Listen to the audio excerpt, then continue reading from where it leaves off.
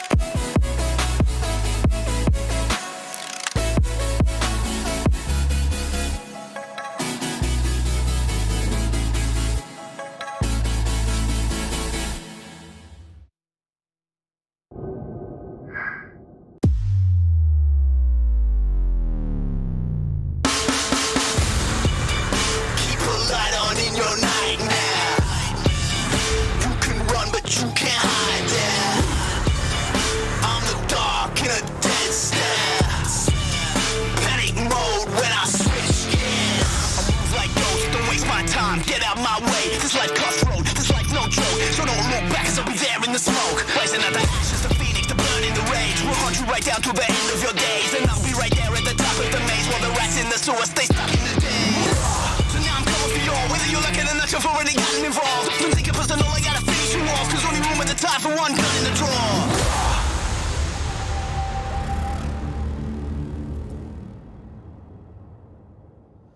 Hello and welcome to the Dota Pro Circuit. We are here with the Southeast Asia region, brought to you by PGL, and we are very excited to get into a day chock full of Dota 2 action. We've got two great series coming up, and joining me to take you through them is Lacoste and Lizard here on the panel. Gentlemen, how are we doing this lovely morning? Still waking up, ready for some good dotes. I think you're going to get woken up very quickly. Lacoste, we've got two matches ahead of us today. Which one are you looking forward to the most? Execration, T1 should be an interesting one. Like both of these teams kind of struggling. Execration 1 and 3, T1 2 and 2 coming into this tournament. You know, I had higher expectations of T1, to be honest. You know, expected them to do a lot better. They're kind of, struggling. So both of these teams... They've got a lot to prove. Yeah. I call this series 60-40 for T1, considering how Execration was playing last series, but should be an interesting one.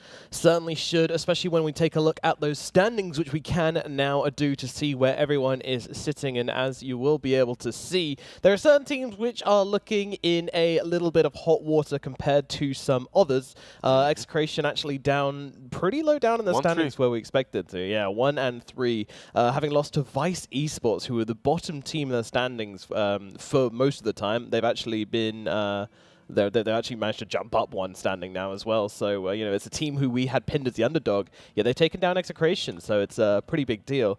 T1 as well, probably not where they want to be right now. They're 2 and 2. They could be doing much better. And this win is really important for them to secure their place in, possibly going to that major. If they don't win this series, you could probably safely say that they're probably not making it. It's still a lot to be played, but...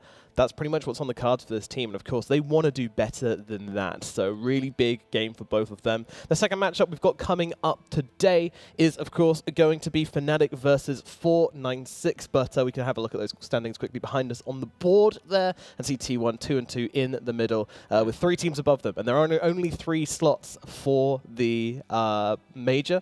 So... right now, not in a good place. Right now, not in a good place, but everything is still in their hands. If you look at the middle, and if you can even look at the bottom part of the schedule, right, of the table, of the leaderboard, it's 1-3, 1-3, 2-2. So Execration here and 496. Yeah, they're the underdogs today. But if they do take their games, they even out the whole center of the leaderboards, right? Yeah. Like they will even everyone out. And if they have that favorable matchup, suddenly even T1 can find themselves in elimination spot, not even in the middle. So it's, like everything is possible. It's SCA. After the day, it's going to be much easier to say, which teams are getting closer to the major spot. So like T1 definitely needs to win this one to still be in a shot for the major, but it also depends, how other teams are doing. Neon, they're just having a good time. Neon is just chilling They there really at their are. top Chilling on 5-0. Watching the plebs fight it out below them from their high castle. Yes, fight. They're the only ones confirmed as of yet, right? As of right now, Yes, they 100% have confirmed. at least wildcard. But remember, today we have T1 and Execration. Execration, yeah, they did lose to Vice, but they also won versus Neon, one of the games in the series. And that game went 50 minutes. The other two that they played, they got demolished in like 2025. Yeah. So 496 as well in a very similar situation. They are. 496 needs to pull out some wins. Versus Fnatic, who are currently second in the standings, that is not something which is going to be easy for them to pull off. So we really need to see some magic coming out from the Vietnamese squad today. Meanwhile, Fnatic, they just want to get this win, kind of almost secure themselves for the major if they get this win. So it's looking really good for them if they're able to do that. So yeah, I mean, they're not in a bad place whatsoever. But let's focus in on our first matchup of the day, and that's going to be Execration versus T1. Talking first about Execration, of course, they are the underdogs in the series. They haven't been performing to standard. I believe they lost a pretty bad series versus Army Geniuses, who are a lower division team in a different tournament. Army Geniuses played Huskar versus them and won with. That hero does not exist in any other region. And that Huskar went mid like 14-4 in the end. It dominated the game. When you say they're the underdogs, I feel like in Southeast Asia regions, we have like two underdogs playing against each other from time to time. It's something that sounds stupid, but anyone can take this serious. I think Execration's loss to Vice kind of cost them a lot. It did. It did. They opened up with 2-0 against the TNC. They looked promising. Then they lost to Fnatic, which is, okay to lose, kind of what I was expecting. But then losing to Vice, definitely not. That really kind of messed things up. And the way T1, they are, of course, the team which we're expecting to do slightly better in this series. But what are some pitfalls they could fall into, Lizard? Their execution is really good. Well, when you look at T1 and their series overall across the board, especially that one versus Boom, they hold their high ground extremely well. The triangle defense is there, the way they read the map, the smoke movements are there, but their laning stage itself is pretty poorly devised most of the time, and they don't really come out on top. One of the pitfalls, however, is that Medusa, they ban it out, and I think this is TNC's pitfall. This was TNC's pitfall. Yeah. They don't want to get caught out by that. So yeah, T1, they almost never open up with their position 4s and 5s in, I think, only one of the games. They did that. Usually they open up with one position, either 4 or 5, and most of the time it's a carry, something that the others don't usually do, especially if it's a Raid King. I know Black likes it. He likes to talk about it. Like, you open up with your position 4 and 5, especially if you don't have any kind of real lockdown, any kind of stuns. Very punishable, and T1 has a good grasp on, not to be punished like that. I also believe what Black was saying is true, but that's from his era when he was playing. Yeah, back in his prime in 2011. Yeah, back in his prime, if you open up with 4 and 5, you're punished immediately. Right now, it's a little bit different, but as long as they're flexible, as long as you can flex those picks, that's all that truly matters. T1, like Lacoste said, the backbone of their drafts is usually a Crystal Maiden 5, right? Yeah. The Whitemon, not only does he provide that aura to his teammates, he does extremely well throughout every single team fight in the game, plus the laning stage with something like Lacoste mentioned, the Raid King, is usually very strong. One thing that I wouldn't like to see from them is that PA, though. That looked terrible in the series. The cursed hero, which lost every game of that series, yeah. And I believe had a rapier in like 2 of them. It was, wild times. Is he eating anything this time around, Whitemon? Yeah, we can see him. Always happy. Always happy. What a lad.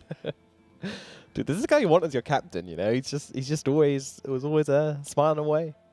So Execration does what I just mentioned that T1 also loves to do. Disruptor, position 5. They also get a carry Raid King like straight away, no shenanigans.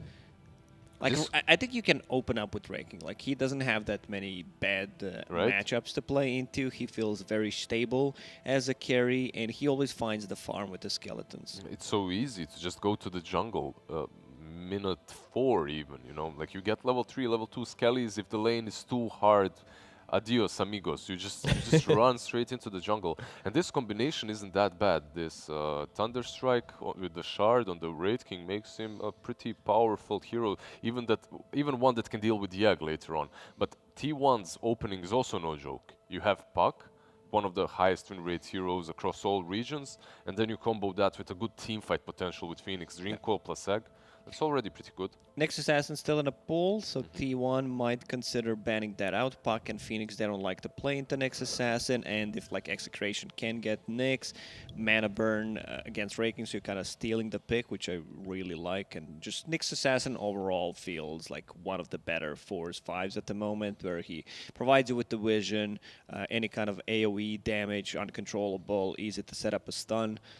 I'm actually very surprised that so far Pango wasn't picked or banned in the first stage, right? They just love it in Southeast Asia, mostly on position 4 and a lot of the time paired up with the Keeper of the Light, which I really like this combination where it allows you to like use Swashbuckle offensively, then like if you feel like you're threatened, just use it defensively after the Chakra.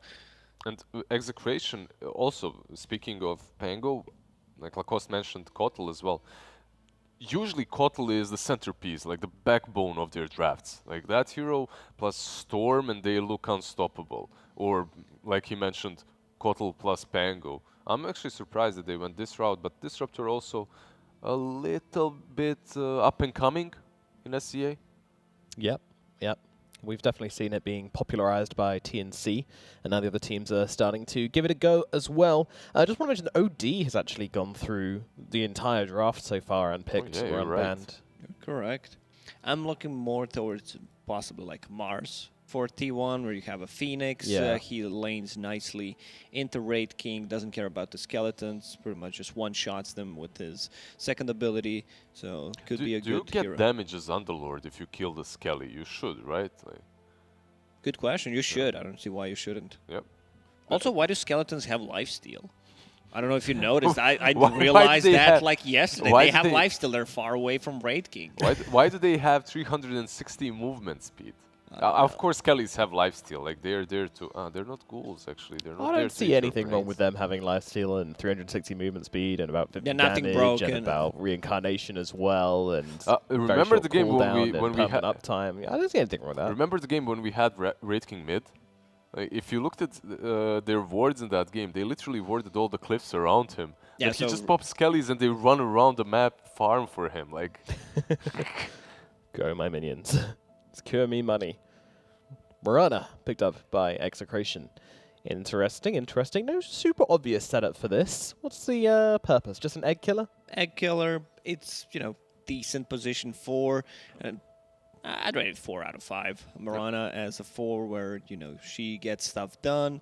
You kind of have a free smoke, very easy to gank with Mirana. Possibly can scale. We've seen in Chinese, Southeast Asian region, Mirana just saying, I want to carry. Like, and I'll get the carry if you're playing versus OD that buys that Meteor Hammer, you have 100% arrow on that OD, right? Because he's standing there channeling his Meteor Hammer. Yeah. Shadow Shaman banned out by T1, by the way, earlier because something that Execration have played. So basically just aiming at these heroes that they have drafted in previous series. What he was talking about, Mirana and OD combo, not the Astral into Arrow, but OD on the enemy team who's channeling a Meteor Hammer. Because I was playing a game yesterday and somehow managed to miss an arrow on OD who was channeling his Meteor Hammer. But then we figured out it's I thought you guys were going to explain, but you were just like, no, we're keeping this one between us. I was like, oh, okay, keep your secrets. But then we realized, there's some kind of a, I'm going to call it a bug, but a glitch, whatever, where you use an arrow from the high ground, goes to the low ground, and sometimes it misses. Sometimes it happens. Sometimes it happens. It There's is a no weird real one. explanation. So T1 goes with Enigma. Oh, sorry. Go ahead. I'm not sure I love this way too much. Like, this Enigma is good for them. They have good black hole potential with the egg, right? A little bit of black hole and the sun, and the whole universe is going to collapse in their powerful team fight. However, this Enigma, so far on their side, didn't really look that great. It didn't. What was he the one building Necro 3 on Enigma? Yes, Necro 3 Yeah, that and then was straight kooky. into Blink. And then not having a BKB. and then you yeah, can't not a black big fan hole, of yeah. that. So they just picked Tidehunter into Enigma, which is something that I don't like. Like No. Tidehunter usually doesn't like to play into Enigma, into Chronosphere, into like Doom. So you can't crack on that off. But I guess they're not afraid because they have a Raid King, It's so not- he doesn't yeah. care too much about being black holed. It's not a great Tide overall game. They You don't do even get- know what you're yeah, playing against. You do get a good team fight with Disruptor and Tide, but also remember, you're playing into Sunray and Midnight Pulse. That Kraken Shell does not matter, you will just melt. And we have an Arc Ward in the first one. In a while, actually. In a while, yes. We have seen Arc Wardens before, and they have spent a lot of time on their high ground, chilling out, It was played- elongating the game. Yeah, it was played this morning, too. True, it was played in the series in Division 2. And if you're looking at a long game, man, this might be one. Because you're playing Enigma, Puck, Arc Warden. Yeah, everyone is on a timer. Everyone waits a little bit, right? Like you wait for that black hole, you wait for Arc Warden to come online. And this matchup, Raid King versus Arc Warden, last time we watched it, TNC, I believe, lost with the Arc Warden versus Raid King that Yep. eventually just went into that Swift Blink. His and- Swift Blink's yeah. so good. It's crazy. Really difficult to play into. How does the magnetic field work with Egg? Can you give that Egg a missed chance? No, you can't. Okay. You can't. The egg That's will a shame. But still, it doesn't matter. It's a good Arc Warden game overall. They Okay. don't really have a lot of reach for him, and they need to address this pick with their last. And I'm just thinking what they're gonna go for. Is this like Puck mid, Enigma off lane most likely, Arc Yeah. Warden safe lane, Phoenix. I would love Phoenix to be 5 here and get something. Sorry, and get something that can rotate, possibly like in Tusk, maybe Earth Spirit. Is Earth Spirit Yeah. available? Oh no, he's banned. So- But looking at the bans that Execration does, look at how they actually defended their Tidehunter pick. They removed the Pango and Timbersaw, Tusk. they removed the Troll, and then they removed the Ursa. Yeah, this was telegraphed. the last two bans from Execration are actually Pango and Tusk, and I don't mind this at all because T1, one thing that they are missing is a support, like Lacoste said, most likely a support, but also some brawler type frontliner. Yes, you need a 4 that's strength. Maybe like It doesn't even have to be 4. I would even But- like to see it on the safe lane with Arc. He needs some protection up front there. well, who's Certainly that hero? does. Clockwork possibly. Clockwork into and Tusk, Mirana, yeah. into Disrupted doesn't feel that Yeah. good, but you know, having a like long range initiation, Oh. they go with the Legion Legion Commander. Commander. So this is Interesting. This is more. Interesting. We have seen one For single Enigma? game 5 Legion Commander. We probably Yep. won't see that here. Yeah, 4 Enigma offlane Legion. Okay. Alrighty, More well, lockdown for Tidehunter, something that he cracking off. Good dispel against the Mirana arrow. Just some extra attack speed, man. Arc Warden could just go ham with the attack speed. Bubble, press the attack.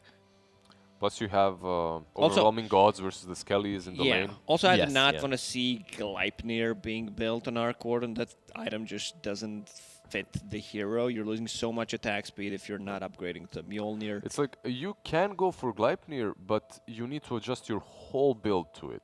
It just feels you don't have enough damage. Exactly. You can't just go Gleipnir and then standard build that you usually go for, like Pike and whatnot.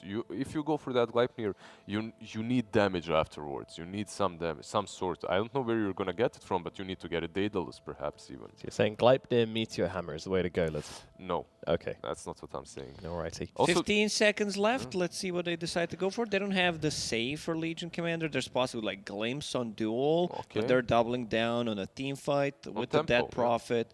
A lot of green heroes on Radiant side. I think Always like that. I think T1's lineup is actually much greedier. yeah, 100%. Oh, yeah. I completely. That's Enigma position 5, by the way. So Phoenix 4.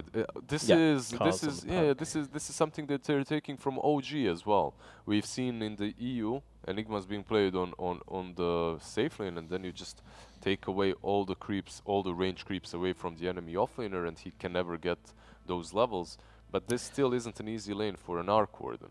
Alrighty, Mental Gen, I'm going to have to ask you for your predictions. Where are we going for game number 1? Now give me a second. I need to think. Processing. For me, overall, the draft, like if I was only going for the drafts, I would still go with Execration. I think their draft is really solid, but I don't trust their execution later on in the game and their ability to end and close the game versus an Arc Warden, so I'll still go with T1 as my prediction. Kind of having the same feeling where I'm favoring their draft, but not really convinced how they were playing, and they're playing into like Enigma, Sunray, Puck. They can just stall the game for a very long time until Arc Warden comes online. I don't think you have the tools except like the Dead Prophet ulti to try to close out the game. Still gonna be tough. Execration for me. Lizard apparently went. No, T1. Sorry. I was like looking at the predictions and like Lizard going with T1. Yeah, I'm also going with. You're T1. also going with T1. Yeah. Well, I am going with T1 because I don't think this Tide is going to have a game, and without the Tide, they don't have a front line. Without the front line, they can't do any of the fun stuff they want to do anyway. So I am also going to go for T1. But let's find out what our casters have to say. As we've got B-Kyop and Black, our favorite father-son casting duo. Very quickly, can we get your predictions, please? Yeah, you go first. Okay, I think T1 is going to win because I always vote for T1. Okay, good enough reason. Okay. Ben? Got my hand read, my palm. It's a whole thing, really expensive. And my palm, you can see that right there. We Are they have sweaty? A 5-man It says, smoke into the Execration. enemy jungle. So you're going Execration. Yeah. Crazy. All right, we'll let you guys get into the game. Take it away with game number 1. Take it away. Why are you going for Execration? The palm said go Execration. Is there like any reasoning behind it or just the palm? The reasons were explained during the palm reading. But They're you secret can't readings. disclose those. I can. Otherwise, it doesn't come to be true. Okay, fair enough. Well, it is possible, of course. I quite like their draft. It's just, you know, we've seen Execration. They've been struggling lately, but so has T1 really. We haven't seen the cleanest T1 games. Yeah, you know, you're not wrong. But On top of that, we haven't seen a good Arc Warden game. We've seen every Arc Warden play to defend the base. Yeah, I really hope it's not going to be the case this game. But it's actually a +5 Enigma. Interesting. I mean, they do have a lot of teamfight on Radiant. They have Disruptor ult, they have Tide Ravage, they have DP ult. And there's definitely a lot of potential there for a lot of map control, a lot of map pressure. So I can see why you chose Execration, but they're not going to win. I don't know. I'm not sure just yet. Not my job to be sure just yet. And they've also swapped lanes. They're waiting for the Enigma. Yeah. But they're not.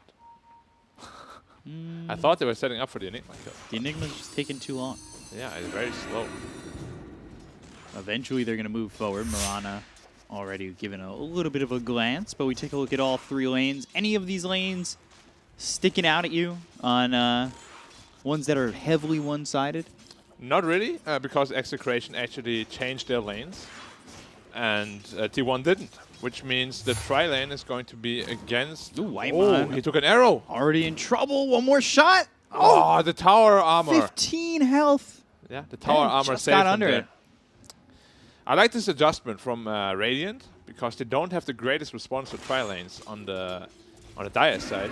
So the Tidehunter is actually having a game now, whereas if he went top, he would be completely zoned and have no game at all. But now, he's going to be quite happy down there, I believe. Yeah, he's going to try his hardest to have some semblance of a lane, but it's still a little bit tough by yourself. It's going to be tough, but it's way better than top. And of course, Arc Warden is going to be pressured quite a bit. Also, he has no ward on the puck in mid lane, so an arrow could be flying out anytime. Radiant's middle tower is under attack. We'll have Really to see. careful. See if they Arrow can land more coming. arrows. It's coming through well off the mark.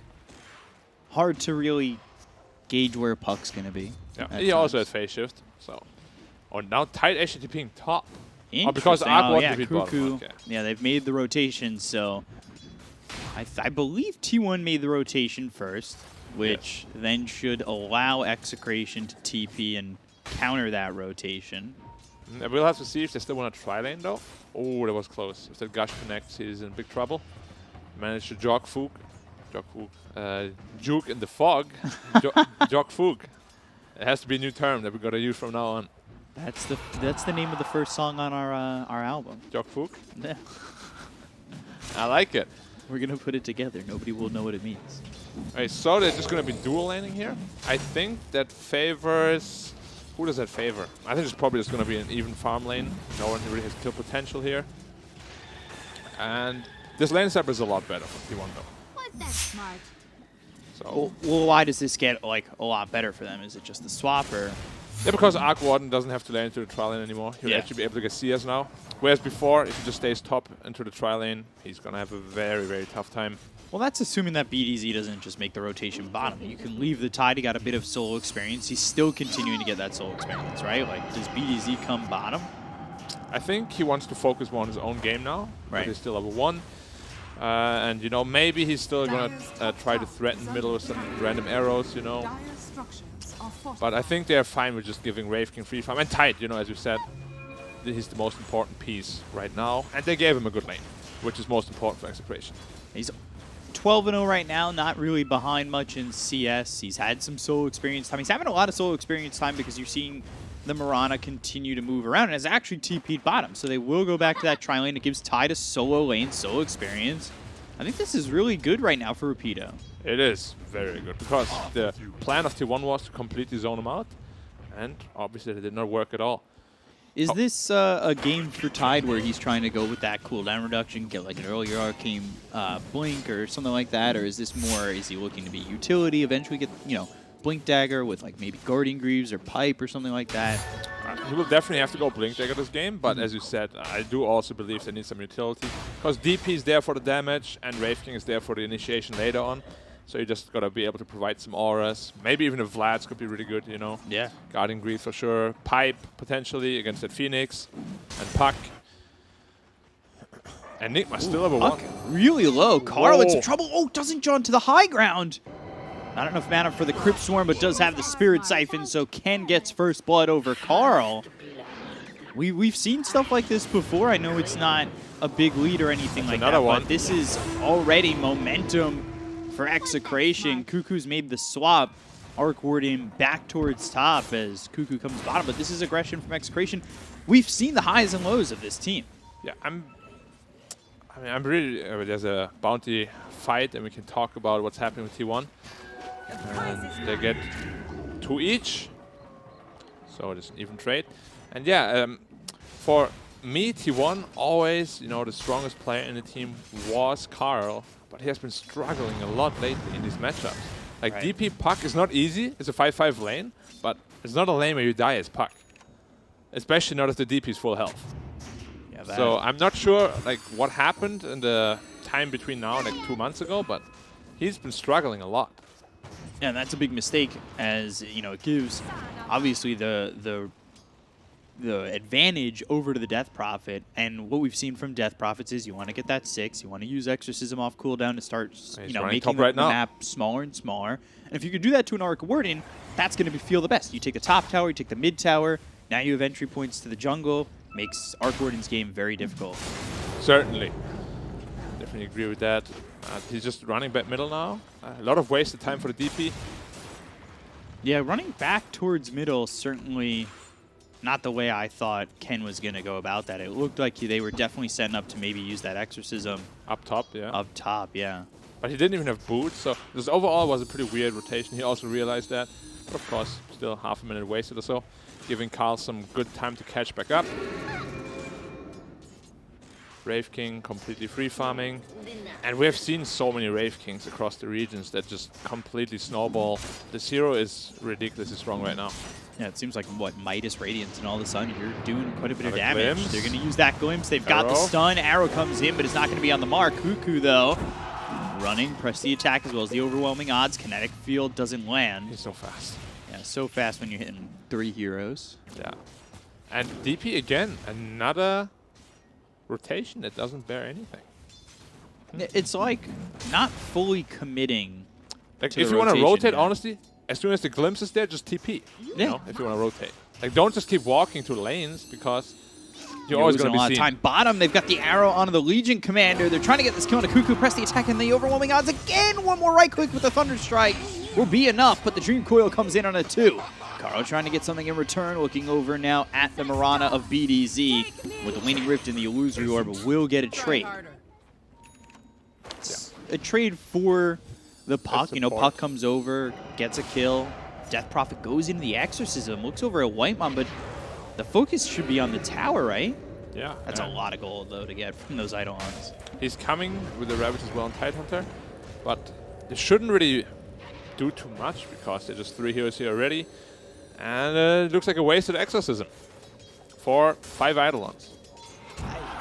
I want to say maybe there's space. 4 heroes come mid. You're making space for the Wraith King still, but it wasn't like that was like 2-3 minutes of space. That was like 30 seconds, and now they're still putting the pressure on. They can go back bottom. And Arcwarden is still free farming top. Yeah. Because Tidehunter had to rotate middle.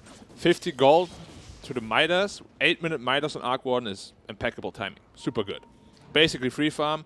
And of course, Arcwarden with the Midas is going to accelerate so much faster than most heroes in the game. You just get his double Midas every time. Legion Commander, though, is struggling. The initiation of the Dire team. You know, Legion is yeah, 700 gold behind that top. There's actually a big split between the top 5 and the bottom 5. Yeah, Execration currently leading 1k. But That's it's not very really like the good. biggest lead, you know. Arcwarden can make up a lot of ground very quickly. A couple good items coming in for both teams, really. I like the Fairies Trinket that they got for the Dire, but I also love that Faded Brooch for this DP. this Execration side, especially for Death Prophet, yeah. Yep, super good for them. And of course, a chipped vest, my least favorite item. It just feels so underwhelming every time I have it. You could work with it, though, right? Like, it's... Sure, it's not...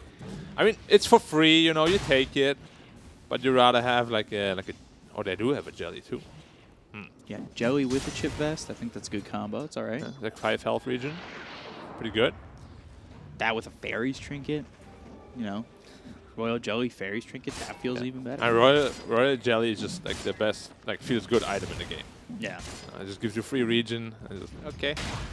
Feels good for your 1s and 2s. If a support finds it, it's always difficult gifting that away to somebody. Yeah. Dream Coil Hurts. used mid, and that's onto the Disruptor. Carl trying to make something happen. Waning Rift, Illusory Orb, one more shot. He's diving the tier 2, and nobody's responding. Carl getting away with that for free. This is while they try to take the tier 1 tower top, but they haven't really done a lot of damage. Yeah. Dire's doing a very good job at bringing this game back for sure. They've been struggling a little bit in the early game, but I don't think they Now can they go defend the after top tower. Zephyr. Arrow! Oh, off the Icarus dive. Not going to get it, but Rapido's still trying to get a kill here. Ankle smash? I mean, just off the map. How is this fair? That really is not that balanced. They do get a top tower though, and their bottom tower is still full health. So they basically get a tower for free. There's no response from the Dire, but Arcwarden is still continuing to free farm. Scary hero. And I know the guy who's playing it, Jackie, is a pretty damn good Arcwarden. See how he makes it work. I just worry about Arc Wardens, man. It's from just based on what we see. It has nothing to do with Jackie, just the way we've seen them play. Yeah, Exorcism popped mid lane. They still have the Ravage as well. And they just want to get another tier 1 tower here. Dire will have to defend that. Radiant seems to be fighting on 2 fronts here. 2 supports at bottom and 2 cores at middle. Yeah, they use the arrow to get the siege creep to try and slow down this push, but it slows it down, it doesn't stop it. They have to be careful. There are only 3 heroes here in middle. Sunray. And they don't get a tower just yet. Ooh. Yeah, again, that's a second Coil? Exorcism used. Dream Coil comes in, kinetic field. Carl, though, snaps the coil. Still able to leap away. Silence was still on cooldown as well as the orb. Good recognition there by the Mirana to just break the coil and get out. And this Mirana hasn't gotten anything done this game yet either. Struggling to connect with arrows. Sitting almost at the bottom of the net worth. As a Mirana, it's a very rare sight. And multiple exorcisms on mid, and they still haven't gotten that tier 1 tower. Yeah. I mean, I don't know why the 2 supports went bottom and the 2 cores went middle. I feel if they all just middle, the tower is for free. But they chose to split up. A little bit of a miscommunication there, perhaps. They still haven't used that Ravage yet. Yeah, I mean, they want to. It's just T1 is playing around it quite well. They have a haste. Maybe Rapido can get in a position to throw something out, but they're not working with Exorcism or anything like that, so it's still not the best move. Blink Dagger. As he goes right into a duel, and now Static Storm. All right. Glim. No. Close, close. Puck had no coil. Yeah. It's a hard kill without Puck coil, for sure. Oh, smoke up here. Coil up in 5. Glim's back. He Just a should be gush. fine, yeah. Puck has Blink Dagger now. They might be looking to go on the Wraith King here. Have to kill him twice, though. Dream Coil used. Got to be careful. Looking for the Ravage. This comes three. in. Hits 3. Doesn't hit the puck. Dream Coil ends. They look over at Zephyr, who gets the Supernova off. Just in time. They also get the first life out of the hands of Yoi. And now they can't fight. That was a great play by Kuku there. Recognizing the arrow will fly in and dispels it right as it hits to make sure that he gets the egg off. Otherwise, if Phoenix is dead. And this fight probably won't look as good. Now Wraith King, no ult for 3 minutes. Has to be very careful that he doesn't die. Execration feeling like they're just not capitalizing. Yeah, the communication is a bit lacking. Like, they're always just 2 there. Like, they're never really 4 or 5. All their moves just seem very slow. You know? Yeah. And Arc 1 going for full greed, no boots, Midas Maelstrom. Very rare sight. Usually you would go for at least the boots. But it's paying off. Top of the net worth, doing very well for himself. Carl also recovered after that little bit of a rough early game. Got into the Blink Dagger, going to the Witchblade next. Recognizing they're lacking a little bit of damage. So 1K lead now for T1. It was a 1K lead for Execration. Dire's middle tower Couple is of under attack. missed opportunities has really slowed down their progression. And while all that's going on, Arc Warden's just had a free game still. Yeah, he's farming a quad stack Ancients right now without any contest. And they haven't really bothered too much about controlling the enemy's triangle. Even though they have Ravage, even though they have DP ult, I feel like they're playing a bit too conservatively. Take a look over mid. BDZ, like we talked about, hasn't really felt too impactful yet. Radiant's top tower Yeah, he's is having a under rough attack. game. He's hit like 1 arrow so far. And Got Mirana is a mental hero too, you know? Like, if you keep missing those arrows, you get into your own head really easily. Carl's setting up towards top. They know that this reincarnation is still down, but instead out. gives it up and TP's bottom. Interesting TP. Not sure why he TP'd bottom. Not really any objective there. It's usually Arc Warden's lane to farm. Dire are scanning.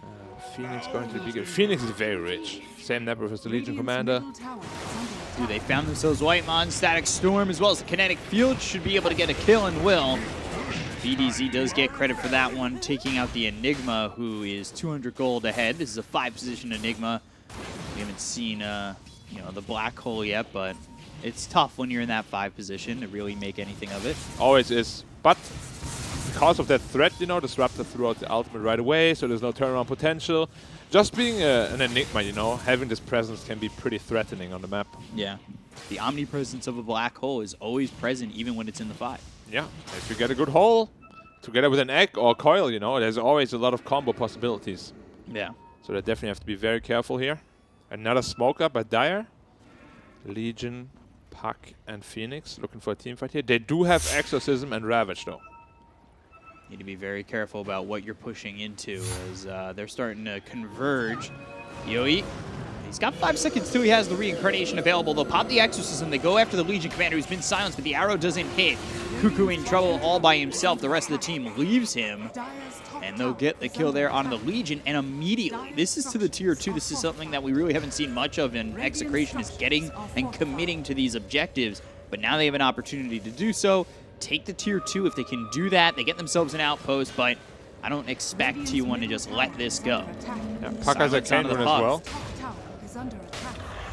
It's tough to get to the 2 tower. There's the Waning Rift, Illusory Orb, Sunray, Dream Coil. Miss. That comes through. That's onto the Tidehunter. Yeah. Standing in the Midnight Pulse. Ravage used, and now looking over at White on the arrow. Hits the Static Storm. That's on to 3. Cuckoo gets out of it, luckily. But now they look over at the Puck. They've got the Starstorm coming down, and now, duel from quite a distance. That's onto the Death Prophet, and Carl helps out. They get the kill on a Rapido as well as Ken. That looked good for Execration for a moment, but well countered by T1 at the end. Yeah, I thought the right call is to just go into Roche Pit because they were right next to it.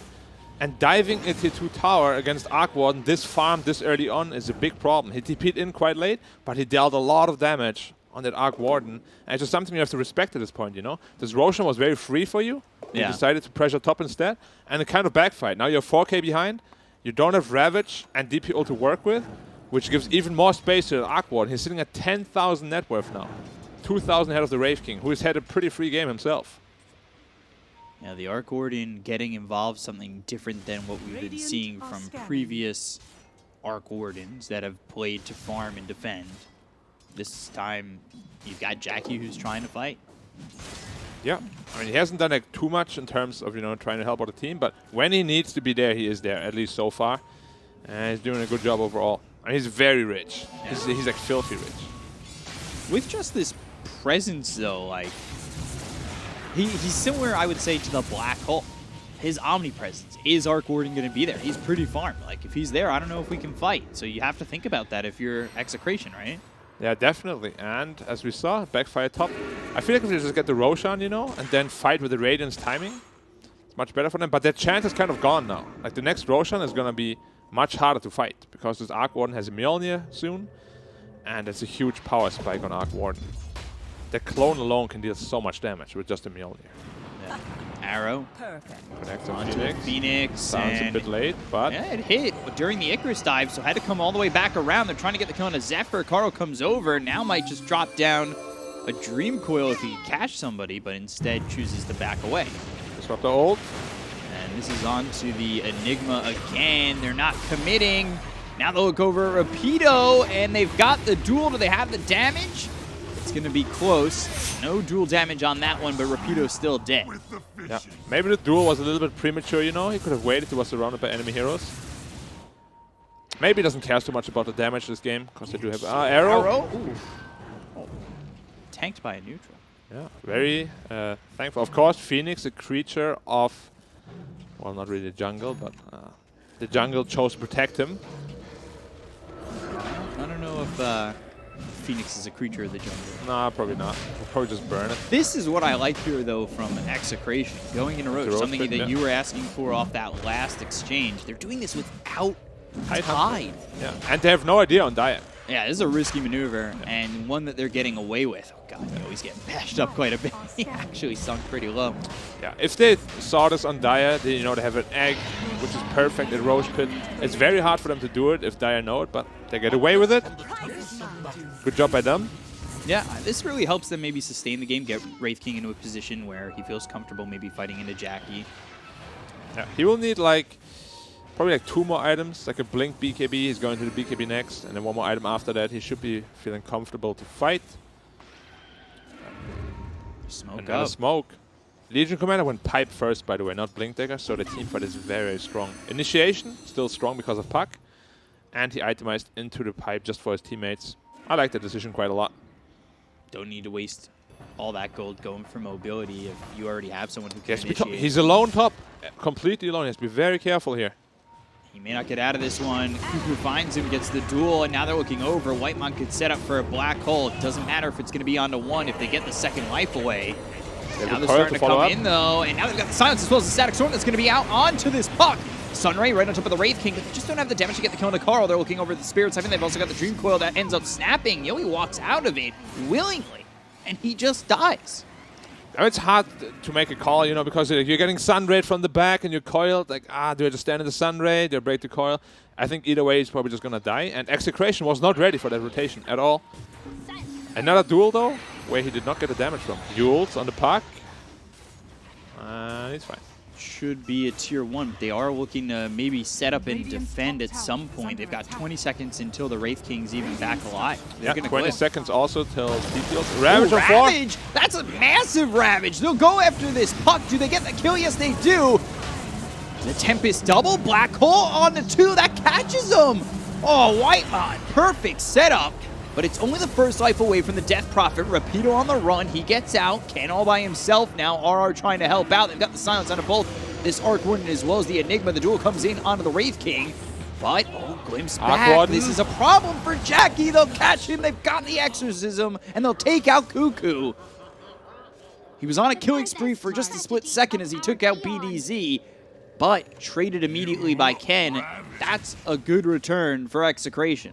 Yeah, they did not expect this Ravage Blink at all. Like, literally entire team got caught. Dire's middle Puck tower died is instantly under because Legion Commander couldn't Dire's dispel it. structures are fortified. Very good initiation by Execration here, bringing the gold back by about 3,000.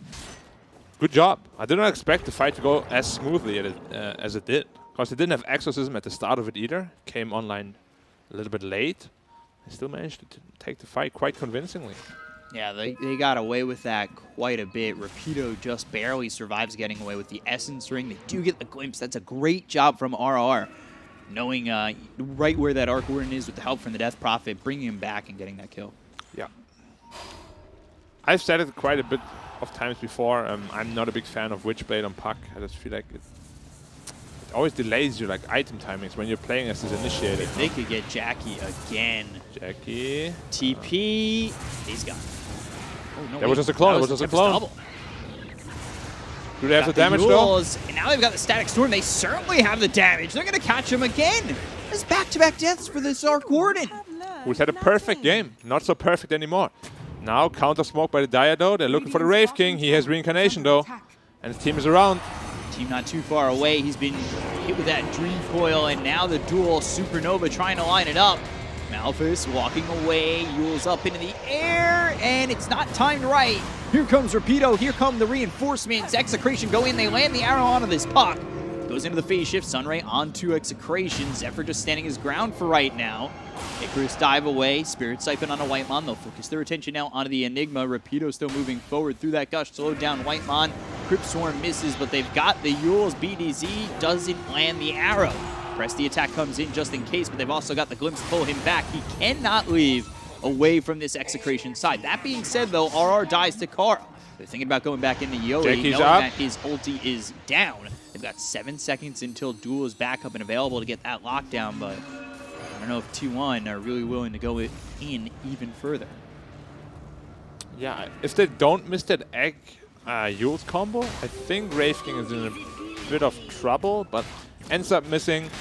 Little misplay there by the Dire side, and they have to be really careful with this Arc Warden. They have to start protecting him much better. Yeah. Like, you can't really just keep making plays. Another rotation here by Radiant. They do have Ravage and DP ult.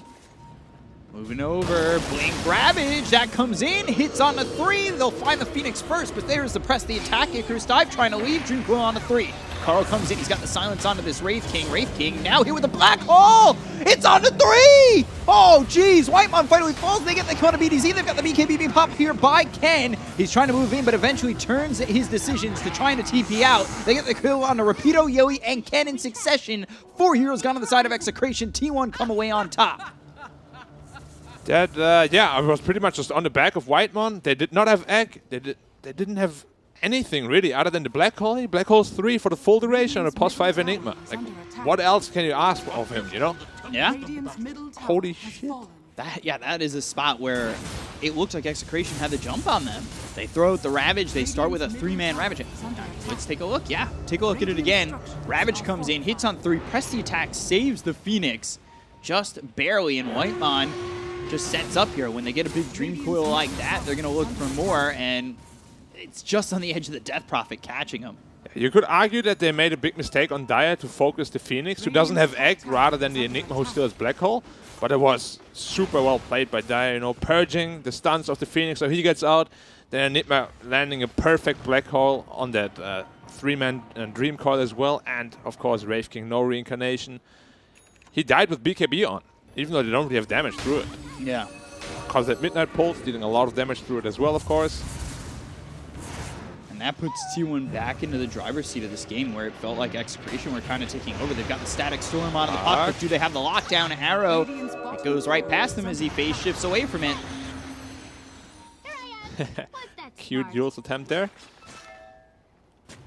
Not landing what they need to get this kill. Yep, and now Legion Commander with the Blink Dagger as well. Skadi suddenly finished on Arc Warden. He is massive. 20 gold to finish Aghanims on Puck. That's going to be a huge problem for Radiant as they finish their BKBs. I mean, that's almost what helped him in the last fight, was those BKBs. It was a 3-man Dream Coil, but the follow-up to that was a Black Hole. Yeah. And now Quickening Charm on Arc Warden. If you thought you had problems with the clones before, well, now they're permanent. Pretty much. Good luck. Boy. This is going to be a huge combination too. The Phoenix Egg plus a Puck Coil with Aghanims. You can't break the coil because obviously you get stunned. Right. And you also can't kill the egg because it's out of range. Like, it's a super tough team fight to take from now on for the Radiant team here. they're smoking up. They're coming around the back. They've got the Moonlight Shadow. There's the Blink as well as the Ravage. Can they get the kill onto the Phoenix to start this off? They're looking. Now they've got the BKB as well as the Icarus dive away with the Dream Core being used onto this Execration side. They've got the silence onto a couple of these heroes as the Supernova gets used. They're still trying to get the kill onto the Legion Commander, but the Dream Core finally runs out. Is it going to be enough, though, for letting Execration leave? It doesn't look like it. RR dies, so does BDZ. Rapido jumps back in. They get the first life out of the hands of the Wraith King, looking with the second as they've got the duel. They'll get themselves 4. Ken on the run used Exorcism, and now he's using it defensively just to get out of town. He turns around and farms for a second with T1 right there. I thought maybe they'd even jump on him again. Yeah. And there was a 4-0 fight, even though they got a really good initiation of Phoenix once again. They need to start silencing this Legion Commander after these Ravages. He keeps purging the Phoenix, he gets out, gets the wonderful egg, and the full duration Sunray. Puck still on the DP here. DP no BKB. Double damage on Puck. Silence, not looking like it's going to be enough. The damage coming in from Carl's just too much, and it's long-winded, but it is a team wipe. You see this Ravage come in. Phoenix, just with a minuscule amount of health, again, 1 tick away from dying. How many times has that happened? That's the 3rd time now. Ooh, caught on the Static Storm, but again, do they have the damage while in it? Yes, They do. finally do. He overextends quite a bit. Maybe a black hole here. Caught. Does he turn? Doesn't look like he wants to, just taking too much damage. Essence Ring pop, BDZ moving in. Meanwhile, the Tempest Double is taking your bottom tier 3, and nobody's here to defend it. Yeah, tier 3. Is it gonna fall to the creeps? Yes. So bottom lane exposed. One of the worst things that can happen against an Arc Warden. They're looking for a glimpse here. Can they get the vision? Oh. They cannot. Bottom barracks are They have to start responding to bottom. They're losing a lot of gold and taking a lot of damage on their X. Thought maybe they jump for it. Despite the fact that it's only 31 kills. That is a lot. You know, it's more than a kill per minute. It felt like the game started really slow. But It really picked up it's the been a pace. bloodbath since. Yeah. The pace has really been picked up lately. Checking for Roshan. And you can just see his Wraith King is not having a lot of impact now. That the Skadi is up, you know, he just keeps getting kited. It's not an easy Wraith King game anymore. No. They really need this next Aegis.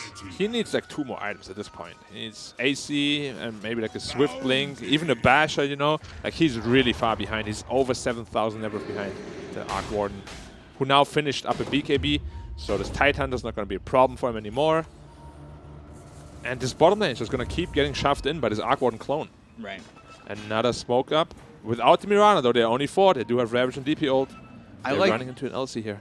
I like the idea that Disruptor's trying to go for the Ags, though. That could be massive if he's able to farm the gold for that. Could be a game turner. He's only got enough for 1 component, but if he does get that chance, It can win the game. yeah, Yeah, a good Static Storm on 2-3 heroes. it's a game-winning Ags.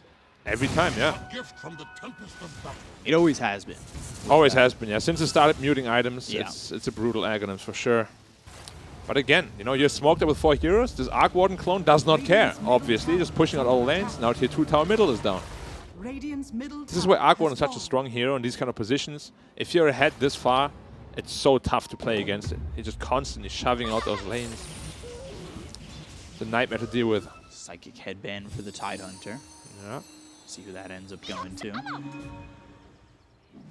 he's going to try and clean up as he, I believe, went off the AC and had a Blink Dagger queued up, but saving up that much gold, I'm not certain he 3K wants gold. to commit to that. Yeah, he is uncertain of what he needs. And honestly, I am too, because with that Blink Dagger, you can't really do too much. He's going for a Basher. Now that's like the, I feel like the least desired item. You know, at least AC has to tank up, Blink has to initiate, but Basher, what does that, like, you have no attack speed to use it. Man, this Phoenix is so rich. Yeah, he has had this Philosopher's Stone for a good 14, 15 minutes now. He's had BKB for a while. Yeah, Sure, he he finishes went what? Shiva's Guard. Yeah, he went Tranquil's BKB. Yeah, and now Shiva's Guard up. Makes it even tougher to fight into the Dire side. Like, all these items are just coming together, and we'll see how Radiant tries to approach a team fight. I'm not sure who they focus. Yeah. Using that bottom set of racks to Jackie. And a Siege Creep. Puck, 300 gold off BKB as well. Legion Commander, 2,000 gold off her BKB. There's just a lot of good core items coming out from the Dire side here. Another clone pushing in bottom. They need to start responding to this. They're losing their range Rex. Yeah, they tried to respond gone. the last time, but I mean, even that, they were taking so much damage. Just on killing it. the Ken DP. has to Yules himself. And Jackie's not done yet. Yeah, still hitting the Push you melee back racks. and then go for the melee racks, yeah. All 5 heroes are bottom, which gives a free Roshan avenue if they want to. Pinging it out, but do they want to commit to it? Do have Moonlight Shadow that could make the rotation to try and defend against this, and that's exactly what they're going to. But they're going onto the high ground. There is a sentry ward down. They'll look over at RR. They caught vision for a second.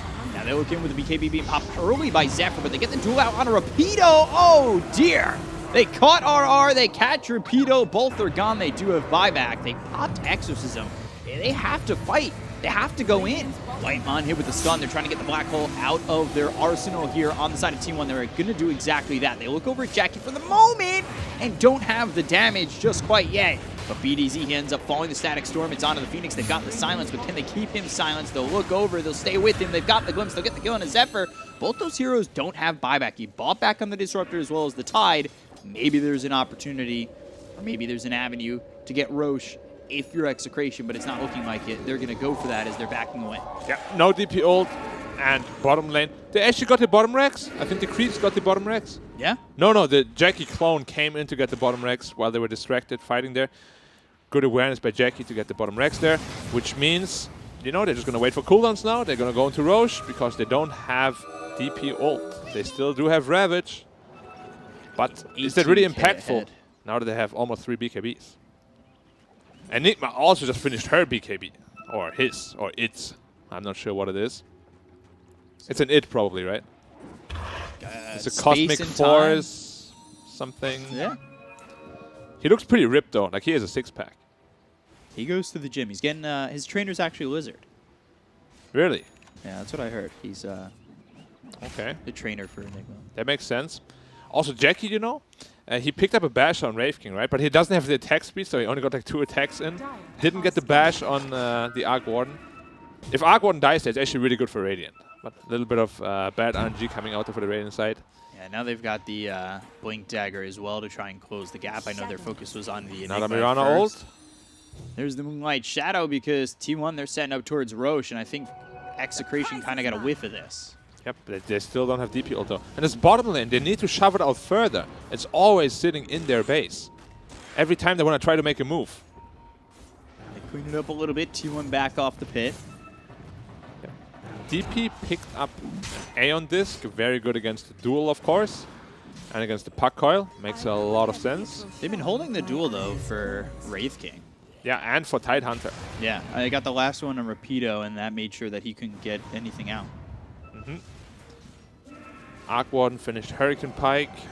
He's so close to be rich now, 10k ahead of the Wraith King. Another BKB there for T1 as Legion Commander finishes one. Yeah, now they have 4 BKBs. Or 5 even. They have 5 BKBs on Dire. Yeah, Tidehunter Ravage might potentially Do not do nothing. anything. And that's this- a lot of pressure for Rapido. It is. Like, he might want to itemize into an Arcane Blink because of this. They have to be a little bit careful. Like, all Dire has to do is wait until bot lane pushes in. One hero shows, you go back into the pit. Because you know the fight is 4v5. You just have to play the patient game right now. There's no need for you to do anything. You got the lane advantage, just play it properly. And they're doing just that. Radiant are scanning. Or maybe they're not. Definitely not playing the patient game, but... Going into the pit, now... Arrow, he's going to scout it out. Yeah, it Roshan's spots too it, low, it's though. low. Can they get in on this? No. BKB expanded, though.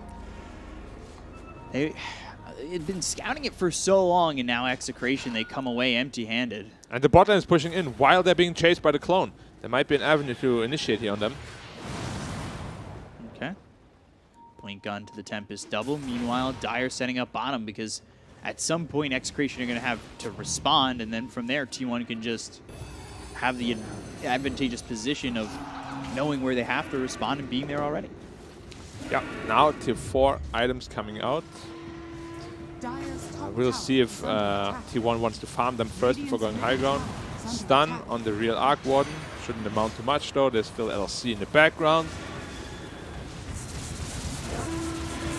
They really want this Abyssal Blade.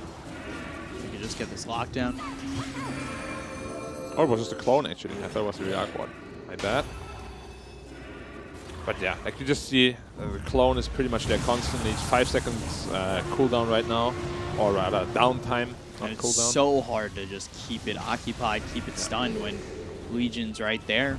And he's 2 levels from 25, which you get another 12 seconds on that clone. Then it's true and well perfect. I don't think the real Arc Warden has to push. It's that just far permanent, forward. yeah.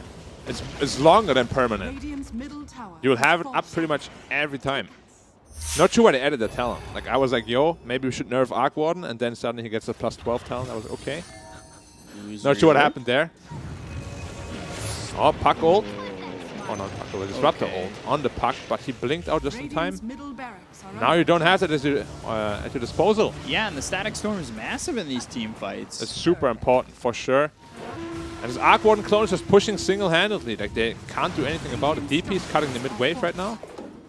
But it's so tough because bot lane is pushing in again. They don't need the mid wave to be there because the bot wave is there. So much pressure on Execration to make something work out for them, and it's so difficult.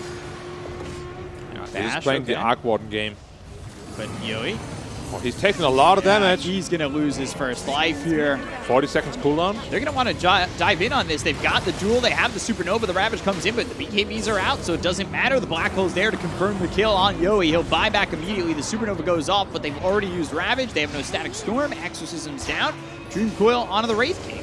Wraith King's taking a lot of Be damage, careful. and if he dies a second time, that's probably it He for just this game. dies. And there he goes. Yui gone, Cuckoo dead. They're trying to fight with the Exorcism. They are getting some response from Ken, but eventually that BKB is going to run out, and so will that Aeon Disc, and there it is. So without this Wraith King for 100 seconds, the Death Prophet gets into the trees, Ken into a very decent spot to get away from that aggression, but T1, they don't have to leave. They can continue to go onto the high ground, they can continue to take the base, and now there's zero answer for Execration. Yeah, Arc Warden still sitting at full health, still sitting on an Aegis.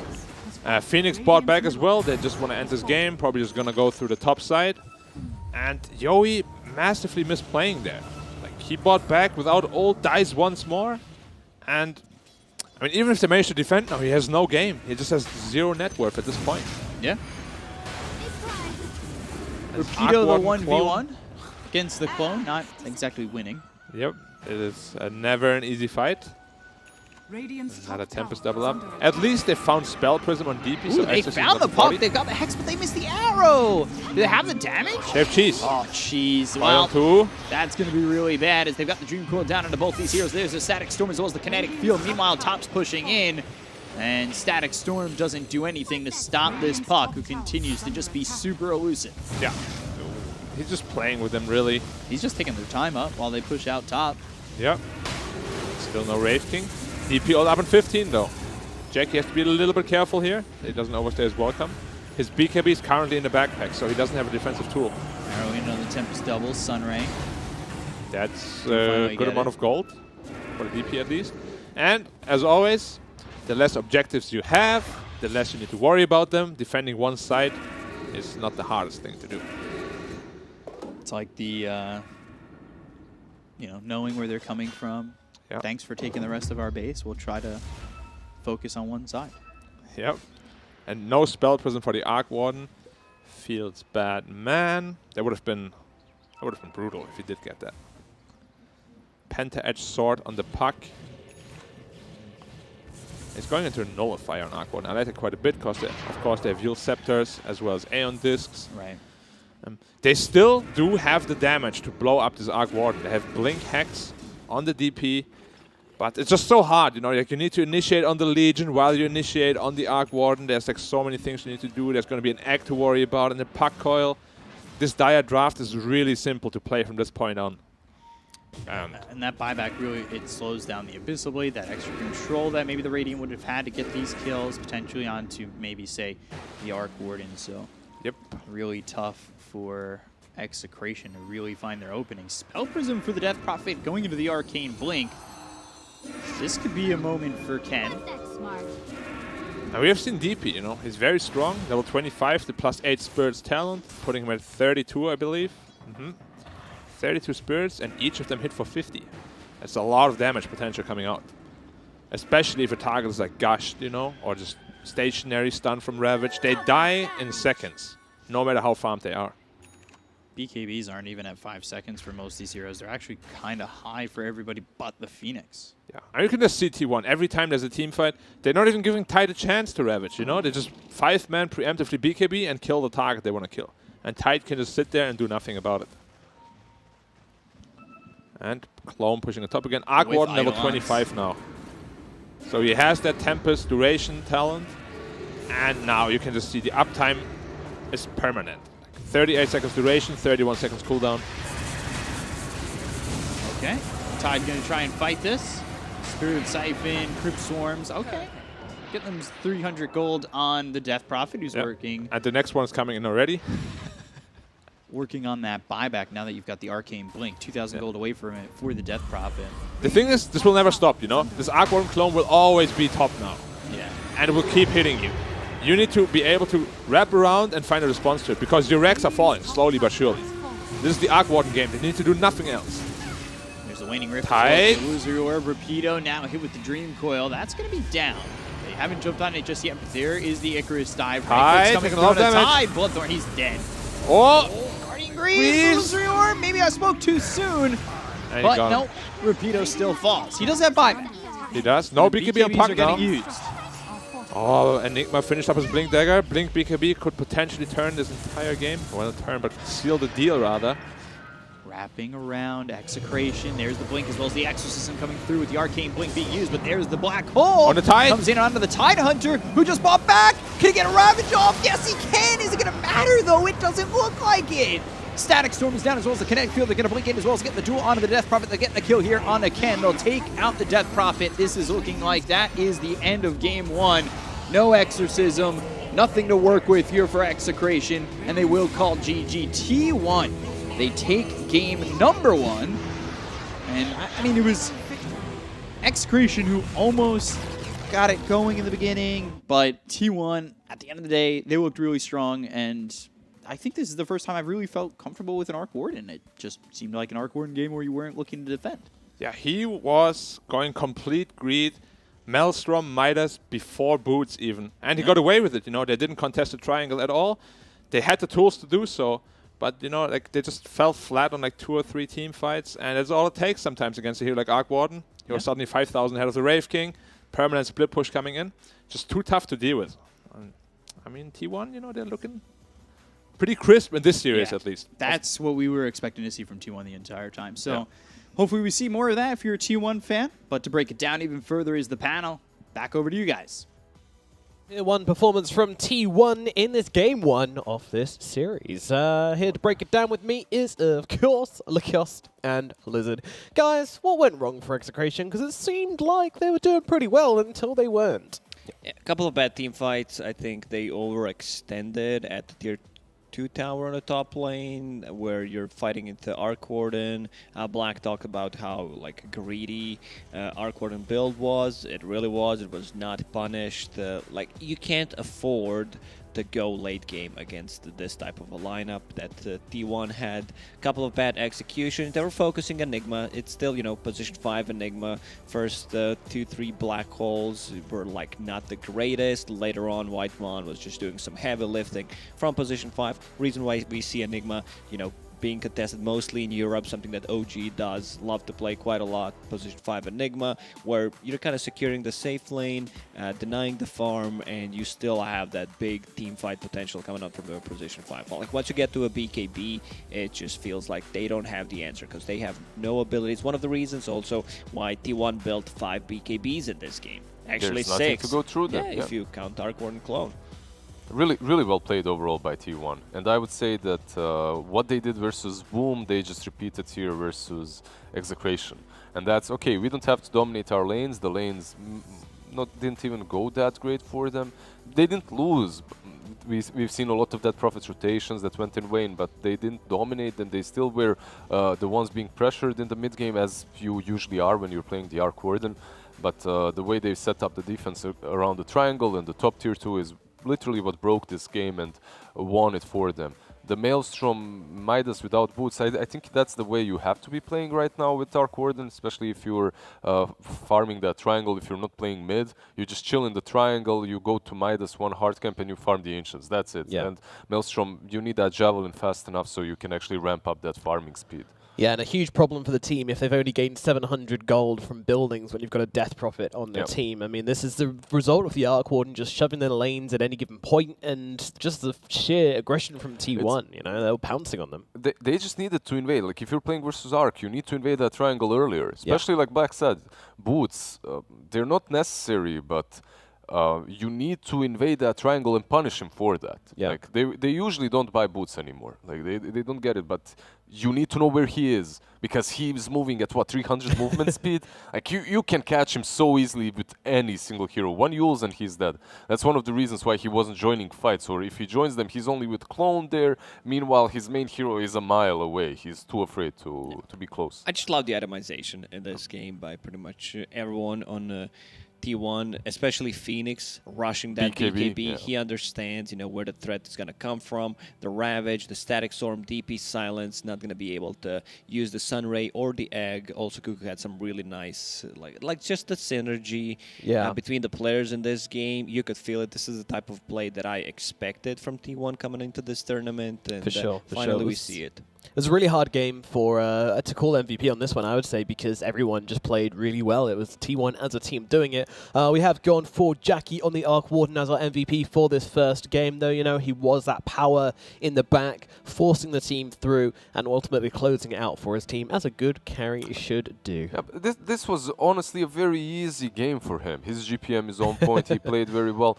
but they didn't contest him that hard because of his teammates. If I had to give MVP, I would give it to Phoenix and Enigma, like a joint shared prize for the two of them, because they're constantly putting those eggs or black holes in between the enemy team and the Arc Warden, which is why he's able to do his magic. Like, you can't afford yourself to initiate on the Arc Warden. He died like once on the top tier 1 next to the Radiant tier 1 on top because of the glimpse, and that's it. Like, they just played the map really, really well on T1.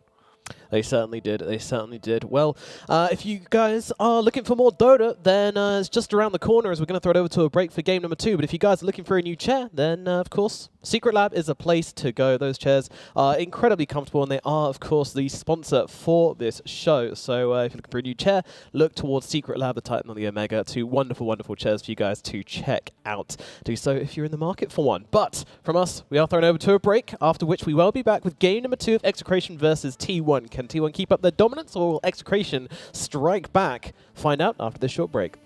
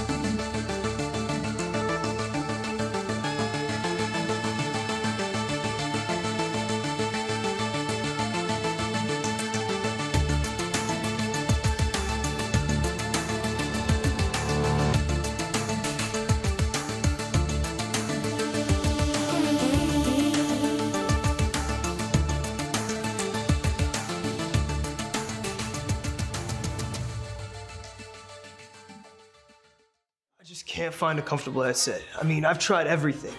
Literally everything. I got you. Legendary comfort goes wireless. That is comfortable.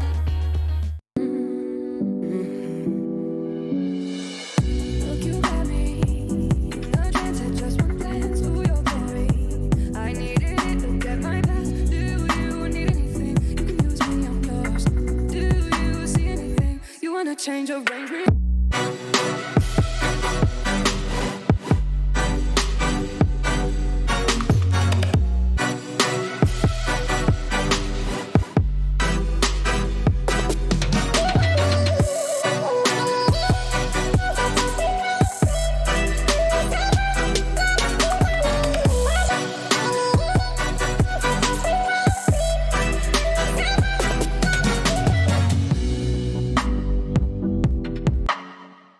Hello and welcome back to Execration versus T1 here at the DPC SEA region, brought to you by PGL. My name is Nomad. Joining on the panel to get through this series is Lizard and Lacoste as we jump into the second game. Game number 1 saw T1 put in a pretty good performance, drive it home with their Arc Warden, and a lot of team fight coming in. Are we expecting a similar thing from the draft in game number 2, just focusing on that team fight? I wouldn't mind seeing something similar from T1. I think this is where they shine the most when they play this lineup that's pretty much 4 protect 1, in which Jackie has enough space to farm up, because their laning stage so far throughout this tournament hasn't been stellar, but their knowledge of the game and the strategical approach usually does get them that W in the end. If they protect the triangle, the high ground, if they have the true win condition in the game, they take it away. Yeah, and I think what it came down to as well was there was no reluctance in using the black holes or the supernova, which was a huge difference to when we saw Cuckoo playing the Enigma previously. You know, he struggled a little bit, but with Whitemon on the Enigma, they just didn't really care. They were just like, hey, yeah, we'll drop a super. It's a 5. It's a different position. You have offlane Enigma that you kind of want to get something else out of the hero, you know, a bit more tower push, a bit more pressure on the enemy side of the map. Like you killed that tier 1 safe lane tower, you put some pressure on the tier 2 tower, control the jungle, get those Necrobook units up. So kind of a different game from position 5. You know your job. You know, I use that Midnight Pulse inside the coil, deal the damage. If I get the black hole, like for the first 20 minutes, it's good. If I don't, it's still fine. I'm playing a position 5. When you play of offlane Enigma, then like you need to do big things. That's the difference. Yeah. That didn't quite happen for T1 in the previous games Enigma, but this time they've definitely found their placement for it, or at least proving they can flex it, which is always valuable when you're trying to draft the hero. Let's take a look at the winning timings for these two teams in a head-to-head matchup over this graph. So you can see over time, this is when they are able to close out games, and wow, apparently at 30 minutes, T1 be winning, huh? 100% win rate at 30 minutes. Yeah. And later on in the game, I mean, Execration, they've had some super late game victories, but T1, both of them struggle in the really early game, actually. It's the Execration drafts, if you remember, versus TNC. I think this is where it's skewed the most. It's not even only against TNC. I believe both TNC games and the game versus Vice, they played with a Medusa, and that's pretty much what allows them to win the late game, but usually you don't close games too fast with her. So that's why you see the graphs this way. Yeah, and both of them having dropped games very early on as well, proving that, you know, they're not these hyper-aggressive teams which we see from the likes of TNC or Neon, for example. These guys played a little slower. They also had a couple of long games with Phantom Assassin, buying Divine Rapiers, losing those. Like, it was just not a PA day that day. Every single game, 3 games lost. She lost all of them. What kind of game do we want to see from Execration then here in game number 2? Because obviously game number 1, they went down this route of trying to, you know, I wouldn't say mix things up. You know, it's a pretty basic draft with just these tanky frontliners, but it all didn't seem to quite click for them. Besides the Medusa win, they had one win with the Bristleback as well, the Kotl, Bristle, Storm lineup, in which Storm did a lot. Maybe something like that can go their way, because so far every single team has banned out that Medusa and Bat versus them, and it feels like you need to, because these are just their comfort heroes. They know how to play with them, and you want to, you know, throw them out of their comfort zone for sure. So we don't think we're going to be seeing a return of Cowboy Ken on the Bat Rider? Sadly, most likely not. T1 banned out Medusa and the Bat in the first game. I'd be surprised if they did anything differently, because these teams, they realize in what grave danger they are when it comes to their major slots. Yeah. And you don't want to mess with it. If they're so good at one or two strategies, just ban out those strategies. That's the easiest way to approach it. Sometimes it can be good to, you know, try and break a team in the group stage where you take away one of their heroes, which they rely on a lot, by beating it, and then you don't have to ban it anymore. But considering they're only going to be playing one best of 3 against each other, there's no reason for that at all. If you're secret and you want to win the tournament, then you want to break everyone, right? And then you're thinking, okay, let's break them now. Let's destroy the strategy. Let's figure out a way. But if you're a team that just wants to get to the tournament itself, you know, if you're the one that just wants to qualify, if nothing else, at least. They just left. You just ban that out. Batrider in the poll. They banned out Nyx Assassin, so they might get it for themselves. Every single time I see Puck in this patch, I'm like, just get Shadow Shaman. If he's available, pick this hero. Instant lockdown against the Puck. Yeah, they banned out Nyx. Maybe they thought Execration will not pick it up, and just Batrider feels very, very strong in this patch. Doesn't have many bad matchups. Scales really well. Like the itemization kind of changed over time. Like rushing that BKB most of the time into Blink and new Octarine build-up is just so good. Let's see what he's eating. Oh, it's not. It's something different. It's chocolate. Is it chocolate? It looked like it was hot because he was like, you know, wilding his mouth. It was a little bit difficult for him to chew that, but yeah, it could be chocolate. Usually he eats breadsticks. Yeah. He's always so cheerful. Exactly, and always hungry. It needs to feed. That energy has to come from somewhere. So he's got to feed that big brain of his. Yeah. Yeah.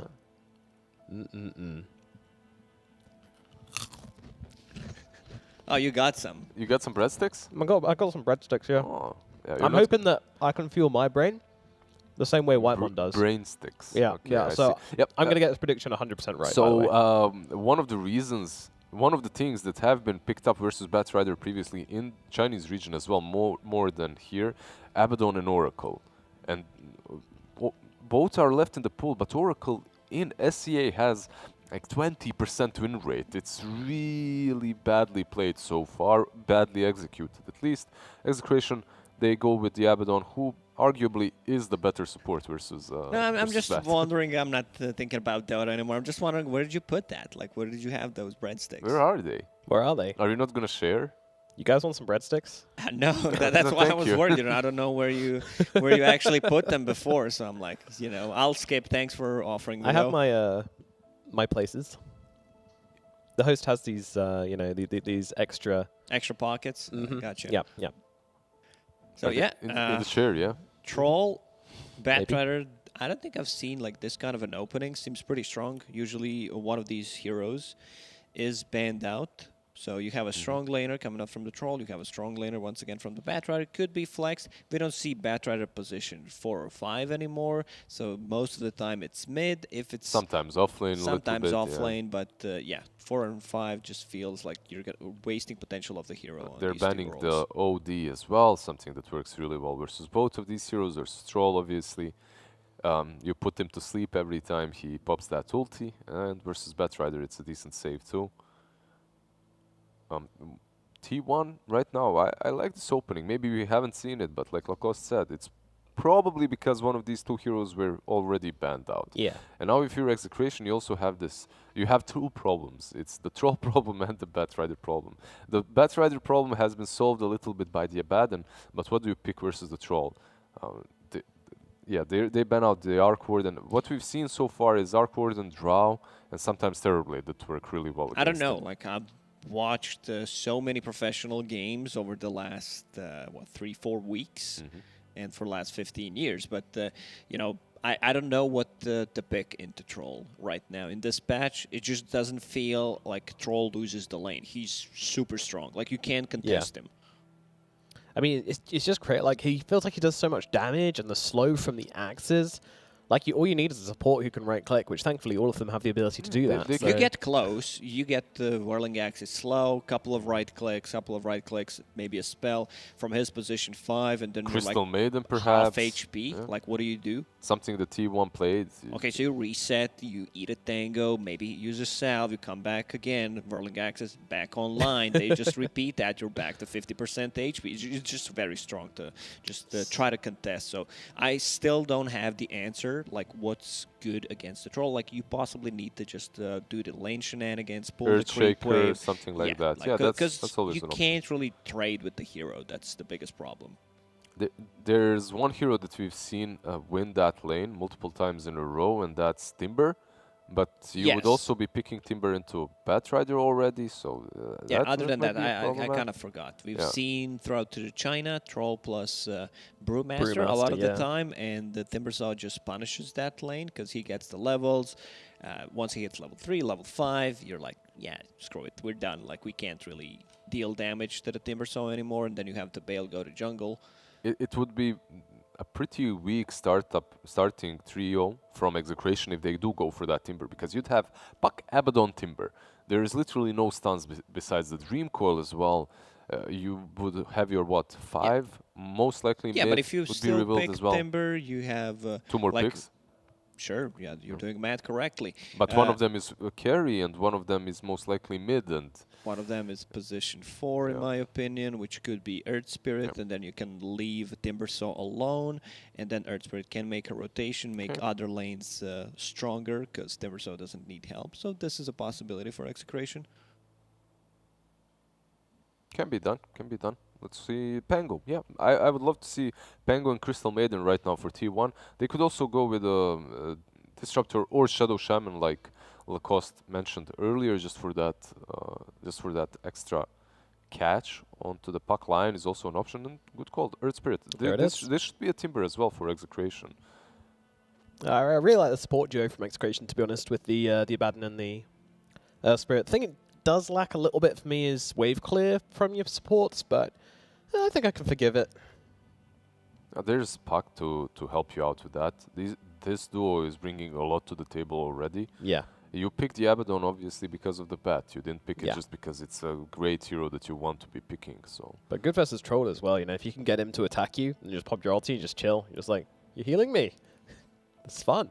Now we have the Enigma coming out from T1 once again, so feeling strong with this Enigma pick.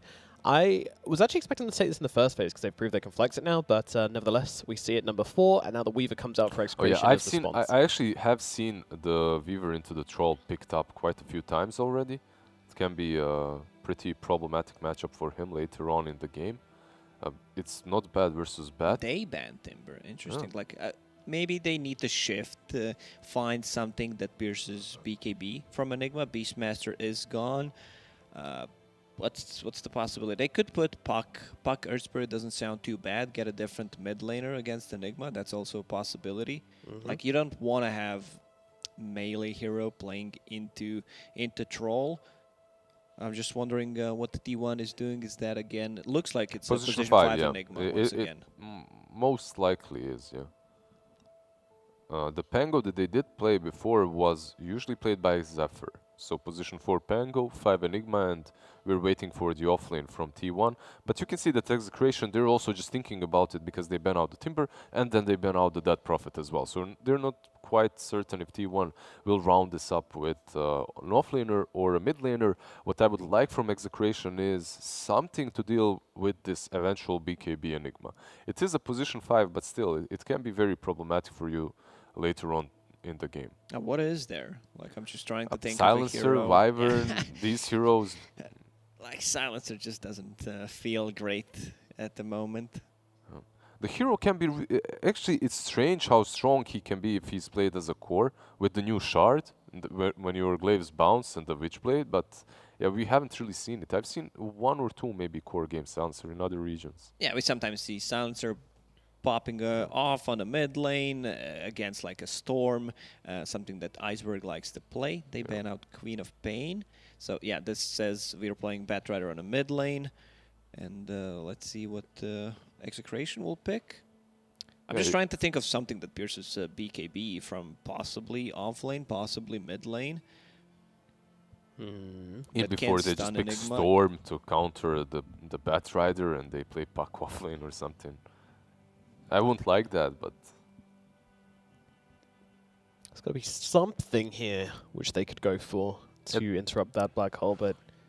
My brain doesn't work that way. I need to see the hero list, and I'm like, yeah, this is a perfect pick, especially in these like tough situations that Execration is in right now. Legion Commander Aethelins. T1, they believe that this is the last pick mid lane for Execration. So, as you can see, their last two bans, basically Viper and Quap. So they're banning out worse matchups for the Batrider. 10 seconds left on the clock. Execration, it's decision time. Some heated discussion going on in the playroom. And they go with the DK. That instant snap initiation and a very tanky frontliner. Flexible. I guess that's the reason why they decided to go for it, so they can either flex Puck or Dragonite. How does this fare into the Midnight Pulse, though? Not good, but, you know, it's like, you can't just think about, oh no, this one spell counters me, I'm not going to pick a hero. Yeah, they're thinking about running out their draft nicely because they don't have the last pick, so they get Dragonite, who can be offlane, can be mid. Can be safe lane, can be anywhere, right? Yeah, exactly. So they can do a lot of stuff, a lot of flexibility from Execration. They could put Weaver on the offlane. They could put Weaver on a mid, possibly, if it's needed. So maybe they will do just that, like put Weaver on the mid versus the Batrider. This used to be a decent matchup for Weaver, but I'm not quite sure anymore because all you need to do is a couple of sticky napalms and Flame Break, and he's half HP already. You don't have to dive him with Firefly anymore. And Dragonite, it's flexible, but that's pretty much all that he is at the moment. And this Execration lineup looks like that. You know that green Gumbo that you can flex everywhere and his arms extend and whatnot, that toy? Oh, the action figure. Yeah. Yeah, which we won't name for copyright reasons, but yeah, I know what you're talking about. Plastic Man. There was a cartoon called Plastic Man back in my days, back in the 90s. Young boy growing up in Croatia. Yeah. Was that a Croatian translation or? I don't know. Oh, no, no, it's the original name. Hero. Oh God, what have they done? Oh God, T1, why? Why have you done this? They picked the bounty hero, a hero which has not won a game in this region so far, a hero which has looked less than good, and a hero which has cursed every team it's been a part of. It's a position 4 bounty hunter. You're not only picking it. Okay, you're picking it because of bounty.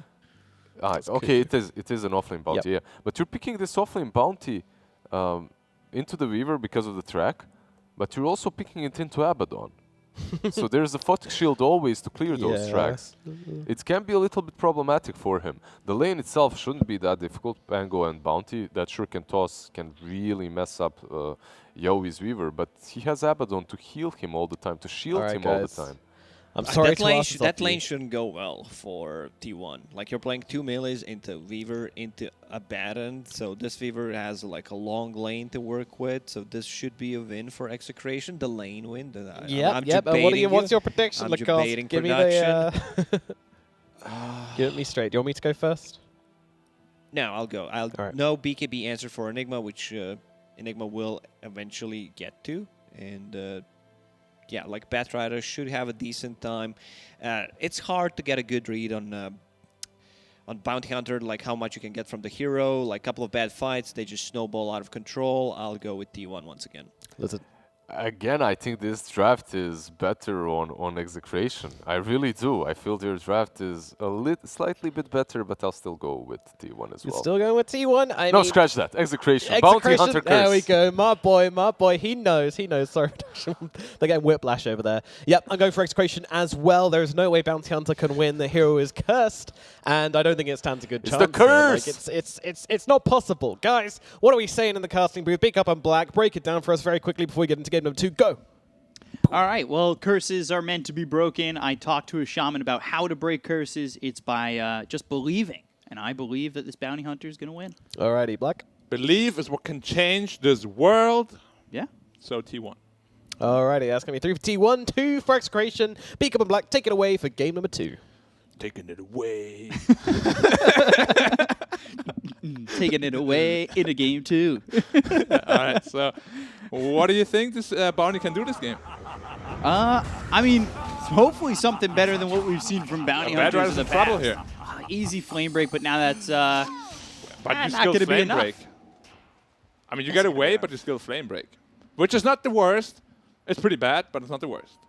It's actually pretty bad. yeah. But could you have gotten away if you skilled Napalm's the question? Possibly. Maybe not. The battle begins. You know, chooses to play it very safe. And now he doesn't have Napalm, which is like the Bad Rider ability. Like, that's what you associate Bad Rider with, you know? You don't care about Flame Break. But do Is bats ever take like flame break 2? Yeah, that's All fine. right, that's fine, right? Yeah. So you're not too. There's just the first wave, you know, is where one denies you level 2, and you only have like 48 base damage, so. And against this puck. Oh. Let's see if he gets a deny or not. It's because of the bounty hunter, man. It's the curse. Yeah. It caused him to take flame break. But we're believing. Ooh, I don't know. I'm trying to see. Does he get the denies? Can Carl get to level 2? Now they're just fighting What back is and happening? forth. They're just Yeah. right-clicking each other. He wants the attention off the creeps. Yeah. But you can see this range creep should be pretty easy to deny here, which means. Oh! Do you get it? It's Yeah. burning! He got Nice. it. Okay, that means free level 2 for him then after one more meter creep. Going to be under the tower. Nice. Okay, so Let's see if Carl he could get the CS. actually got it. Right. And Bounty Hunter, as expected, doing nothing. Yeah, this is an off-lane bounty hunter. We've seen it in What is a bunch of roles, what is right? a mini Rongodons? I don't know. I try not to say things I don't know the meaning of, just so I don't get In trouble? in trouble. No, this is usually for the best. I'm not quite as smart. I didn't say it. It's okay. That you thought it. No, no, no. Do see a troll here with an Enigma. This should be an interesting lane. I've been loving the troll Brewmaster lane. I talk about it quite a lot when, you know, even the Brewmaster's not in the game. But do you like troll Enigma? Troll Enigma. I mean, Enigma is just there to deny range creeps, right? Get you an XP advantage. Yeah. It's not the worst lane. It's not the best lane, but they can make it work, you know. Like, they'll just work on an XP advantage, probably get a gold advantage as well. Can take in a Oh, lot 5. of damage. There's a flame break 7 available. stacks. Oh, boy. 8 now. Yeah, he needs to be really careful about where he approaches this. Look at the damage on a can. Oh, my God. One more. Yeah, he's got it. First blood for Carl. That was a very greedy orb. You have 7 stacks on you. You throw the orb out, you run back in, and get 2 more stacks on you. That was completely unnecessary. Man, that was a lot of damage on 9 stacks. Yeah, I mean, 9 stacks, how much is that? Do the math. 90, and then 2. 108 bonus damage per hit. Plus flame break, of course, you know. Chad, is that NA math, or did he do it correct? That's EU math right there. Okay, so I would have said, like, any random number close. Yeah, but that's fine. You just guess when you're in NA. That's just what they do in math, though. Like in school, you know, you never actually give the correct answer. You just give the answer you think is acceptable. Right.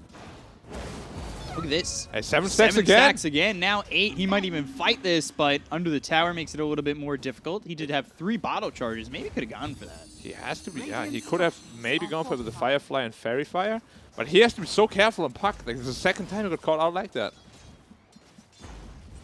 You know, you got magic 1 charges, sure, but there's only so much health to work with, you know? Right. So just about getting that 4-minute mark. I'm trying to see who else is going to come over except for the Earth Spirit, who's made the rotation so far. Not sure we'll see anybody else come over just yet. I don't really think Enigma gets anything done, and Zephyr a little bit just in his own lane at the moment. 9 charges again. Yeah, He's they're gonna dead. get that kill on a can. They've got him one more time. This time, at least, Carl should get traded. Yeah, that's a lot of XP for the Earth Spirit, who also will get the bottom at DD. Maybe he will leave it for the puck. Oh, cuckoo. So close. Yeah, he's going to leave the DD rune for the puck. He's going to come back to the lane momentarily. But he's over a whole level behind on the puck. Earth Spirit doing a good job at just protecting the creep wave, though. Oh, he did not even go into bottle. Okay, okay. Interesting.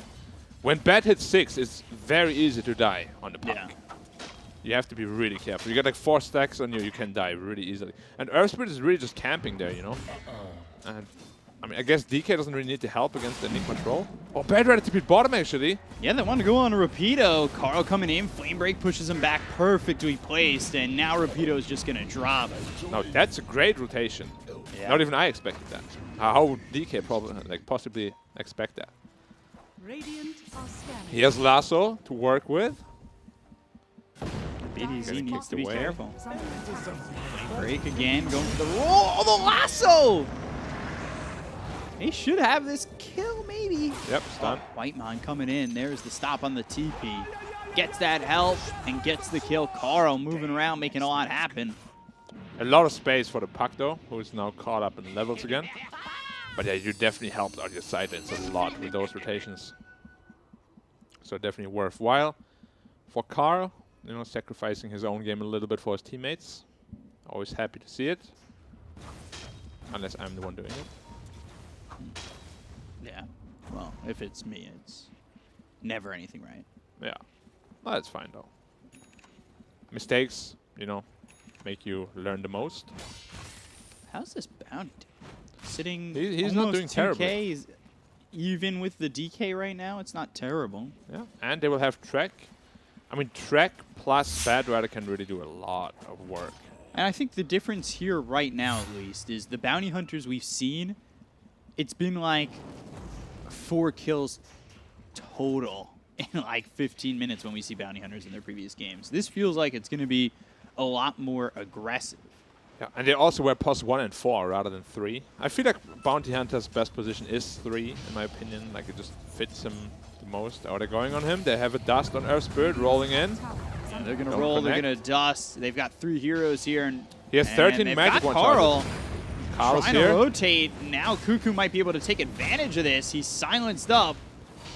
Getting run down. Shikuchi. Yeah, that'll finish off Cuckoo, but BDZ, he's a shared bounty. Carl's still going in on this. Now the Dream Coil comes out from a rotation from Ken. Trying to survive, uses that Flame Break, snaps the Dream Coil at the last second. Yeah, absolute last second. And now we see the rotation from Puck come in. Getting a little bit of revenge here. And he has a region room to work with as well. So Puck's game is really, really good again. Same net worth as the Bad Rider. And, you know, feels like nothing ever happened to him. Yeah. Those solo kills do not matter. Can't believe he's done so much and he's only sitting 4th on the net worth. Yeah. Look over Another Cuckoo TP bottom once from Bad again, Rider. And it looks like maybe the bounty dies this time, and by maybe it's almost looking certain with the Shikuchi, and that hits onto the bounty hunter. Meanwhile, bottom, Same thing. Rapido, same thing, same rotation, same aggression. Yeah, both offlaners having a very rough game. Radiant's middle tower But is under the attack. good thing is with Bounty Hunter, you don't need much more than level 6 to get back into the game. One track kill here and there is really going to accelerate that farm.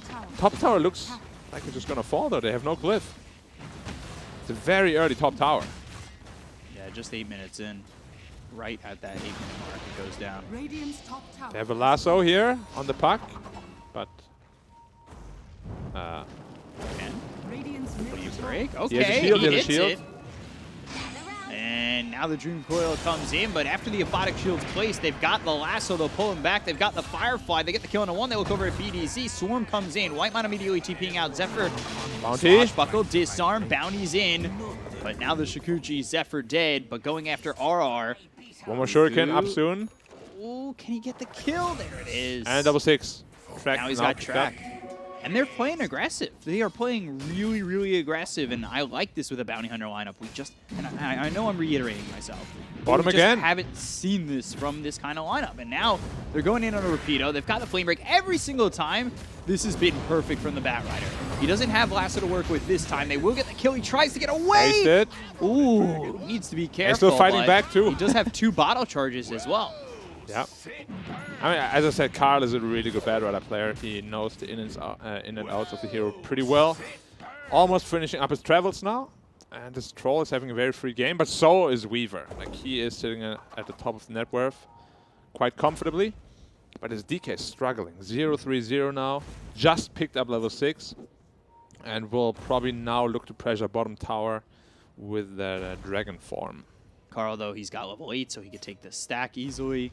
On top of which he'll have the boots What's to that, is it travel quad? finished. The quad stack? Yeah. Oh, there's going to be a lot of gold and level infusion. They're going after the troll. Jackie getting caught. He does have that ulti if he can get it off. Stunned. Still holding it. Jackie. Ooh.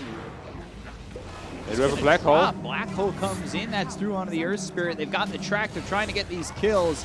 And that bounces over on the Yowie. They'll get the kill on the BDZ. I'm not certain he was tracked when he died. He was not. The shield perched it off. Yeah. Didn't reapply the track, and Radiant's middle it's a kill, but it's not a track kill. Yeah, I'm surprised Jackie got caught out by that, because it was a very natural rotation that would happen by the Dire. Nobody showed top, nobody showed middle, so there's not many places they could possibly go to. Bottom lane, they're still pushing in, trying to take another tier 1 tower. They're going to TP over multiple heroes. They don't have Black Hole to work with, but they can defend this. If the side of Execration aren't careful, they're going with the Rolling Thunder. That's going to hit the Dragon Knight as well as this Abaddon. There's the track with the lasso coming through. Rapido low, and he'll fall. So will RR. Double kill for Carl, and both tracked. Yeah. That is, you can see the net worth. This is 2k net worth suddenly. Where they just jumped up and top tower getting a lot of pressure, Puck defending it. I mean, track is really, really like so broken when you get these kills. You know, like every kill is worth something like 600 gold rather than 200. You have this lineup that can play aggressive, and if you build the right way for Troll, he can join these fights pretty early on. Yeah, he's probably still, he's going to Battle Fury anyways, just to be the late game security, you know, because they have a lineup that can fight really well, just 3 heroes even. They don't even need Enigma. Rolling Thunder plus Bad Rider plus Bounty Hunter has a lot of damage and a lot of chaos in the team fight. All these tracks and shurikens flying around, Bad Rider flying in. Choosing to go Blink Dagger this game rather than BKB on Bad Rider. Interesting. Usually you just see that travels straight into the BKB. And then DK going Meteor Hammer. Yeah. It's pretty good, because the Dragon Tail and Meteor Hammer combos up quite nicely. Ooh, hit with that Dream Coil. They have vision on the Bounty Hunter, trying to get these tracks out, trying to survive while under the coil. Hit with the Boulder Smash. Here comes Rapido. Well, yeah, 3 heroes here. Easy kill onto the Bounty Hunter. Nobody coming over. But it's just the Bounty Hunter. He doesn't really care much about it. Rolling Thunder, just a lead. Top tower should be falling to the troll momentarily, who's having a pretty free game himself. But you can see Bad Rider, it's now 1,000 net worth ahead of the Weaver, having a fantastic game.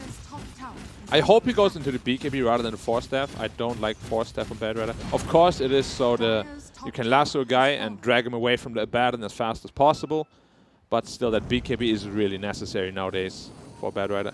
Going in on the DK here once more, lasso. Yeah, lasso comes in. That's out onto Rapido. Flame Break pushes him onto the low ground. They've got the track. Ken coming over.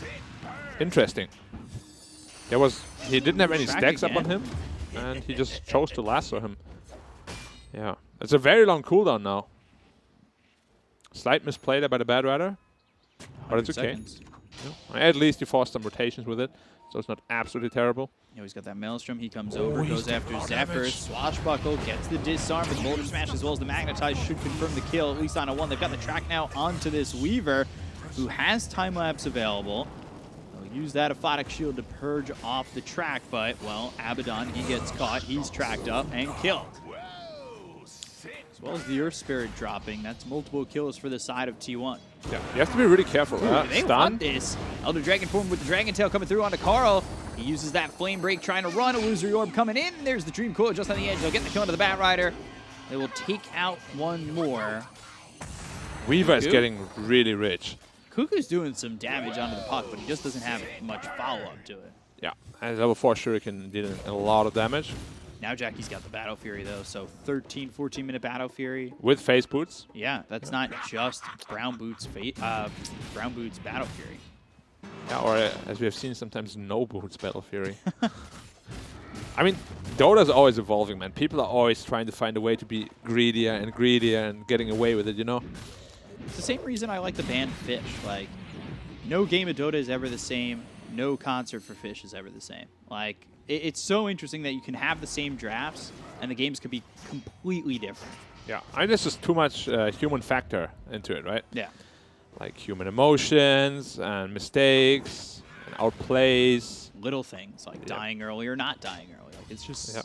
Like that Puck right now, he could be on top of the net worth if he didn't die twice in the laning phase. You Jackie's going to get caught here. They've got the silence, and he won't be able to get anything off. They will spam and ask him where his team is. They have a lasso. He's not there. They might be able to catch up. What are they looking Thinking for? about it. Maybe they can get something out of this. They'll look over Three-man Dream coil. on a 3, so that'll probably stop the aggression, but they've got the track. Yoi using that time lapse, now trying to run. Rolling Thunder coming in. Ooh, stuns up the Earth Spirit. They have enough time to get the track on. Lasso on the Weaver. They'll get the kill on a BDZ. They've got the track onto the Weaver, who doesn't have time lapse to work with. Goes to the Shikuchi, but now retrack. So they're going to try and stay with him. Can over to the side. Flame break on 2. Ooh, flame break available. They're still chasing. They've got the damage, and it's from Cuckoo to get the kill. Double kill here for the Bounty Hunter. Both those heroes that they do kill are, in fact, tracked. That Weaver kill is very, very big. He was the highest number of core on the Dire side. He was doing way too well for himself, and they finally put a stop to it, giving some more space to troll in the process. I'm surprised Bounty's not as far as I thought he might be. They say Black Hole. Black Hole coming in, immediately stopped. Got the silence, and they'll use the borrowed time to get the kill on a Whitemon. It was a Black Hole that was out for a second. If you blinked, you might have missed it. Cuckoo coming over. He throws out some tracks. We'll see if he can get anything done. Picks up an Invis rune, so, well, he has to be careful. Uses E. He's acting like he's like 5 slotted.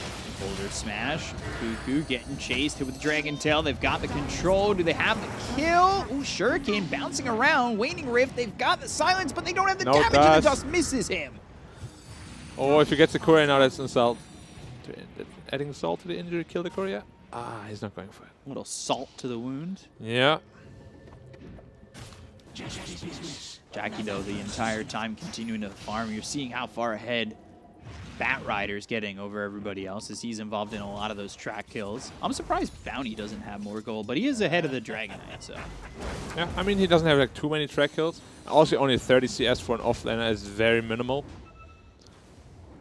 They're trying to go on the Bat Rider once more. He went ahead and did buy the 4-staff, and now going to the BKB.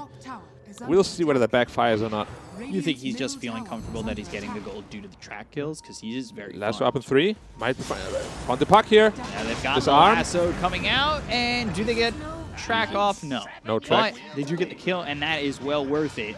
A Photic Shield purging the track. They're rolling in. Whitemon in trouble. Again, doesn't have Black Hole to work with. Puts down the Midnight Pulse. Cuckoo on the run. Magnetic Rip, that's going to silence up this Pangolier, as well as the Boulder Smash and the damage coming up from Yo. He goes out of the high ground, looks to the Rolling Thunder. Shield crash down low, but not enough to get him away safely. This is aggression coming out from Execration that works sometimes. It's being countered at points, but they are getting away with quite a bit. Yeah, you just have to be careful because these small skirmishes, you know, when it's an even trade, it's really not that even because T1 is getting all these track kills, which is putting them ahead 4K at this point. They're TPing in Cuckoo. Yeah, but it shouldn't be amounting too much here. No lasso up. Track immediately purged, and now it's put onto the Abaddon. Photic Shield, that gets popped. They're going to dust, and it's the dust coming through on Yoi. Another track, Shuriken bouncing around, doing a lot of damage onto the Weaver. Weaver doesn't have an ult. Yep. And Troll just happily farming away. This is why T1, you know, used to be so dominant in the SA region. The 4 players of them are so obnoxious to play against that they just make so much space for. Oh, the coil misses. Oy. Yeah, Ken. Ooh, that's a rough one. That's a long cooldown too. He didn't use the arcane rune before he dropped it. That's one of those moments where That's you're a just face thinking palm about, moment. it's like, you ever hear that sound effect? Does it get used outside of America? It's just the, wah, wah. Yeah. I don't know if it's outside of America, but I definitely heard it. Puck going Maelstrom next. Yeah, itemizing into damage. Because they really don't have a lot of damage from the DK at all, he is not having a game, and they're quite tanky on the Radiant side. However, 2 Maelstroms means BKB is a super strong item on Radiant. Right. You know, the Weaver is having a good game. Jackie's just been made so much space. Yeah, he died earlier, but ends up that Rolling he's able Thunder, to another lasso. get ahead on the net worth. As meanwhile, they'll take out Rapido. They're bringing over reinforcements, trying to help. Whitemon has been the sacrificial lamb quite often, and well, that's what he's going to be there. Yeah, but DK dying once more. He's really just, you know, like they're just trying to kill him over and over and over. He's 1-5 now. And the DK that poor, you know, he's really just a glorified support. As an offlaner, you don't really have the capability to catch up into the game. He's not even level Meteor 12 Hammer. yet. He's just trying to push. Yeah, and it's not working. Oh, another coil miss! Oh, Ken. Can we go back to it? Wah, wah. For the second time. Yeah, it's too much. I feel rude. I don't want to do it anymore. Get nervous. Nah, it's fine. Be yourself, my friend. But yeah, that's 2 potential kills that were missed already, you know? Like, with the game so close like that, those are massive. They are, because Radiant has the greedier item builds and the greedier draft. And they're getting away with it for now. 6k ahead.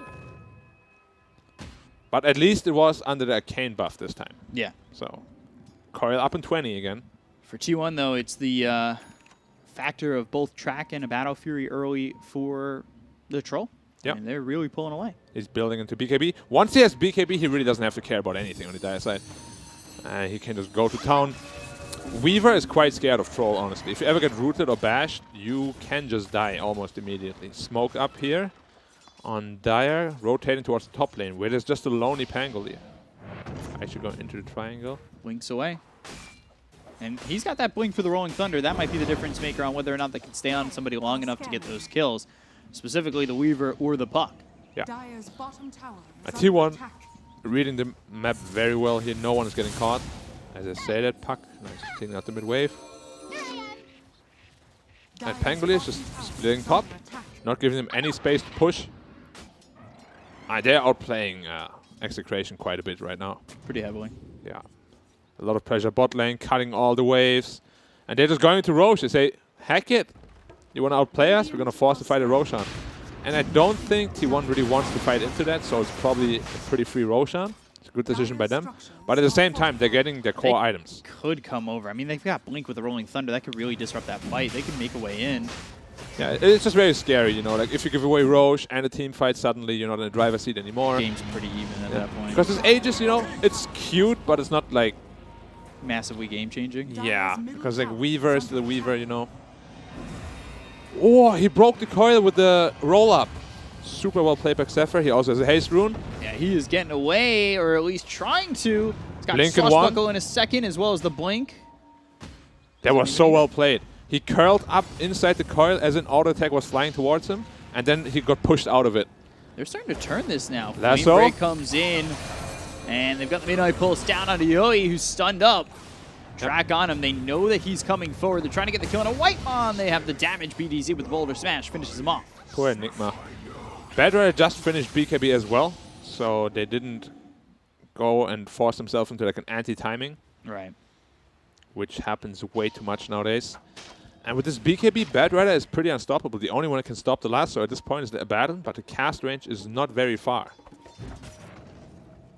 At least he's building into an Avalanche, also recognizing that fact.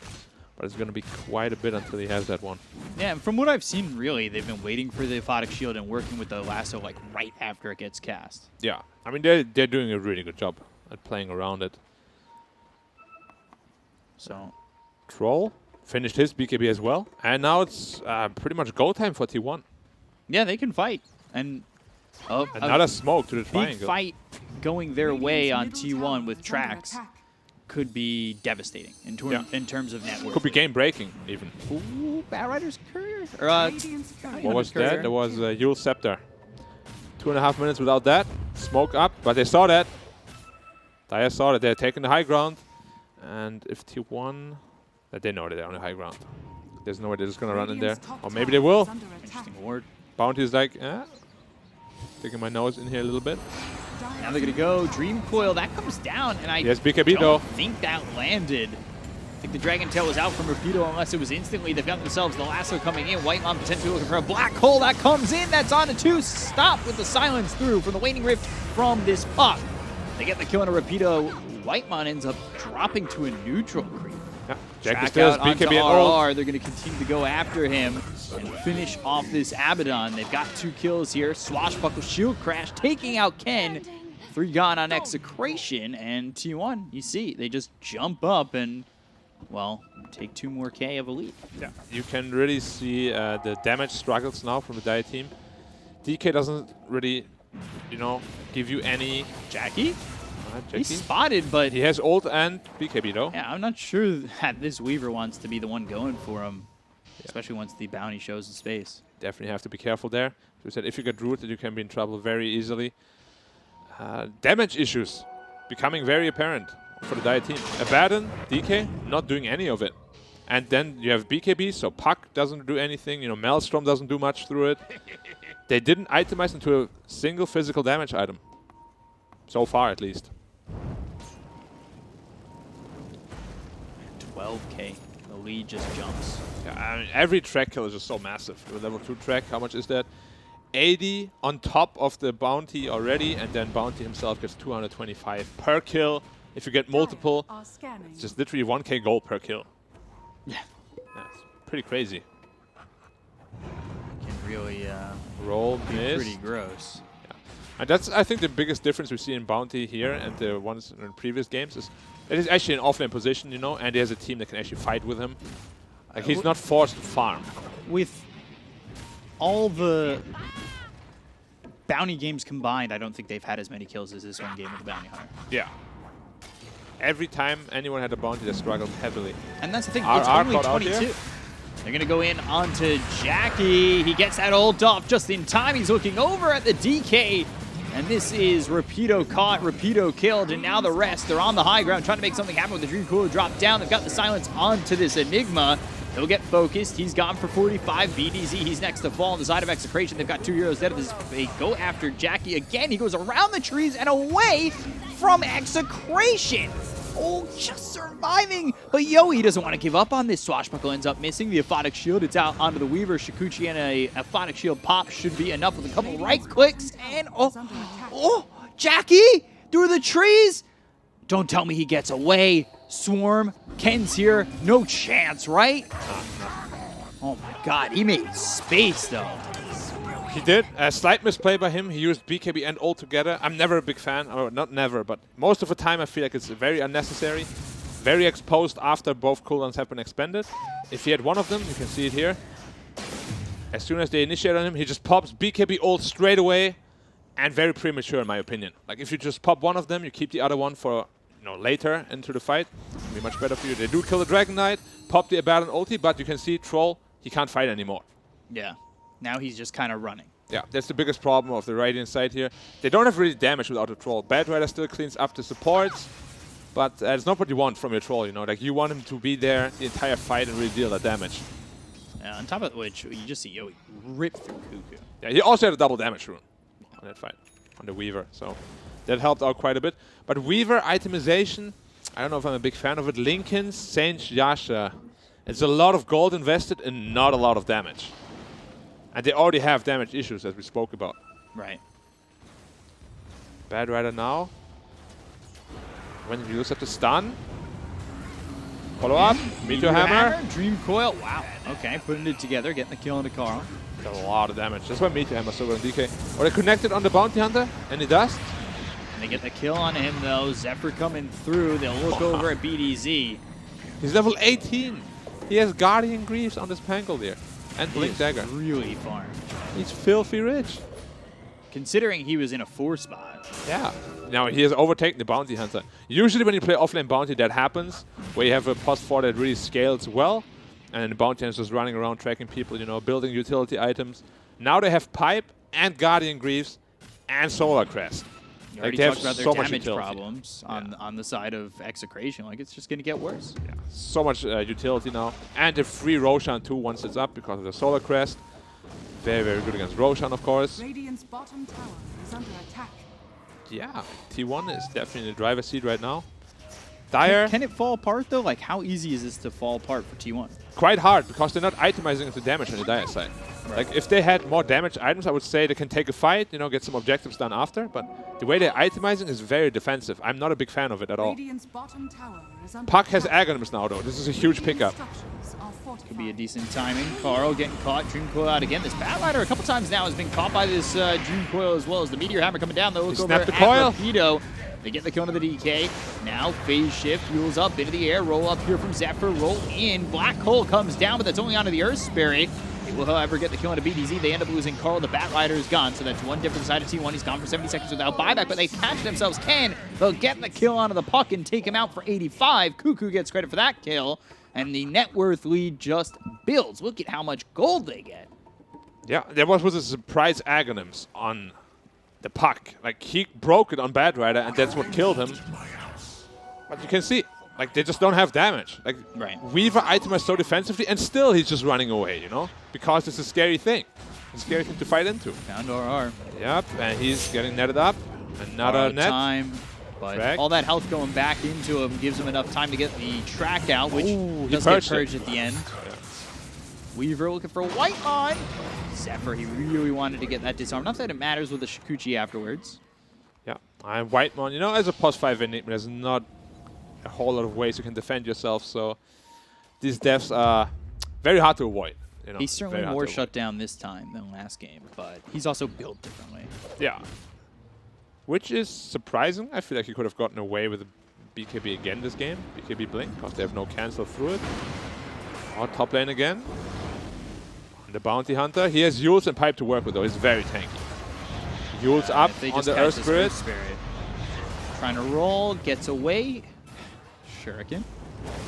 Oh, he's chasing All right, Lasso. they're going to get the Lasso. It's a track kill. And It's this worth it should to be get the it. kill. Yeah. Easy. They are chasing the Troll here. Blink Dagger up in 10 seconds. I don't know if they want to chase. This is a very long chase. Vlad's picked up for the Bounty Hunter. All right, let's do some NA math. 340 gold. Kill Bounty.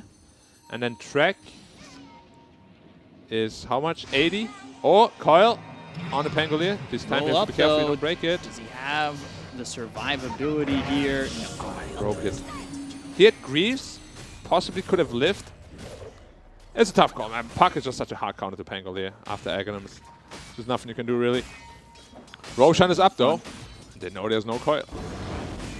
Pangolier has buyback. They might just commit into Roshan while they're taking the bot tower. I think that's exactly what they're looking to do here. Be the worst trade to make. Yep. And this Roshan falls fast. They have Solar Crest, they have Troll. And it's already too late. And there's Aegis Cheese. Cheese on the Batrider, I would imagine. Aegis on the Troll. And if you didn't have damage before, now it gets just even worse. Cheese gets passed over to Carl. Age is picked up by Jackie. He's almost got the Abyssal. He's already got the Basher. So things have just gotten tougher and tougher for Execration. It never feels like they're making up any ground. Yeah, I mean, this is these track kills, you know. We said if they get even trades, these track kills are really going to prevail. Level 3 track now. 320 bonus gold and 120 for all of his allies. So much gold. Yeah, you're just making so much. Yeah. And you can see, he's getting really rich himself, too. He's suddenly at 12k net worth. He was just at like 10k 3 minutes ago. And he's catching up to this Puck. Yeah, a lot of track kills. I mean, every track kill is basically just, you know, like 500 gold for him. So. Really pushing you towards the next item every single time. Yep. And now Abyssal Blade almost completed on Troll Waller. Then this Puck is going to feel real bad. And potentially even this Weaver. Although he has a Lincolns, if he gets bashed, it can really just spell his doom. Man, Batrider going for a Wind Waker. He's just that farmed. Yeah.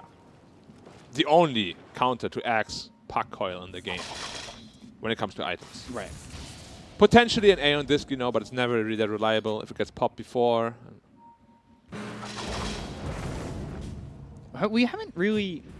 And, well, now Jackie's doing, but I was going to say we haven't really seen much pushing from T1. Yeah. And they didn't have to, you know. They know they have the superior late game. They have a very greedy draft. They're getting away with it. They're very happy with the state the game is going. Obviously, they're up 15k. Eventually, you know, there's Enigma with a Blink BKB. They don't really have a way to cancel it. No Abyssal Blades. Nothing that goes through BKB. Now they're knocking on high ground, and they're not ready on Dire. This high ground falls fast. They have no glyph.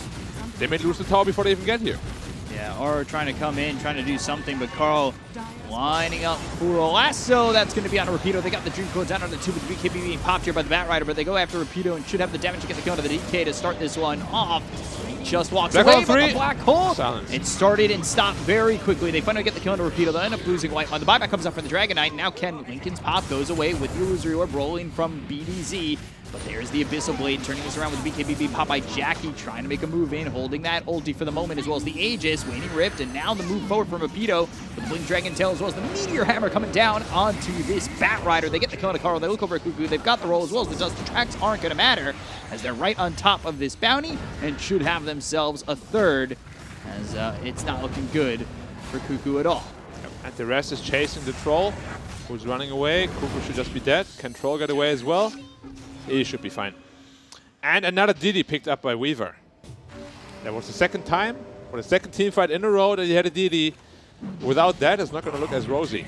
Yeah, really does make it much easier. And he picked up the Skadi now. You know, even though he doesn't deal the most damage, he's very annoying in team fights.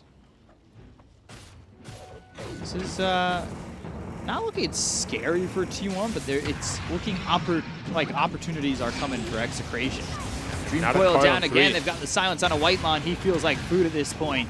Look over at Yoey. They've got the Mist Coil coming in, trying to keep him healthy, as well as the Aphotic Shields eventually. Zephyr, though, silenced up, roll in. Swashbuckle, not enough distance between him and BDZ. They've got the control, they've got the kill. And all of a sudden, it goes from 14, 15K to 9K. We have seen it before with T1, where they just struggle heavily to close out games. And hopefully it's not a repeat story here. I said 15K, now down to 8K. And onto the high ground Execration suddenly looks real bad, yeah. This should be a tier 3. Meteor Hammer, right clicks, Yoey. They're pressuring both sides as well. Top lane, about to fall. Should be able to save it just in time. But they have to be really careful in the Radiant side here, how you approach this game. Like, you cannot just let the lead slip out of your hands. Because if the gold gets even, you know, you're suddenly in trouble. They need to have buybacks. Dragon comes in, that's on a Jackie. They're going to have the roll to follow this up. Kick him away. Actually kicked him away. I thought maybe they dropped the Meteor Hammer on him, but they go after BDZ. They've got themselves the lasso coming through as well as the hits. No, we've only got dashes, and now, Abyssal. Robotic Shield, the save from RR. He's tracked up, though. He ends up dead. Ken's stuck on the high ground. Everybody's pinging him. It looks like a disco on the cliff. Shouldn't be able to get him.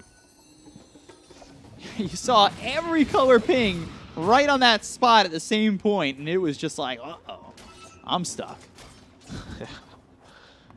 He jaunted up there, obviously not where he wanted to end up.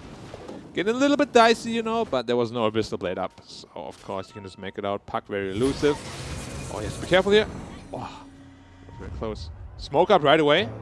They want to stick with him, but this is going to be a little bit risky. They don't have an Aegis to work with. Buybacks available on 3 of the 5 heroes on the side of T1 if they were to botch this, but there is buybacks on 4 heroes available for Execration at this exact moment. Let's see what they can find with this smoke. Not looking like anything. By the way, Troll only needs half a level more to hit 25. Then he can break the coil and activate ult afterwards, which is pretty neat interaction.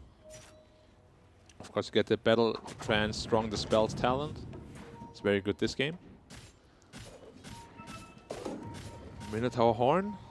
Tier 4 items are starting to drop. Might want to give that to the Enigma, to be honest. Get like a good blink initiation in, and that's what they're doing. I liked it a lot. Yeah, at least hold him over for a bit while he can get some bit of black hole. Every black hole has been silenced immediately. Yeah, they have so many ways to cancel it. Also, the gold from 8 to 14K again, just with 3 track builds. It's just an absurd amount of money. And once he gets 25, it gets even more ridiculous. Oh, he has to be careful here. Here's a Lincoln's lasso. Oh, so good.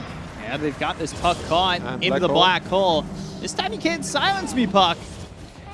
Whitemon gets the black hole down, full duration. Execration losing Ken. That is a lot harder to pull off than it looks like. Like, you have to trigger the Lincolns with track and then lasso him right as it happens, because otherwise he's just going to phase shift. That is like some premium communication right there. Yeah.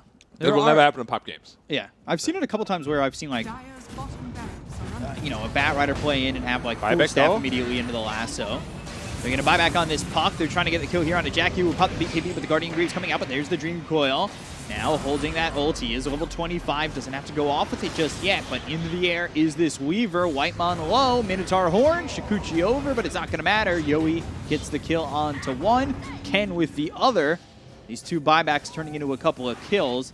Eventually T1, though, they will pull the ejection cord and get out. That's your winning condition, though. You pick off Puck one more time, and the game should be yours.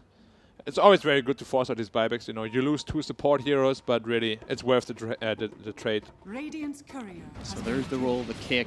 Yeah. They have him stunned up, but he ends up getting out just barely. Yeah. Pangolier just leashed up, can't roll anywhere.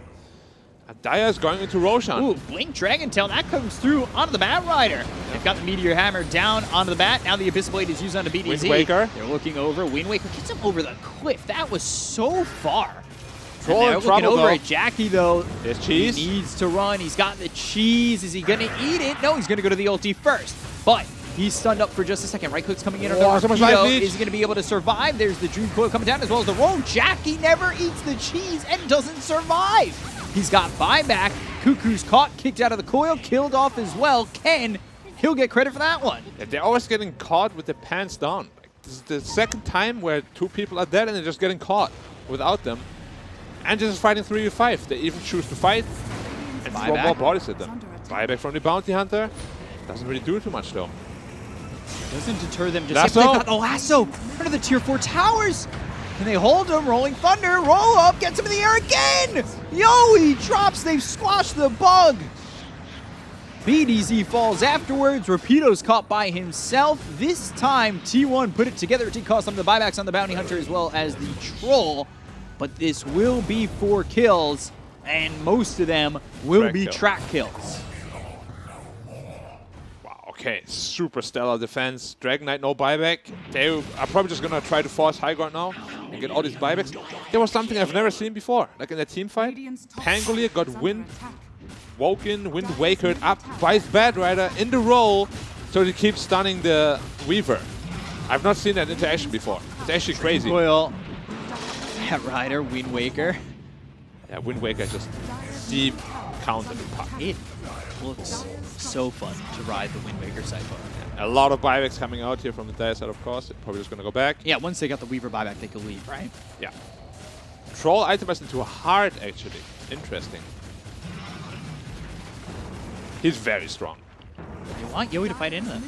Yeah. That's what they want. They know Dream Coil's down. And they know there's no DK also. He expanded buyback already. Might just be 2 sides here.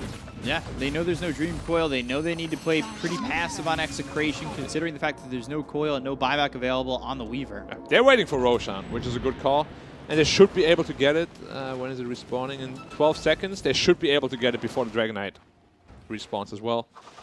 Having all the outpost control. If Dire forces a 4v5 fight, I don't know how they're possibly going to win it. Arcane Rune though, on the Puck. Roshan respawn. But they don't know it? No, they know. Are they going to go for it? Jumping straight back in to the Roach pit. Puck has to be really careful. He has no buyback. If he dies, they scan. They know they're in there, or at least near it. Yeah. The Weaver so fast. He's going for an Abyssal Blade on the Weaver. What? Please just buy some damage items, man. Arcane Blink for the Bat Rider. Yeah. Roshan is up. I mean, Dire can take it, but they're a lot slower than Radiant. They're coming around. They're actually nearby. Be really careful. Dream Coil used on the Bat Rider, but immediately worst target, yeah. He had Arcane Rune, though. Rolling Thunder. 40. Hits the Earth Spirit while he's trying to roll. They've got the lasso coming through on a Rapido. Uh-oh. Abyssal Blade comes in. The black hole. That's through onto the Puck. They have caught themselves. Ken! But they don't get the kill just yet. They'll end up finishing off Rapido. He buys back immediately. They go after Whitemon. They're going to turn this around and get the kill on the Enigma, but they look over at BDZ. The right click's coming in with the Magnetize on all these heroes on the side of T1. Eventually, Execration need to leave. They'll dip out of this one, find the exit, and take that door. That should be... maybe not a free... Oh, Bat Rider. In trouble here. Weaver guarding him up. Shikuchi He's very sticking fast. with him. He's trying to get back towards his team. Yeah, okay, he's fine now. Buyback from the Earth Spirit. Back to 5v5 Back to again. 5v5. They've got the Lincolns popped. He'll use that ulti, so that's going to be down. 40 seconds. Dust. Oh, that hit. Oh, they caught Dust him. did hit. They've got the Lasso, Wind lasso on Waker. one. They could get this kill. Oh, the lasso. The range on it. Can they finish him off? Yoey, he needs Mr. Blade. to run. He uses that Minotaur Horn, trying to get some space between him and the side of T1, but they're right on a Rapido, who just bought back with the BKBB pop here by this DK. Zephyr thinking about going in with the Rolling Thunder. They've got the Dream Coil down on a Cuckoo, who's silenced up 2 times. He's taking some right clicks. He ends up dropping, but they get the kill on a Rapido. He's going to be dead for 103. Meanwhile, the Bounty Hunter's down for 2 minutes. They look over at RR's, pop the borrowed time. The right click's coming in from Jackie. That'll fill him back up to full, but just as quickly as you get up to full, you will drop down to 0, my friend. Down goes RR. They look over at Whitemon. They can't get the kill just yet, but the Shikuchi over, as well as one more right click coming out from Yoey will finish off this Enigma. Now they look over at Zephyr taking a lot of damage. Ken and Yoey focusing their attention onto the Pangolier. They get the kill into BEZ. 3 of these heroes don't have buyback on the side of Execration, though you pop these Guardian Greaves. They're trying to survive. They're thinking about going back in. They'll look over at this Puck, who will jaunt into the Illusior, but they've got the blink looking for the lasso. Carl sending it up. Phase shift. Does he have it? Can he find him? They'll pop the Lincolns. They've got the lasso. They're going to get this kill on a Puck. Everything from Carl just sticking with him. He has no stopping him. Whew. Wow. Carl, man, he is so aggressive and knew exactly how to play that. Yeah, and Carl's better, as I said, like he is a master tier bad rider for a reason. He plays him super well and a lot. And you can just tell he's so comfortable with his skill set, you know, like he knows the cooldowns, he knows when to chase, when to go out. It's just a master performance from him this game. Fresher shard on this Roche. Yep. Obviously Aegis and Cheese as well. Might want to give it to Bad Rider even, you know. Double lasso could really turn on some fights. Yeah, I For mean, now, double Troll is holding on to it. He's been reliably breaking Lincolns into lasso every single time. It was a very chaotic team fight. Multiple lassos coming out on that one. That was a crazy one. Dire's top tower is under But it all started with Weaver getting caught out of position, you know. He's the only damage you have at this point. And if he can't fight, you have to run. And they tried to, but they have so much catch on the Radiant side. Now Puck is still dead for a whole minute. Buyback up at 20 actually, so they might be able to defend the bot Rex with his buyback. They need to watch how this is going to go, though, because their buildings die quickly. It's at least going to be them up against Megas. They're trying to take maybe a couple 15. seconds with a Courier. 10. Oh, maybe not. They're actually looking for a Divine Rapier on this Weaver if they could get the Courier over and make the gold for him to purchase it and get back. That's going to be very dangerous and tough, though, as you see Weaver farming on the other side of the map because he wants to farm up the Divine Rapier and somehow get over there. But onto the tier 4s they go. They've got the buyback available on the Puck, but they need the Weaver here to even make that a feasible option. They have to get back soon. They still have Glyph, but these buildings are dropping fast. There's the Divine Rapier, and now he's going to TP back. Oh, they caught him, they caught him. Oh, they're looking over at the Weaver. Oh, he TP'd out just in time. They were so close. He was like on top of him. So now they're playing with a chance. They've got Divine Rapier. This is where the game kind of spirals into some chaos. The only buyback available right now is on the Pangolier. You've got the damage to really make them pay if they end up losing the fight on tier 1, on T1. If he gets lasted or anything though, like he's the prime target right now, they have to protect this Weaver. And I can tell you, I can guarantee you, he was sweating right there. Jackie? Bash. Bash. But it's Aegis, hard troll, very hard to commit on. I wish I could have seen the player camera of the Weaver. When Enigma blinked right on top of him, he's like, That is just a lot of tightening. Pause the game. Yeah, he needs some break. Yeah, he needs a second. He's sweating. He's like, whew. Whew, guys, I need some water here. Keyboard. Oh. Keyboard. Maybe he instantly got angry and slammed his hands thinking he got caught as the Enigma blinked on. Okay, got away. Oh, I got away. I need a replacement keyboard. Yep. There was one time I saw that in Chinese Dota. I think it was Sylar. He picked up a Divine Rapier and immediately, and it was on Weaver as well. Immediately gets double ravaged, can't get his BKB off, drops the Divine Rapier. They call it GG. Yeah. I think it was during like DPL season like 5. Moment there. Minotaur Horn. Minotaur popped. Weaver ult popped as well. Oh, that's Wymon's BKB. That is actually a really big pick off. Puck wants a Divine Rapier as well. Okay. Yeah, they need those Rapier. Like, you know, if there's a dream, Rapier will help you to realize that dream. Yeah. It's a tough ask though. Like the buildings are dropping fast. And this Weaver, you know, it's not like he has a free game. Like, he has to be careful. If he gets lassoed, it's lights out. So hard for him to fight into this. He has to be so precise. But you're He's losing trying your to bait tier them. 4s. Yep. Now no more tier 4s. But And- RR, if he gets caught, like, he wants that Aphotic Shield to be available so he can put it down onto Yoi. They're going to move in. They've got the stun, the roll through onto Rolling Jackie. Thunder. There it is as he gets pushed back. But they find themselves a Dream Coil onto 2. BDZ popped in the air thanks to the Rolling Thunder. They get the kill into the air spirit. They're going to take out 1. They've got the last one Last to 2 one, onto Drag Rapido. Rapido caught first hit root. They'll get the kill on the 2. Meanwhile, Whitemon goes to the black hole, pops the refresher. That black hole was a whiff on the start, but Yoi Another now, black hole? Oh, black hole! That catches him! Lincoln's pop! And Doesn't the matter! creeps killed the throne. Yeah, the throne is dead. You kind of walked around the entire time, and I mean, eventually you just lose the game. That's the problem, you know. A lot of people, when they buy Rapier, they're like, yeah, I got all this damage, but they're afraid to actually hit anyone. And that's what happened there in the last fight. Just like, you know, scouting around, skittering around. Yeah. I don't even know if he actually hit anyone in the entire fight. He hit the Maybe Enigma Enigma twice, at the and then end? immediately got black holed, and the game was over anyway. He didn't die. He didn't drop the Divine Rapier, but, you know, he did end up losing the game ultimately. And it's that fear, though. Well, but well played to T1, man. Yeah. Like, they are the first team to make Bounty Hunter work. Yeah. You know, Break there's the hope curse. for them. There's hope for them that they finally get into the shape and form that I hoped they would be at the very beginning. You know, my unending and my relentless support finally paying off. Like this mental connection, you know, is going through. Are they talking to you right now? Yeah, they're saying, thank you, Black, for believing in us. You're welcome. You're welcome. Like, that's my job, you know. Like, I'm a T1 supporter. Well, we'll see if that gets said during the interview. And to hear the interview, we got to go to the panel. So throw it over to you guys. Back to the panel. Indeed, back to us. Yes, that was a performance from T1 we've been waiting to see for a while now, but they do finally secure a 2-0, and in a very convincing way as well. Guys, what were the major flaws in that Execration game from you guys?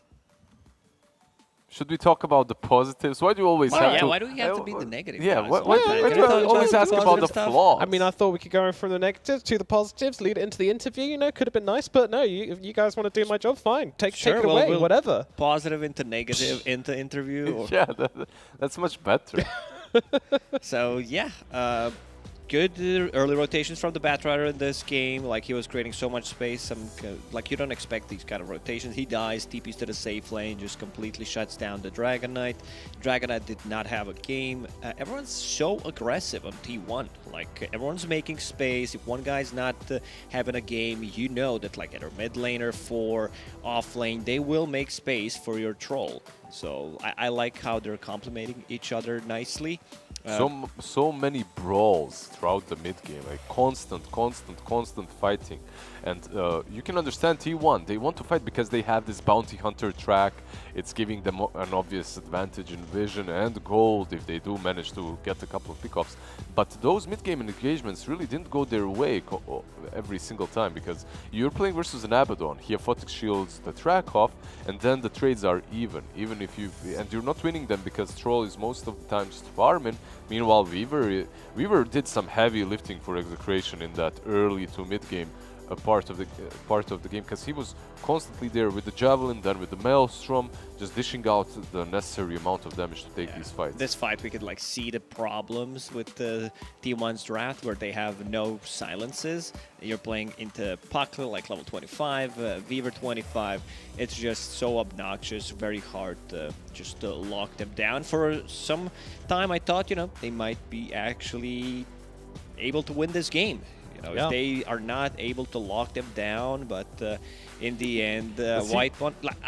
okay, let's talk about some bad things. You know, Enigma not getting a BKB in this game. Instead, previous game, he had a much better game.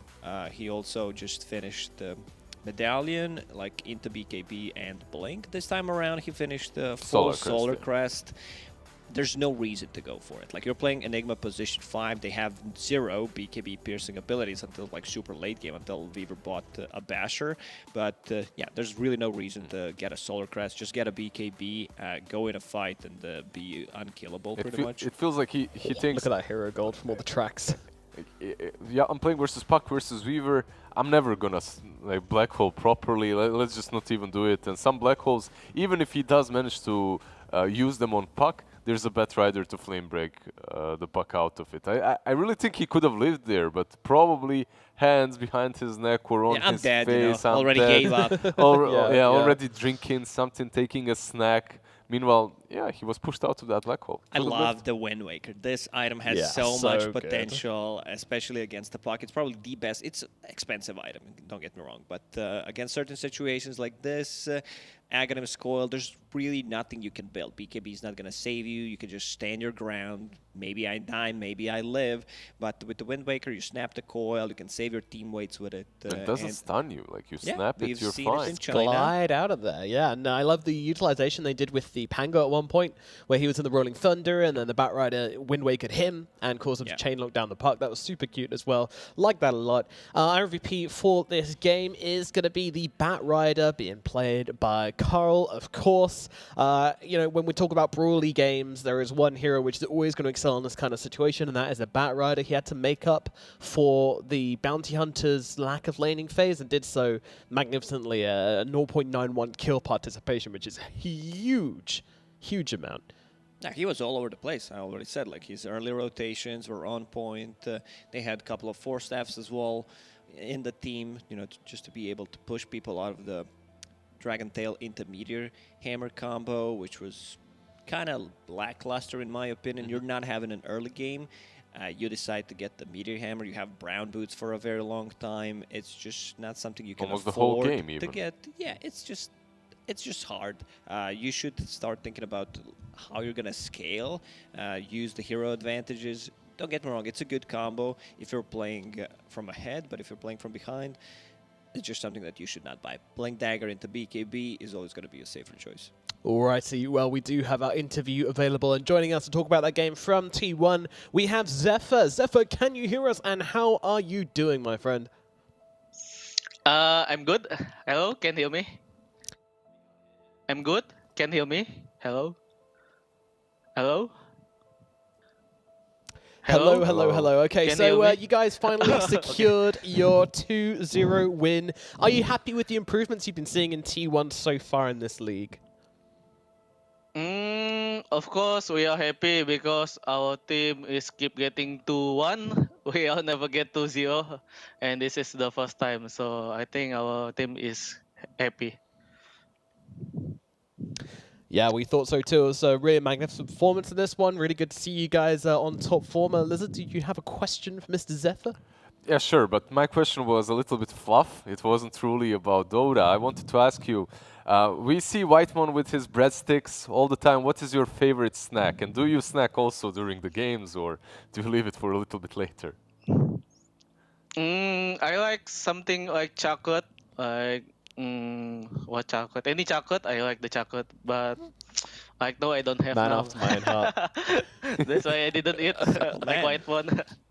So yeah, what do you think is the most broken thing in the patch? Like, what would you like to see changed when the next patch comes? I like change the pack, and I like the change the Bataida also.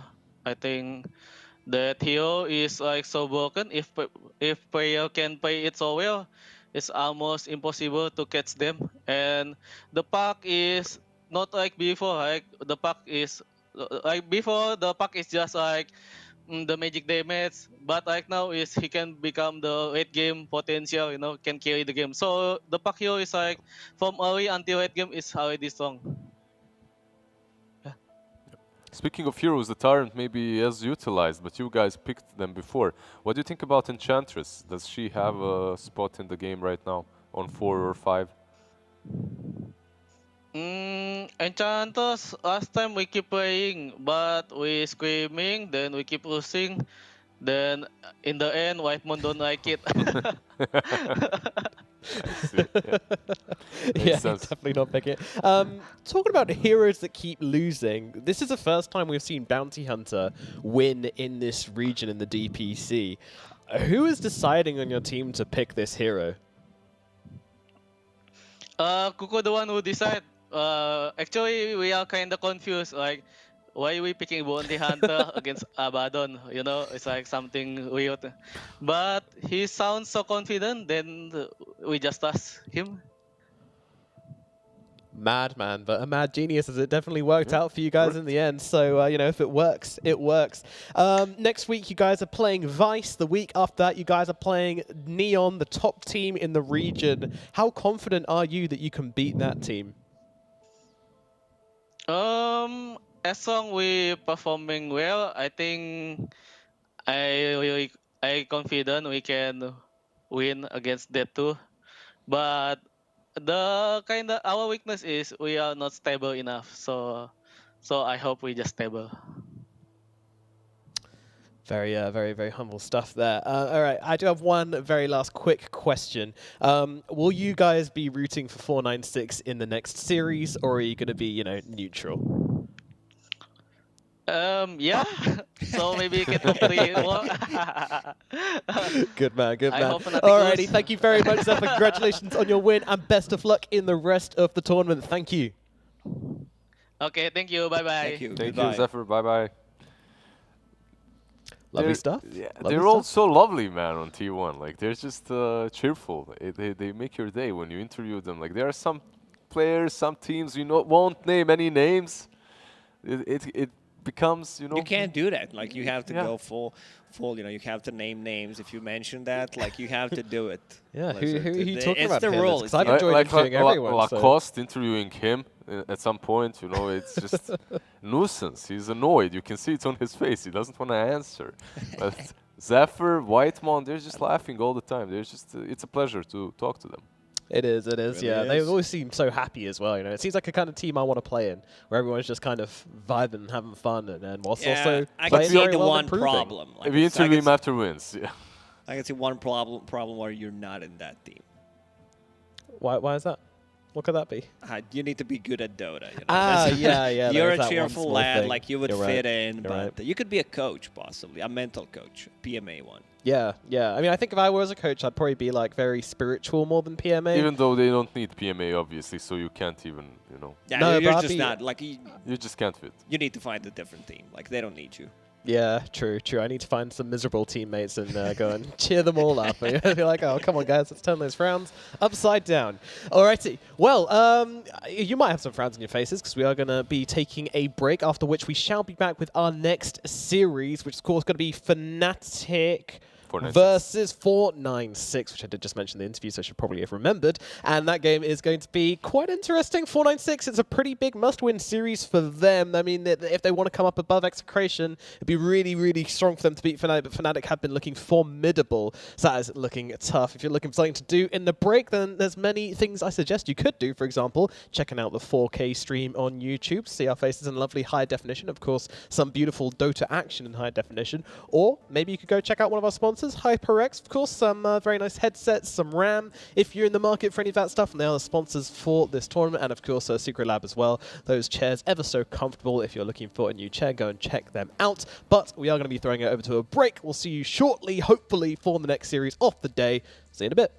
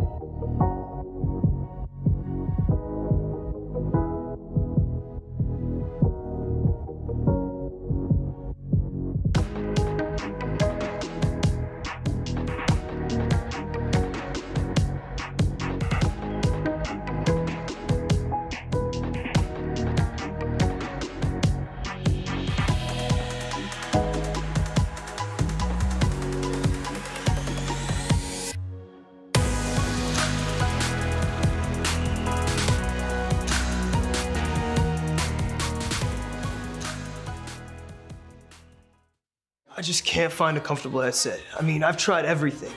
Literally everything. I got you. Legendary comfort goes wireless. That is comfortable.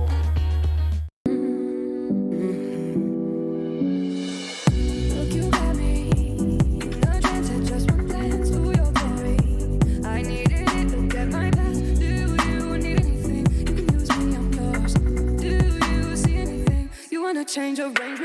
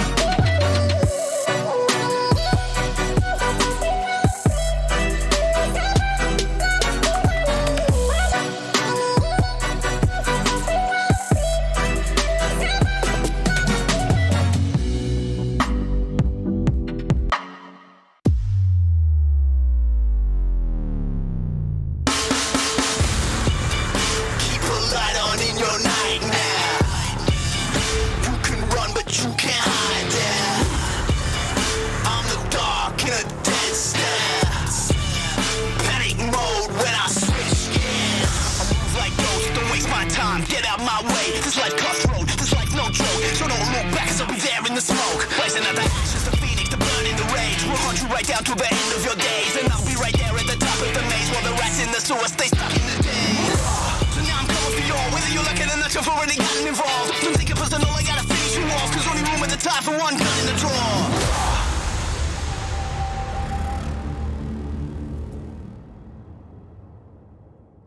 Hello and welcome back to the Dota Pro Circuit, where we're here in the Southeast Asia region with PGL. My name is Nomad, and joining me on the panel is Black and Lizard, as we are waiting to get into Fnatic versus 496, which is going to be starting in about 10-15 minutes. But we have an exciting segment to fill in some time for you guys. That's right, we're going to be playing...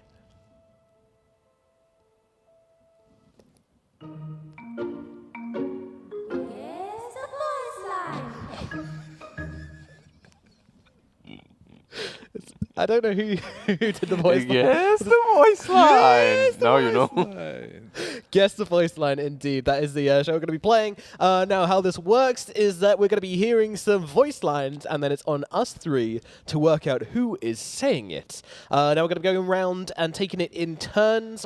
Each person's going to get a chance to answer it. You only get a point if you get it right. If you don't get it right, you don't get a point. We have a champion from the last week, right? It's Black, and I'm here today to take that crown back, baby. Oh, they'd be fighting I'm words. shivering. You are shivering. Black, how confident are you that you can defend your title as voice line champion? I mean, decently comfortable. You know, I know most heroes, but you know, sometimes in the heat of the moment, you're like, is the Spirit Breaker or Magnus? I have no idea. And then you mess up and you're done. You know, a lot of pressure. Yeah. TI level pressure here. We have to be careful. It's very, very tense in this room right now. You know, you could cut the tension with a knife. So we're going to start things off. Lizard, you're looking incredibly intense. A smoldering intensity radiating off your body. I waited for this day for a week. Practice makes perfect. I have no fear. He hasn't actually been playing I'm a man Dota. of determination. Yeah, you've been losing a lot just because you've been trying to get everyone to play their voice lines for you. You know, when they embarrass you and kill you, they pay your voice lines. So yes, that's why you've been losing all your pubs as well, I hear. So anyway, let's get into it. Lizard, you're first up. Lizard, what is this voice line? Send thy dead gods legions. I will put them all to death. Have to press you for an answer here, Lizard. Necrophos? Do you know it? Anti-Mage? Yes. Ah, damn it. All right. Yeah, of course. No points there then, unfortunately. Black, your turn. What's wrong? Can't hold your liquor. Brewmaster. Hello? Recount. It's too easy. 1 point for Black so far. Now it's my go. Tasty morsel. Tasty morsel. Tidehunter? It didn't sound like Tidehunter. Wait, can I hear it again? Tasty morsel. Who is that? What the hell? And he gets a Brewmaster? Like, this is rigged already. Tasty morsel. Tasty morsel. Do you guys know it? I mean, there's no points for available it's here. on the tip of my tongue. Tip of your brain. Well, I can't put. I have no idea. I've just been told it was Lycan. Oh yeah. That's the accent, guys. Jesus. The accent, yeah. That's well, why I was like, I heard that before. Wolves need no armor. All right. Well, currently it's Black on 1 point. Me and Lizard on 0. Let's go run for round 2. Your turn. Lizard, what is the voice line? God damn it, man.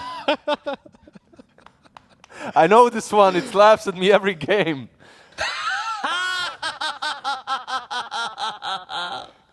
Gonna have to push you for an answer here, buddy. Oh, Necropolis. I can't. It is. It is. Well Yes. done. Well done. Whew.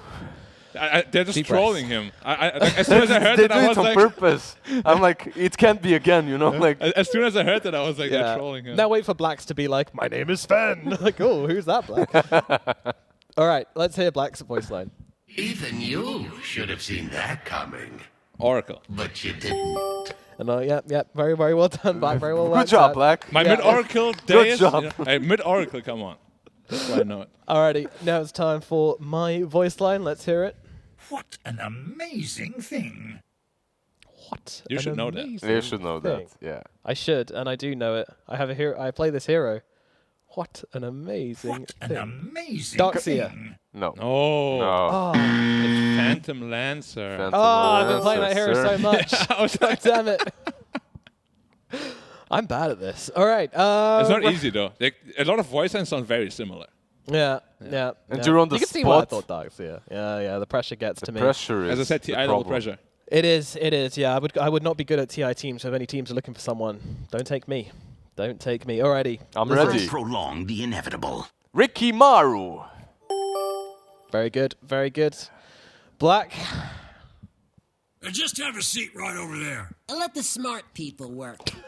I'm done. Techie. All right. Who did you pay? Who did you pay, Black? It's like, But so far, though, I knew all except one. So Okay. All right. Let's. I can't win anymore. Black's on 3 out of 8, but I will. I'll take my voice line anyway. Let's hear it. That was the last one, apparently. So there we go. Black wins. 3 out of 3. Congratulations, congrats, Black. Very well done. And Dude, I'm afraid of leaving this room after we are done with the analysis. yeah, you might be limping into the Like next segment. I can already tell this intensity. It's burning my No, radio. man, I'm fine with this. I'm completely fine with losing. to completely voice line fine, competition. right? Completely fine. I'm happy. I'm all right. You're getting some like psycho vibes. I'm- I don't I'm judge, okay. you know. Lost like 20 ranked games over the past 2 days. I was and ready now to lose losing this this as as well. well. Yeah. You're getting used to it at least. Alrighty, let's get into gear for the second series of the day, and this one is gonna be spicy. It is Fnatic versus 496. Fnatic, obvious favorites. 496, they have been struggling. They haven't been looking on form. Even though they've got some standout players, their performances have been less than that. What do you want to see them change for today's match compared to what they've been doing previously? I mean, I feel like I'm just repeating myself in this region, but to me, it's really all about stability. If I had the 496 from week 1, you know, that first game they played, they looked absolutely amazing. Like, Yeah. team play on point, draft on point, everything's so good. But if you get the 496 from 2 weeks ago, night and day. Like, how does this happen, you know? Like, they could have easily contested Fnatic in a game, but if they don't show up, then They only played in first 2 weeks as well, like first and second. Oh, they and did? But you're right?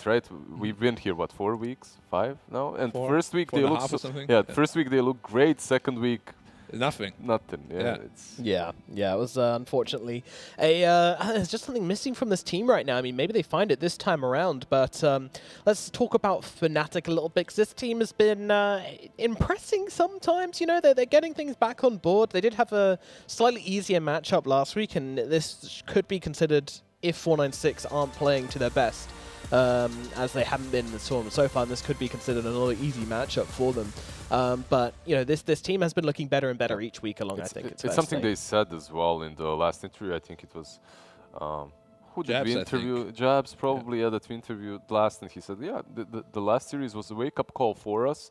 There's no more messing around. We need to really play our best and take these last few series seriously. I mean, they need to win this and then beat Neon And yeah, in order to have a chance at a top 1 spot, you know. Like, they can't drop a single game anymore.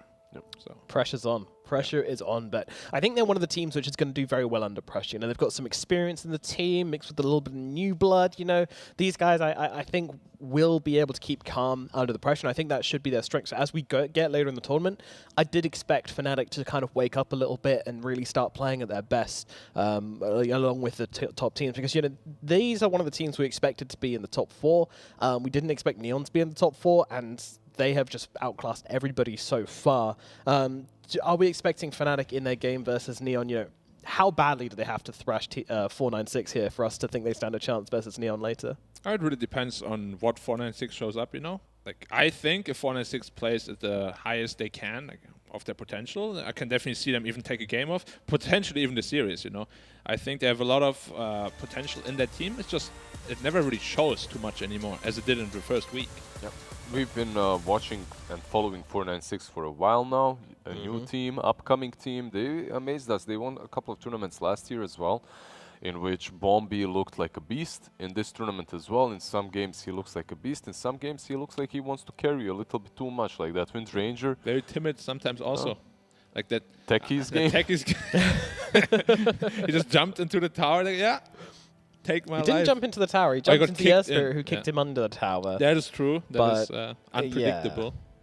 Sometimes it happens. Things be that way. I mean, if you're playing Techies, you probably deserve it. So yeah, I will shed no tears for Techie pickers. I mean, I hope they try it again, because I do believe Techies is actually very strong here in the right hands. But you know. Agreed. I think there's a few lane matchups which work out very nicely. And if you get him through that laning phase, then you can have yourself a good game with him. But let's have a look over towards the middle lane as we compare up the two mid laners in a head-to-head, and that is Moon versus Hung Hung. Any interesting stats here which catch you guys' eyes? The stats that Moon, or ex-Nana, he's been in the scene for a really long time. He's the experienced veteran. He's been on a couple of TIs. Meanwhile, Hung Hung is still making a name for himself, and he's had some decent performances, but nothing extraordinary so far. Looking forward to seeing more of him. Yeah, laning-wise, I actually thought Moon, you know, would be doing a little bit better, but it seems like he's losing quite a bit of his matchups. But yeah, like, he's been kind of sacrificed in the draft sometimes. Moon, meanwhile, Hung Hung is very heavily prioritized. Yeah, he's playing like ODs and stuff too. Yeah. Whereas Moon is, like, as you said, playing the more sacrificial space makers. And that's really where he shines, you know. Come mid-game, he's really good at just decision-making, where to be, when to be, where, and like what to do in a team fight. And you can see it in the stats too. Like, you know, always a lot of tower damage, a lot of hero damage. He just does his job, you know. Well, the fact they have very similar stats, other than the laning phase where Moon has, you know, a significantly worse stat there, it kind of shows that even though he's losing the lanes, he's still doing as much as Hung Hung has been doing. Yeah, same impact. Even though, you know, yeah, exactly. And that's huge. Like, if you can do that as a mid laner. That's huge, but also keep in mind that 496 has been losing most of their games. Meanwhile, Moon and Fnatic have been winning most of their games, right? So your stats obviously are going to be a little bit better and skewed in the favor of the winning team. But yeah, if we go away a little bit from the mid lane and speak of the teams in general, 496, if they have the nice draft, if they get those supports that they get for Bombi, like, I don't know, Winter Wyvern on position 5, maybe a Kotl or a Phoenix, they look extremely solid. They know how to play around them, which is weird saying you know how to play around position 5, but it does make them tick on a different level. Yeah, I also feel like he's the one that usually enables the team, you know. Yep. Which is, as you said, strange to say. Most of the time, it's not really the plus 5 that you're looking for. And that team, he has been and still is, I think, the standout player of the team. You know, if they dominate, it's usually on his back. And we're saying that they're the underdogs, but Fnatic, they need to play versus Neon, right? 496, they won a game against Neon. They did, that series very was convincingly, too. Yeah, very convincingly. That series was not that easy. And in the game in which 496 dominate, they really dominate hard. Yeah, on the first week, if you remember the Night Stalker mid lane, we haven't really seen it since, but man, did it work well. Yeah, it's just an aggressive team, you know, like pure aggression. If it works out, they run you over. If it doesn't, then they you know, it falls back onto them. You know, like then they are suddenly the ones making all the moves, even though they don't have items or levels to do so, and they just get swatted away. They certainly do. I want to talk a little bit more about Fnatic and their supports, though, because there has been a lot of conversation about Fnatic and their supports. You know, Jabs and DJ, basically two POS 4 players. Currently, DJ is playing the POS 5 most of the time. Jabs is playing the POS 4. Do you think that's been working for them, or do you think they're still yet to iron out the creases of this? Still can work out some creases, iron them out, like you said. But at times they look really solid and really strong. Like if you remember, they are the ones that started with support Enigma in this region as well. That looked really solid. Sometimes you see some weird pickups on 4 and 5 that don't necessarily synergize that well. But besides that, I really don't see any big problems. Yeah, the only thing I saw when I saw DJ, I feel like Jabs, you know, he's a POS 4 player naturally. He's doing very well for himself. But oftentimes when Fnatic is behind, I feel the warding game is not that good for Fnatic yet, because DJ looks like a little bit uncomfortable in that regard. So there's what definitely are these things? Yeah, but what do I do with wards? It's very difficult, you know. Like when you're from 4 to 5, suddenly you have to think about warding here and de-warding there, and it's a whole different game. It's like a mini game inside of Dota. So it really is. It really is. And yeah, another comparison here. You know, DJ just placing more wards. He's like, I'll go for quantity over quality. Yeah. Just like me when I play support. This ward, yeah, you warded after 30 seconds. You just you just warded somewhere where you would be farming or something, right? Yeah. Like I think my carry should farm here, but then so he ends up not farming there ever. I'm like, oops, sorry guys. The thing is, like a few years back, warding wasn't necessarily a 5 thing. Like both of you would be warding constantly throughout the game, like 4s and 5s. Obviously, 5 would be buying all of them, but you would be still like sharing that load, sharing that responsibility. Yeah, it's similar with like detection in team fights as well, where you know everyone has to. Everyone has to, especially when you've got like an Oracle. You know, it's so funny when you're playing a game and like someone's pinging your Oracle. Oh, why didn't you use your dust? It's like, oh, because I was like half a screen back, buddy. They've got a Ricky. If I step forward, I'm dead. But you know, all the carries we see nowadays. Tell me, how did it feel? Did that Ricky hurt you? Is that what happened? The Rickies always hurt me, Lizard. The Rickies do very horrible they things backstab to me. you, I hear, very often. Yeah, it hurts. It hurts. Yeah. It hurts. Rickies are bullies. They just jump on the supports and absolutely murder them. But hopefully in this game we won't be seeing any Ricky. Talking about picks, what are we expecting from both of these teams? What do we think is going to be hotly contested between these two? Like the usual, you know, they love Wraith King, they love... Okay, Ursa, Fnatic is pretty straightforward, I think. 496 is a team where they suddenly have like an anti-mage middle or some Night Stalker middle. Like they're a little bit of a weird team when it comes to the draft, but Fnatic is pretty cookie cutter. They're like the Wraith Kings, they have their Pucks, their DPs, their Oracles, you know, just a stable game-winning heroes. Like they don't really ever pick flashy stuff. And from 496, that can be their downfall, or that can lead them to success, right? Yeah. Because one of the games that they played versus Neon, they flexed the puck all the way to position 4 or 5, and they still do extremely well with him, because that gives them an opportunity to pick Ursa and put him mid or whatnot. So that flexibility can really come in handy for them, as they do have position 4 and 5 that do extremely well with these wonky heroes. Yeah, they do tend to be too flexible though. Yep. And oftentimes they pick a hero that's really good in that position for that game, but he's like, nah, I'll play it POS 5. I got this. Yeah. You want to be Yoga, you don't want to be Contortionist, where you're turning yourself inside out and fitting into a briefcase. Yeah. Not needed. Just keep it flexible, but keep it sensible. Yep. Very true. And draft on the way, 496 banning out the Coddle. One of the, I think, most famous heroes in SEA, or most popular rather, in SEA right now. Yeah, Other regions Pango pretty much. Yeah, Pango is also getting picked up in more regions now too. Like they also start to realize the strength of that hero. It's a really, really good hero. So chaotic, like so much mess he brings to every team fight. Yeah. And the flex from 4 and 3 is really important too. Like if the lane is good, you can just dominate it. That Orb of Corrosion, man, is no joke. He procs a couple. Plus the disarm, Plus the disarm, and you just can't lane against him. So it's like 34% slow or something. It's kind of ridiculous. He went from a hero that anyone would just wipe off the face of the lane, right? Like you just you give your carry a few levels, and Pango can't lane any longer. like with the level disadvantage. But right now, Pango, he gets that corrosion, and you can't lane against him. Like he became really difficult to deal with. Yeah, I mean, any support caught out of position, you get Orb of Venom slowed, you get disarmed, you're done. Yeah. You're done. That's just it. done. Just get out of my way. Just unplug your keyboard. Yeah. Go. Too much minus armor. It's -5 armor, actually. It's ridiculous. Just level 3. Enigma banned out by 496 when you asked us about supports. We mentioned that. Fnatic loves to play it. Phoenix obviously could have been highly contested by both of them. Banned out by Fnatic. And Earth Spirit as well, something that Hustler plays on the side of 496. And very well. Yep. Yeah. So mostly Puck support focused, those first couple of bans. Usually we see a couple of cores in here, some troll maybe, you know.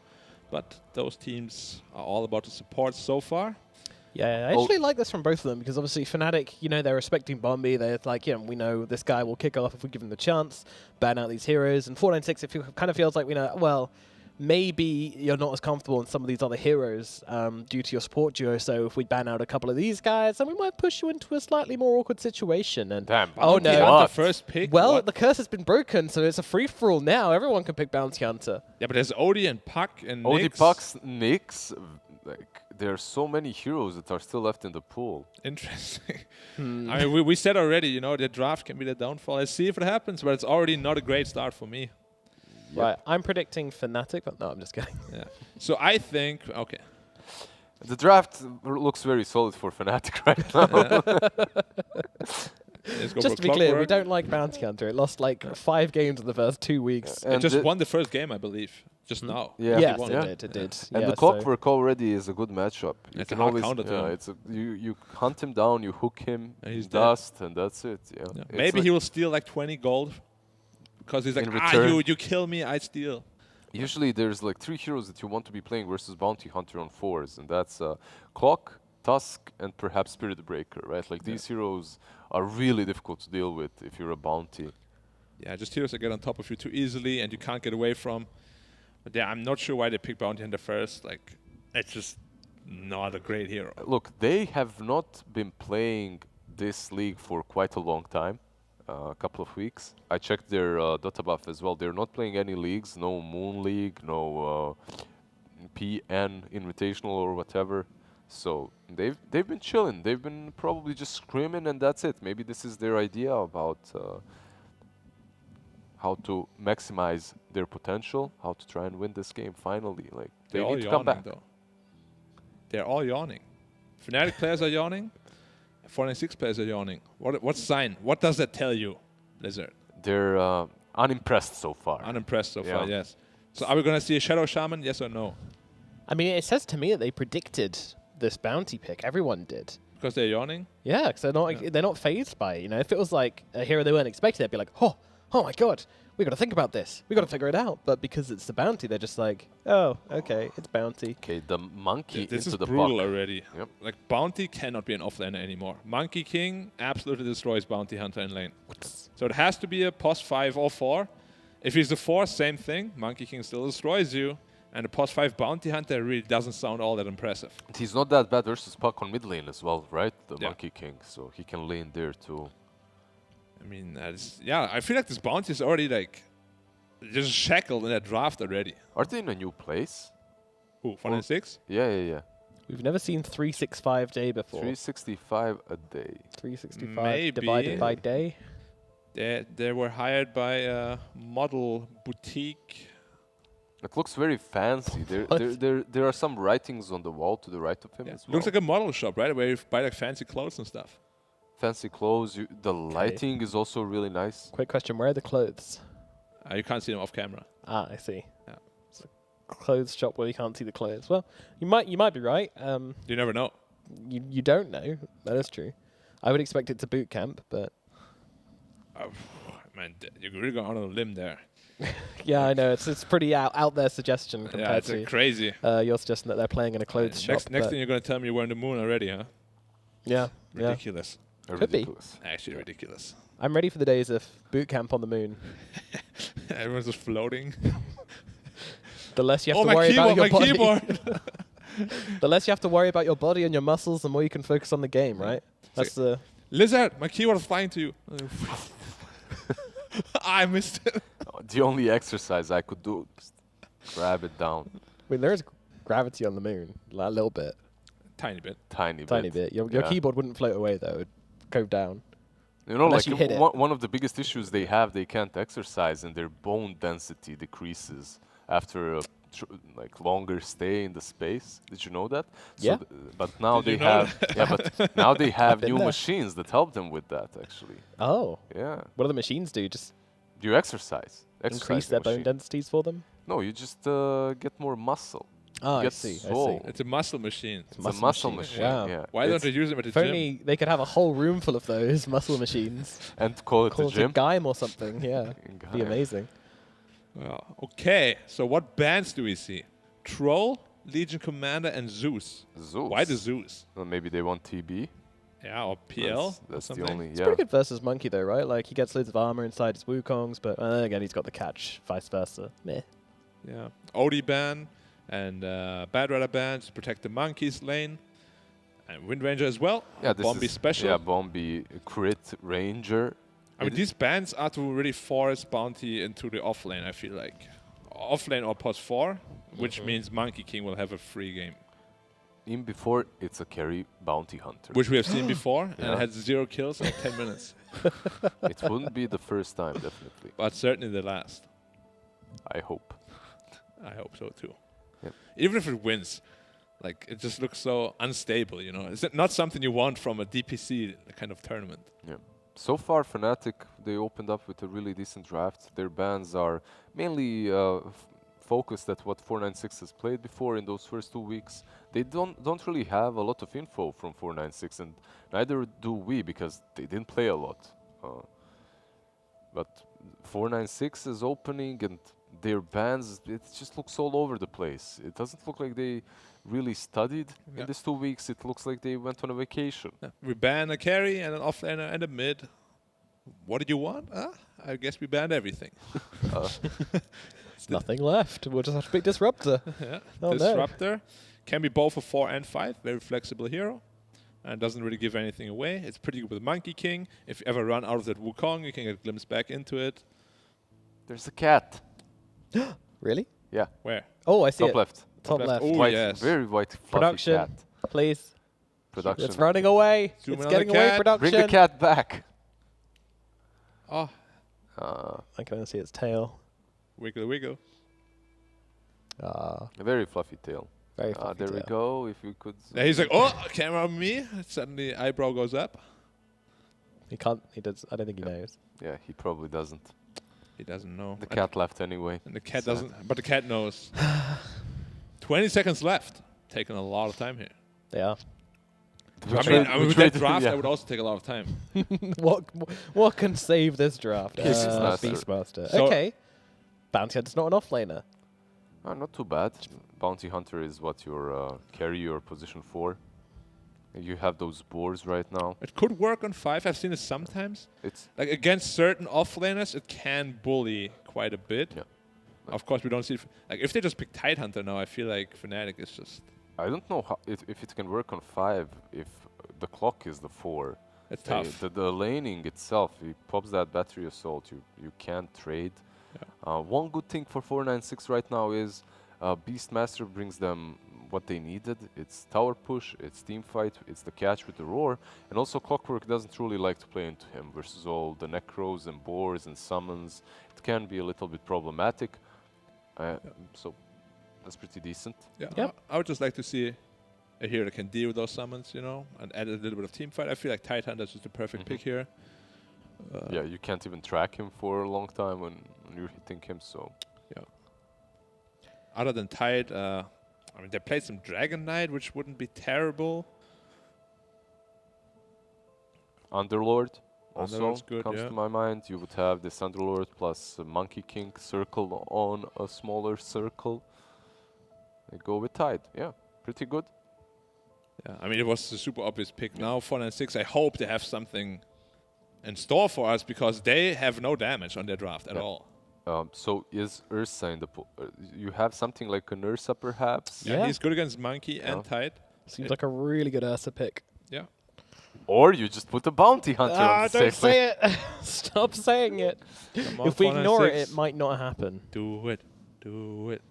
No, Ursa is an obvious pick here. The same way Tide was, I think. Juggernaut. Okay, well, No, it's a carry. I don't like It's a carry. that nearly as much. It's not as good against Tide, and it's not nearly as good against Monkey. I think we were paneling the same team 496, and they had an option to go Troll versus Ursa or Jug versus Ursa. They went with the Jug. Yeah. I think we saw this scenario play out before, so it's just player preference. It's some hatred towards Ursa that he definitely does not deserve right now, as he's one of the top carries. Top carries, really. I feel even Ursa together with Bounty makes more sense also. Just because you have more damage, you have more chances to kill heroes. You get a good hero kill, you just go straight into Roshan. So we'll have to see if it pays off. I just don't really feel it right now. Interesting that they ban out the Naga. They're expecting... Carry Naga? Yeah, they're expecting mid lane Monkey. Yeah. Which we have seen a couple of times against Puck. It's quite an easy lane. Also, Naga dominates Beastmaster too because of the illusions. High armor, obviously. PA is banned. I'm seeing like a free Terrorblade game here if they want to put Monkey in the mid. Lane is super easy. Yeah, those are the heroes that you think about, right? Like PL, TB, and Naga versus Beast. If you really want to flex this Monkey to mid lane. Yeah. So what mid lane are they looking for? They need some... Or is it Puck middle confirmed already? It could be a 4 Puck. Could be a 5 Puck. They're banning out Bombi heroes, though. Last 3 bans from Fnatic, they were literally Bombi heroes. So, yeah. And the first 2 as well. Bombi's pretty banned, yeah. That's 5 Bombi bans. So Lesh and the Lesh is going to be the final pickup from 496. So it looks like the Puck is going to be on the position 4. Yeah. If that's the case, I would just put the Monkey safe lane and pick a hero that's good against Lesh. Bounty 5. Bounty Jug lane. It's Bounty 5 or 4. They've played Puck 5 before on Bombi. Okay. The game that they played versus Neon, I believe they had... they had Puck 5. Puck 5, yeah. And they barely lost that game. They should have won that game, but they barely lost. They won. Oh, they won the game. Oh, yeah. With the Ursa, OD, whatnot. But they so barely lost that game that they won that game. Wow. It was very barely. Very barely. Okay, so what's good mid lane against Lash? I'd go Wraith King. Oh, look. Monkey King. Big. Monkey King against Lash is okay. But when Lash gets 6, it's a bit scary for the Monkey. But of course, Wraith King is a Wraith King. Who would have thought? Yeah, they just go with everything that's in the meta right now on the side of Fnatic. I mean, they just have no damage on 496. How did they go through this Tide and Wraith King? Lash. That's damage, right? All right, I'm gonna ask you guys for your predictions. I don't think it's going to be too taxing for you, but basically, do you think 496 can do it? They can if they really snowball. It's just I don't think Fnatic will let them. Yeah, I think Fnatic's draft is just superior. I'm going to go with Fnatic. Yeah, they do have this early tempo-based lineup on 496, and we've seen them do very well with aggressive lineups. You have the Healing Ward, the Beasts, the Lash, not a lot of cooldowns, plus the track. It's all nice and dandy, but Fnatic still looks more stable. Puck 5 into Tidehunter and Disruptor seems... Yeah. And Bounty 4 as well. 496 can snowball. They can. And I think they might. I like this Leshrac pick a lot more than you guys seem Go to. for it, Nomad. I'm going for it. I'm going with my heart. I'm going for 496. I think this Leshrac could do it. Also, Nihilism is an amazing spells game, so I'd love to see him get an Aghanims. But that's neither here nor there. Let's bring it over to our casters, who for this game is going to be B-Cup and a cast. Guys, what are you thinking about this game 1? Could be more even than we expected. Like we've seen first win with the Bounty Hunter in Southeast Asia region in the previous one, so anything can happen. But I'm a bit worried about this. Like Puck Juggernaut lane, you don't have any kind of stun, any kind of slow for your Juggernaut, so it's kind of hard. Still gonna go with Fnatic. Fnatic, all right, Ben. What say you? You know, I was calling my mom the other day. It was, just a checkup call, and I asked her, Ma, Fnatic, 496, I need 3 games. And I said, game 1, just pick one. She said Fnatic. I was surprised. She just went straight out with it. Well, very wise lady, as she does agree with all our analysts here. So it's 4 Fnatic for Fnatic, 1 for 496. Let's throw it over to our casting duo for game number 1 of Fnatic versus 496. B-Cup and Lacoste, take it away. Yeah, thank you so much, Nomad. We're coming into game number 1 here, Fnatic against 496. These are more important series, I would say, for Fnatic, wanting to get towards the top, but at the same time, 496, they're trying to hold on to any possibility of getting themselves into the upper division for next season. It's very important win for both of these teams. 496, you know, they've shown some good games so far. Other than that, they look not that good. So, like, Fnatic definitely has an upper hand in this matchup. We'll see how it's going to go. It's been a bit of a losing streak, I believe, for 496. It's been really tough for them as it's been a bit of a mess at times.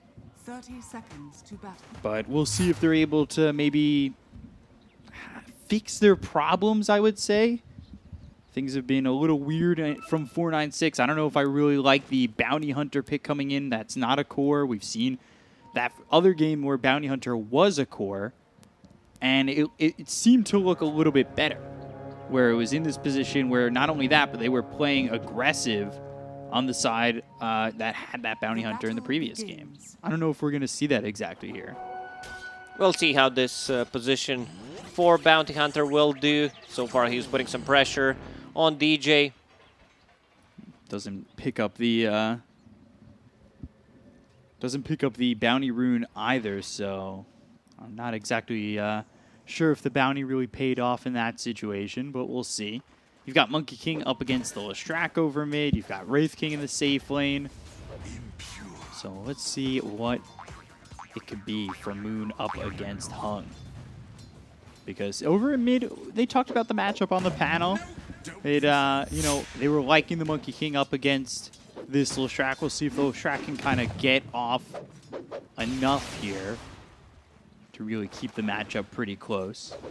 Guess we'll have to see, but it's going to become harder and harder for Monkey King. He should do okay, like first 4 or 5 levels. Once Lestrak gets that Pulse Nova online, it's going to be much harder for him. Of course, it's Lesh' favorite matchup. He's playing into a melee hero, but Monkey King also, you know, does well against certain heroes that he didn't do that well, like let's say 2 years ago against Lestrak, against Puck. Now it's still a decent matchup for him.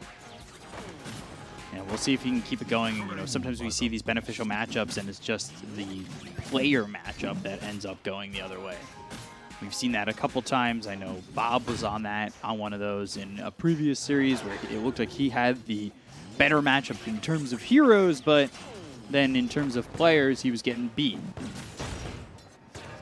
Well, sometimes, you know, it happens. You're misplaying 1 or 2 situations, it backfires. I take what I please. So we'll see Hung right now forced to pop that salve. You've got a couple of right clicks coming out onto Hustle Monkey King at 9 and 3, as well as the Beastmaster at 9 and 3. And you know, everybody's kind of keeping it up in terms of CS. They've got a little bit of harassment going back and forth between these two supports. Jab's getting run down, throws down the kinetic field, keeps the Bounty Hunter from just right-clicking away on the Disruptor. How is Tide's game supposed to be here? Like, it seems like he's just top of the CS, having a good time.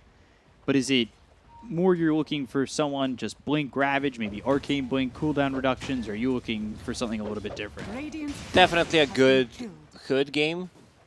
Like you're playing into Lestrak, into Puck, Juggernaut Spin, you would definitely want to get that item into Blink Dagger. After that, like you can decide, possibly like a Swift Blink. We see that quite often across all the regions where it just feels good. Like you don't, like the cast point is just too good. You don't give your enemy enough time to actually react to your Blink. A lot of damage coming out of Masaros, who did also lose that Courier, so Tide without a Courier for the moment. Hustler just invis, only level 2, but they placed down a Sentry, so they'll keep vision on him. Disruptor again taking some right clicks, not really enjoying taking this much harassment. It's the harassment early on from the Bounty Hunter, but it's more about where we see him evolve into if he can get those track kills, because I mentioned it to Black in the previous game with the Bounty Hunter.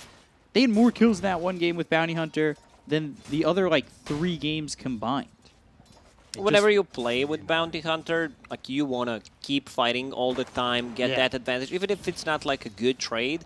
Let's say you lose 2 heroes, you kill 1, or you lose 2 heroes, you lose 3, you kill 2. It's still gonna be a very good trade for you if those are track kills. Yeah, and this isn't like the other game as well. And I know I keep comparing it, but where they had the aphotic shield, purge off the track. Yeah, there's nothing to purge off this time. There isn't any kind of a save, any dispel mechanic until they get their BKBs up, so it's gonna be much tougher. How's Monkey doing? 23 CS against 19, so he's actually playing this. Fury on top of Jabs should be first blood for DPC. Gets that first kill. But yeah, Monkey King's doing well over mid. 26 and now 27 and 8 compared to the Leshrac, just 19 and 2. Yeah, Monkey doing better than I expected, and this is Monkey who had 1 nothing and the Jingu. Like, he was just saving a point, and now he understands, you know, Leshrac gets that level 6, so I'll just put more points in a tree dance. This is my farming ability, and if he feels threatened at any time, we'll just go to jungle. So nicely done by Moon. Like, you were not using your spells, you were just last hitting, and now he's sitting at 32 and 8. I don't think it should be as favored for Monkey King. I still think Leshrac should have an upper hand in this matchup. But, you know, Monkey, like, look at his armor. It's 10 right now, and Jab's going down again. Also ran him down himself that whole time. This will come in handy. So I used to see Monkey Kings, I know sorry to interrupt you on explaining that point, but I used to see Monkey Kings go like 0-4-4 in the Chinese region. I know this is not the same region, but they would completely just skip Balance Strike altogether. I don't think I've ever seen that, but There like, even if you're playing into melee matchup, you want to have at least point in Boundless Strike to get something out of the Jingu. But this is a matchup where you just max out the tree dance. You're not, if you're playing into melee, you want to put more points than 1 in Jingu, that's for sure. But yeah, you're not getting any right clicks on the Leshrac. So Beastmaster having a good lane too. Regen Rune will go for DJ. So that keeps it out of the hands of the Leshrac. So head back towards bottom. Red just here, just trying to farm as much as he can, but Raven, he's only 27 and 2 for the moment. Blade Fury on top of the Tide over top. That'll stop eventually, not doing that much damage right now on a Masaros. But you did, you know, use that Blade Fury, maybe an opportunity to get a kill or go the other way with Shuriken stopping the TP. DPC another kill, 3-0 in favor of 496 at the moment, but bottom, Waning Rift, silence on the DJ, Illusory Orb, Kinetic Field, right clicks in, DJ gone. Both Raven and Jabs forced to turn around. They want to get out of this. Puck is only level 4, but they might, yeah, that's a dead Jabs for sure. Yeah, Hustler comes in. Level 3 Disruptor, no Boots of Speed. It's just a tough one. Like, this Hustler guy is making so much space with the Bounty Hunter. Like, usually he's the one who's playing position like 4, but we've seen Bombi when he's playing like 5 Wind Ranger that he gets more farm. We've seen his Puck as well, so they might share the responsibilities. This is definitely a duo that can do that, right? Like, if you're getting a couple track kills, that's a lot of gold going for Bounty. He could share the responsibilities, maybe alleviate the pressure on Bombi. So we'll see. Monkey King goes into the jungle, and well, so does Raven now. Rune and Raven kind of forced to move over as Balance Strike. Primal Spring right here on to Hung, and well, it's a quick kill onto the Leshrac. They needed to get a kill on the board. You know, you see your team not having any kills, you're gonna feel bad. So far, so good for 496. Definitely the underdogs coming into this series, but the laning phase has gone well. We've seen this for a lot of these teams that are, you know, maybe on the cusp of being middle of the pack or bottom of the pack here in both the Southeast Asia and Chinese regions. just the strong, competent laning phase, but we'll see if that continues.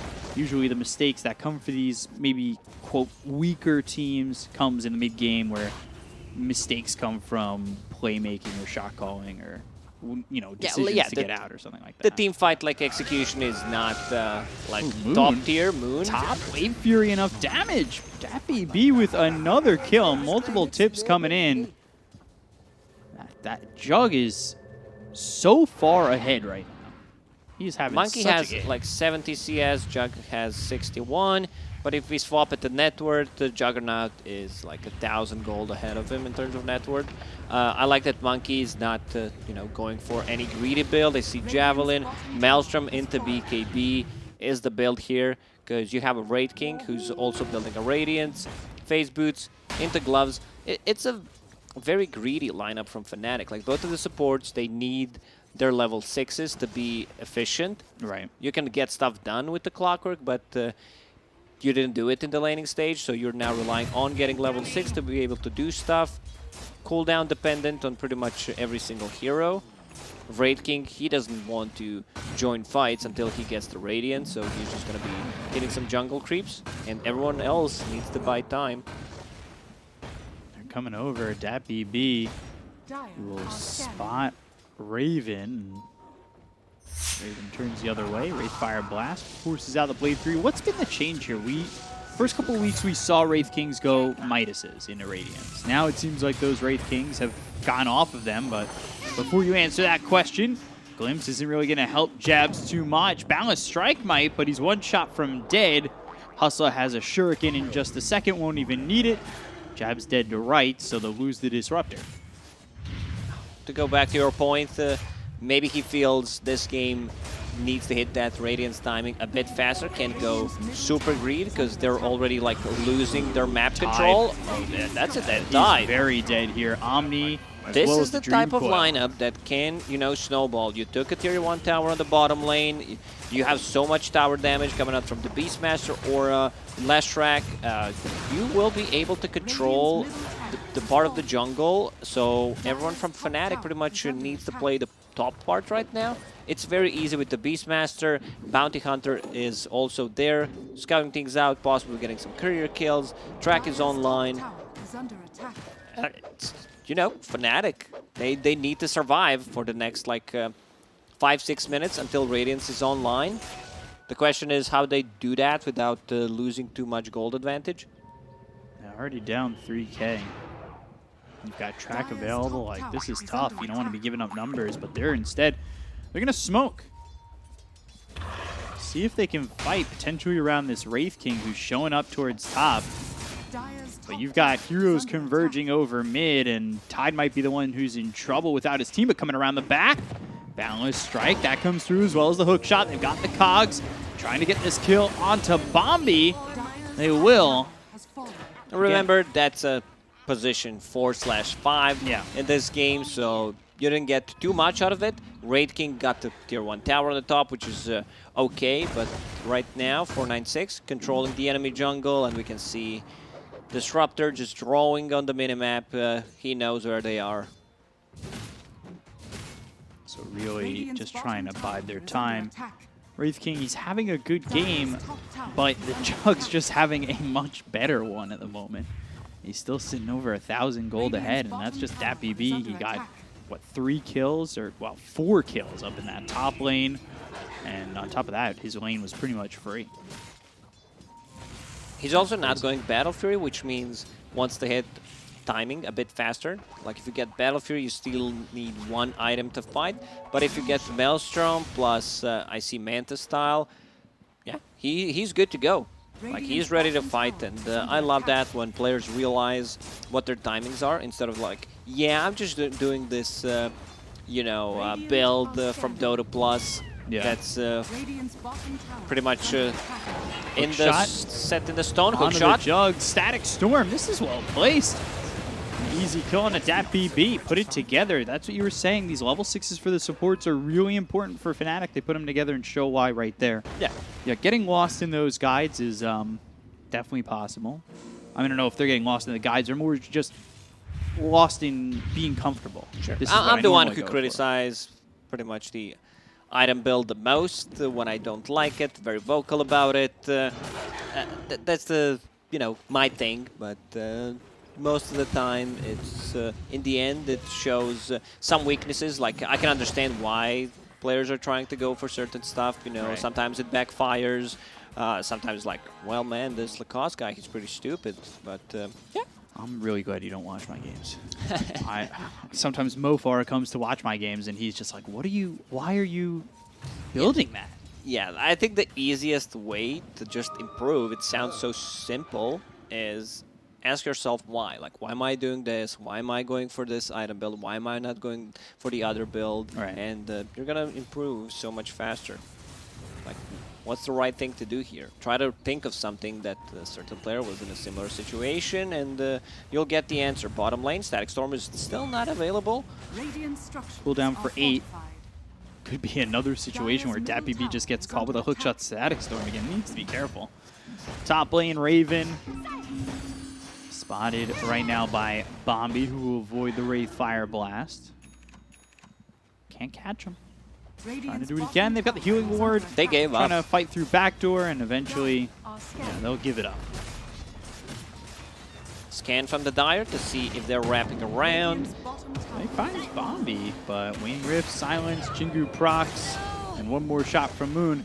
So far, I would say, yeah, Fnatic, they gave up the tower, but they've kind of slowed down the progression of Fortnite. That's what you want to matters. be fighting with the track. You want to be getting these kills. But right now, they're okay. I say they're okay, but then they go after the Tidehunter. They're trying to get this kill on Masaros. They walk right into a Ravage. They've got a hook shot to follow up the Static Storm. Blade Fury into the Static Storm as well as Kinetic Field. The Balance Strike comes in. They get the kill there on Masaros, but they end up trading Hung.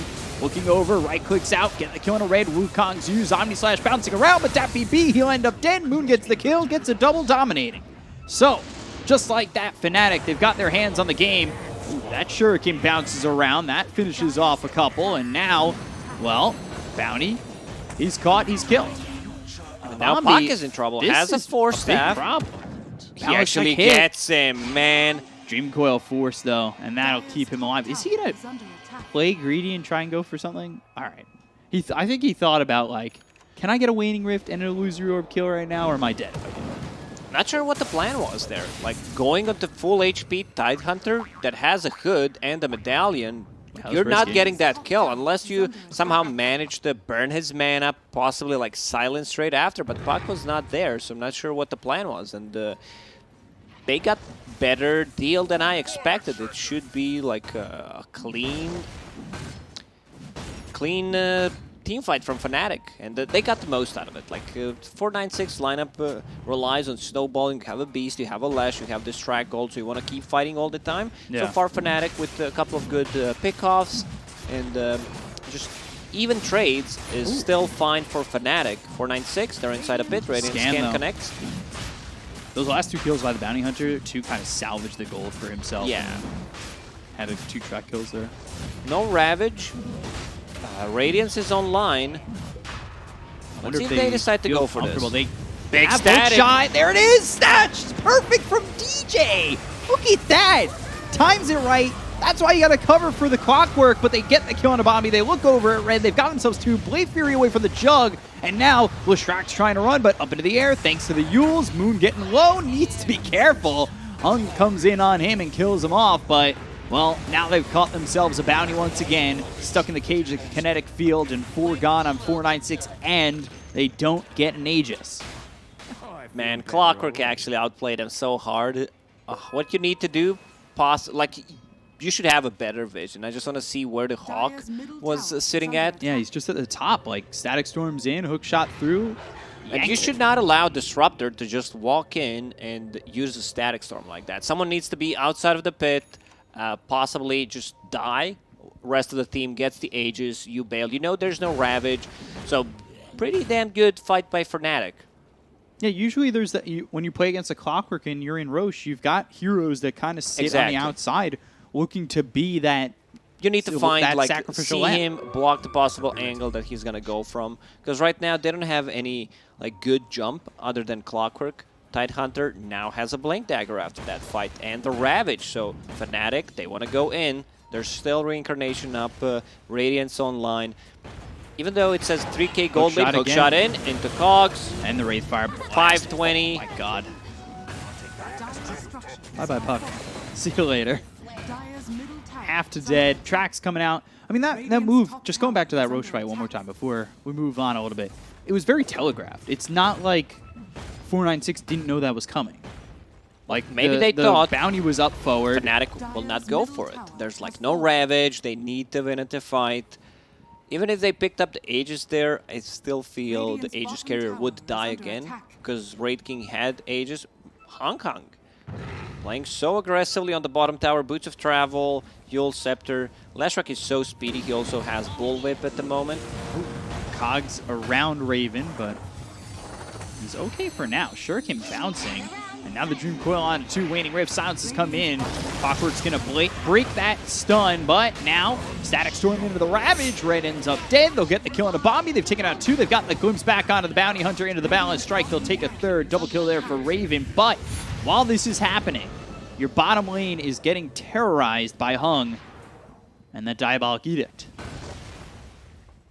He took 1,000 damage off a tier 3 tower, which is not that bad. Still, I feel Leshrac needs to be in a fight for them to be able to win it, and also Juggernaut needs to use an Omni Slash. I have not seen Omni Slash being used in quite some time.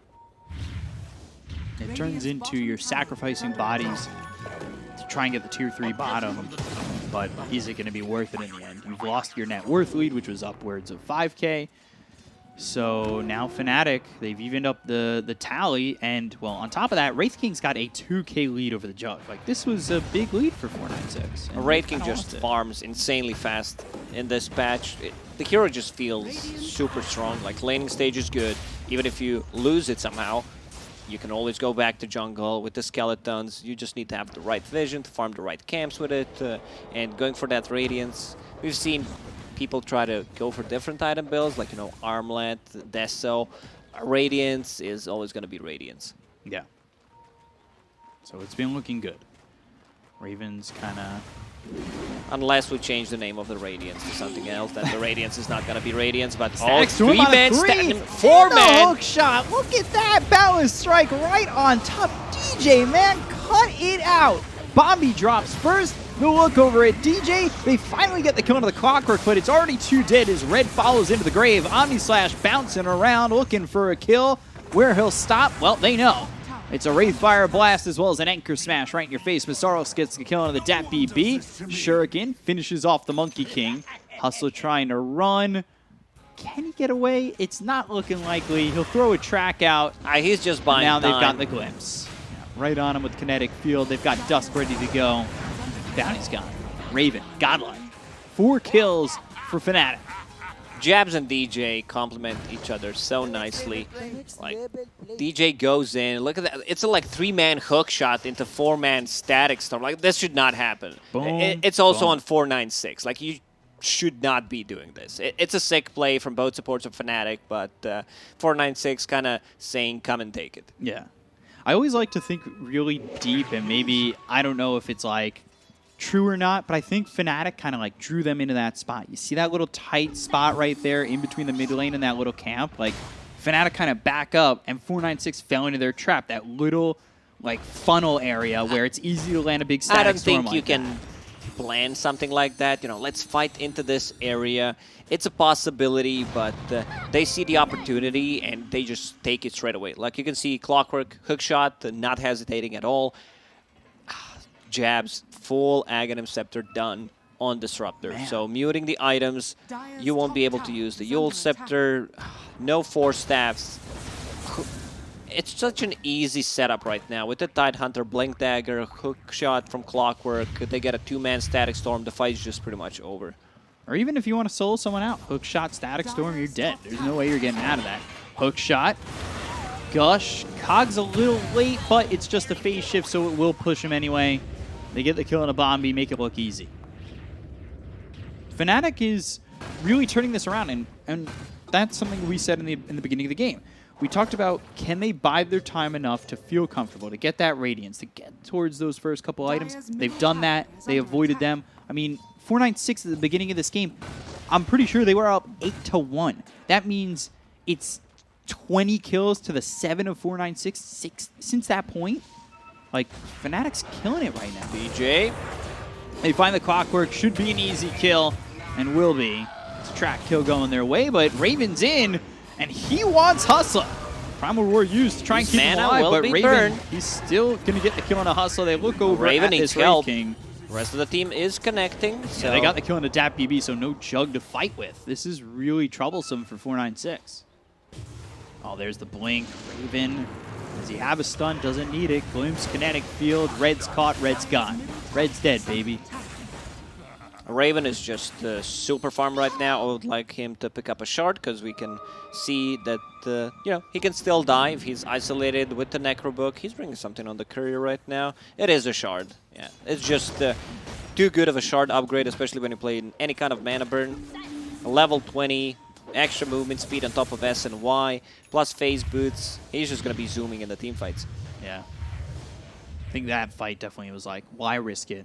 Just get the 0 mana cost reincarnation. Like, there's no reason to get myself out of a fight when I can prevent this. To go back to your point about Fnatic dodging fights, how 496 was ahead. Yes, they were. Fnatic, great understanding what needs to be done. You know, they get level 6 on both supports. They go in, get a kill, get another kill on Juggernaut, and suddenly, like with just those 2 rotations, they're back online. Yeah. Ooh, hookshot I think was used, yeah. It came out, it hit Hung, and now they're going to bring the Monkey King over. Balance Strike, Static Storm, all committed with the Wukong's command. I get this Can't use their items. Flash Rack would definitely love to pop a Yule Scepter there, buy some time, deal damage with the Pulse Nova and the Edict while he's in the air, but yeah. Even though if he did, still looked pretty dead. So Fnatic right now in full control of this game. This is something that we've seen throughout this tournament, like 496 and the similar teams where like they know how to play the lanes after the laning stage. They kind of fall apart after a few bad decisions, and this is something that kind of is happening here right now as well. And you see as Fnatic take advantage of that. They're going to go to the tier 2 tower. They're going to pressure. They've got Raven up front.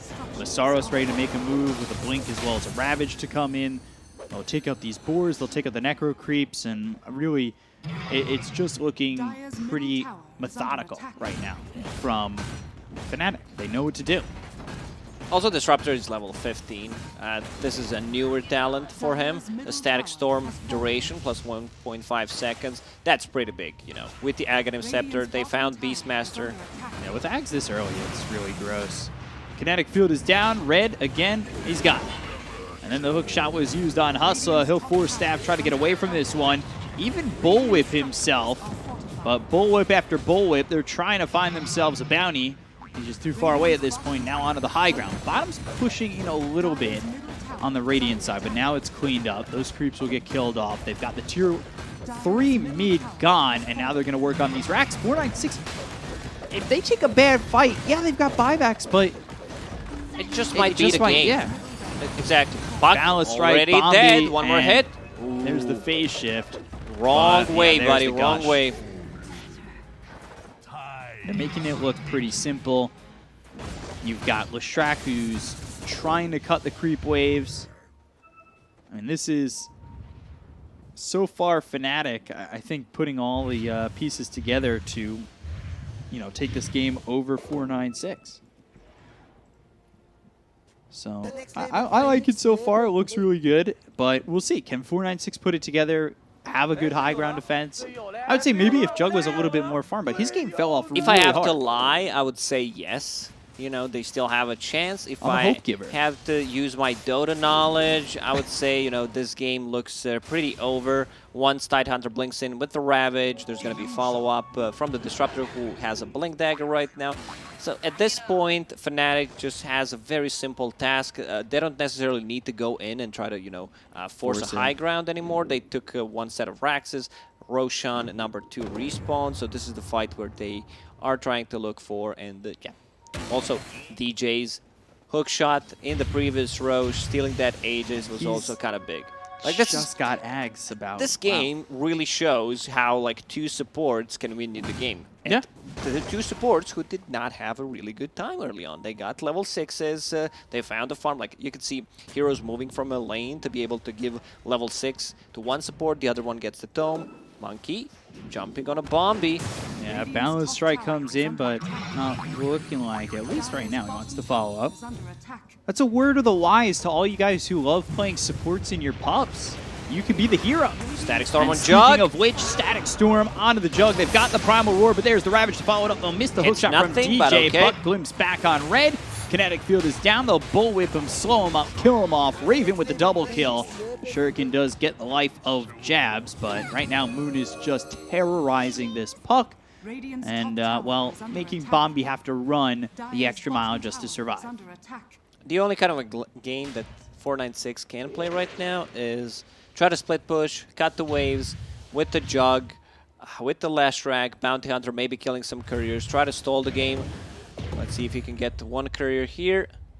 Going for Clockworks. Yeah, but it already dropped off the Ags. He knows. What an outplay. He's actually maneuvering this courier nicely. Not sure where the courier is going right now, but okay. It's just getting away. Hook shot. Okay. Not going to land. Raven, meanwhile, he'll push out bottom. He's going for that Swift Blink, has Radiance Blink, AC, Sanjin, Yasha.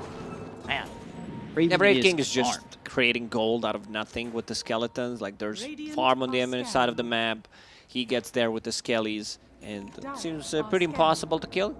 Level 23, with that shard, doesn't care about his mana being burned by the necro units. Gold out of nothing. You know, that was always... That's stacking. That's the dream. I know you normally need a Philosopher's Stone to make gold out of nothing. Old GPM talents. Yeah. Man, I kind of miss those. Respawn talents? Respawn talents. Kind of don't miss those. Oh, 60 minutes into the game, I'm dead for 30 seconds. Okay, minus 60-second respawn time. Like the most broken one was Lina with the respawn talent and Bloodstone when, you know, charges gave faster respawn time. So you're like, you die, you respawn immediately, you go back into the fight, you die again, you buy back. So it's like 3 lives on your Lina. While Lone Druid was also obnoxious to play against. What was his, minus 60? I don't remember. Minus stupid, as it was. Minus stupid. It really was. How many times did we just see Lone Druid just high ground defend like that? Balance Strike comes in onto the Leshrac. Oh, nice. Ooh, Coil Snap with the 4-stab. That was really beautiful to set up on a Moon. He's got buyback. Essence Ring pop by Masaros. They've still got the BKB running for Hung. They're trying to make some ground here. Jabs, though. Static Storm not going to land. However, gives them enough time. Hook shot in. They've got the Blade Fury running from Dat BB, but they already got the kill on Hung. He's going to be dead without buyback. Glimpse all the way back into their hands. They found the Jug. They've got the Wraithfire Blast, and they're going to fight 1v1. And Raven's going to come out the winner. Winner in the red corner is Raven. It was a fight that was never meant to be there for the Jug.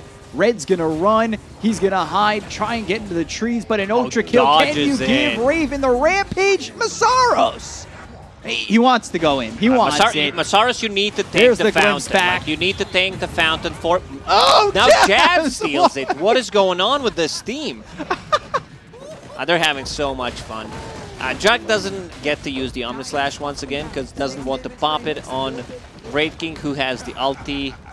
It's just a tough one. Even with them missing completely a Static Storm, they still managed to win a fight. But yeah, we can see why Bombi has been praised throughout this DPC season. Like this play, Coil into 4-staff play, where he just breaks the coil.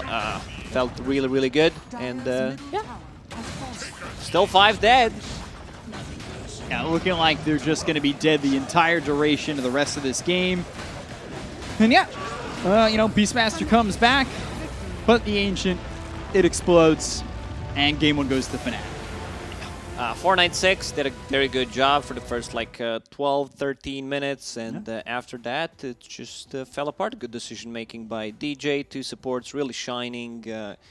Just overall great gameplay, understanding what needs to be done. They exactly did the same thing by time for Wraith King Radiance to come online, keep fighting with Ravage. Pretty simple stuff. Yeah, it worked out really well. Jebs and DJ really doing a lot of work there. Again, supports. You could be the hero in your game. Just have a positive mental attitude. Get that 6. You turn things around. You're that guy. So, well, to break it down a little bit more, we'll go back to the panel. Back over to you guys. Yep, Fnatic take game number 1 and give 496's Truffles a good old ruffling. And here to break it down on the panel with me is Black and Lizard. Guys, thoughts about this game number 1? What stood out to you? I'm a +5. I'm stuck in my bracket. If you play like that, you won't be. Because there was a pretty clinical performance by especially DJ, but Jabs also did a really good job. I'd still suggest that you take these advices with a pinch of salt. Like, yeah, it's great, but being a core for your MMR at least is a little bit easier to accomplish. Like playing a core, getting that MMR. However, back to the game. 496, perfect opening to the game at least. Perfect opening to the series. The way they played the lanes, the way they pressured the tier 2 on the bottom lane was exemplary, really. The way they move. The problem is when you put so many cores so early on that bottom lane, who's farming the triangle? No one. And that Jug doesn't have a Battle Fury, he has a Maelstrom, he isn't going to scale as much. So if you're winning so hard, I believe maybe you could even go for a little bit more of a greedier build on Jug. But this is where the game was a little bit lost for 496, as after they take the tier 2, they try to go for the Tide, who has Medallion, Hood. You don't kill him, and you just get destroyed afterwards. There were a couple of obviously good engagements by the Disruptor with the Aghanim's, the Clock stealing the Aegis. That was really, really good for Fnatic, but this was the turning point.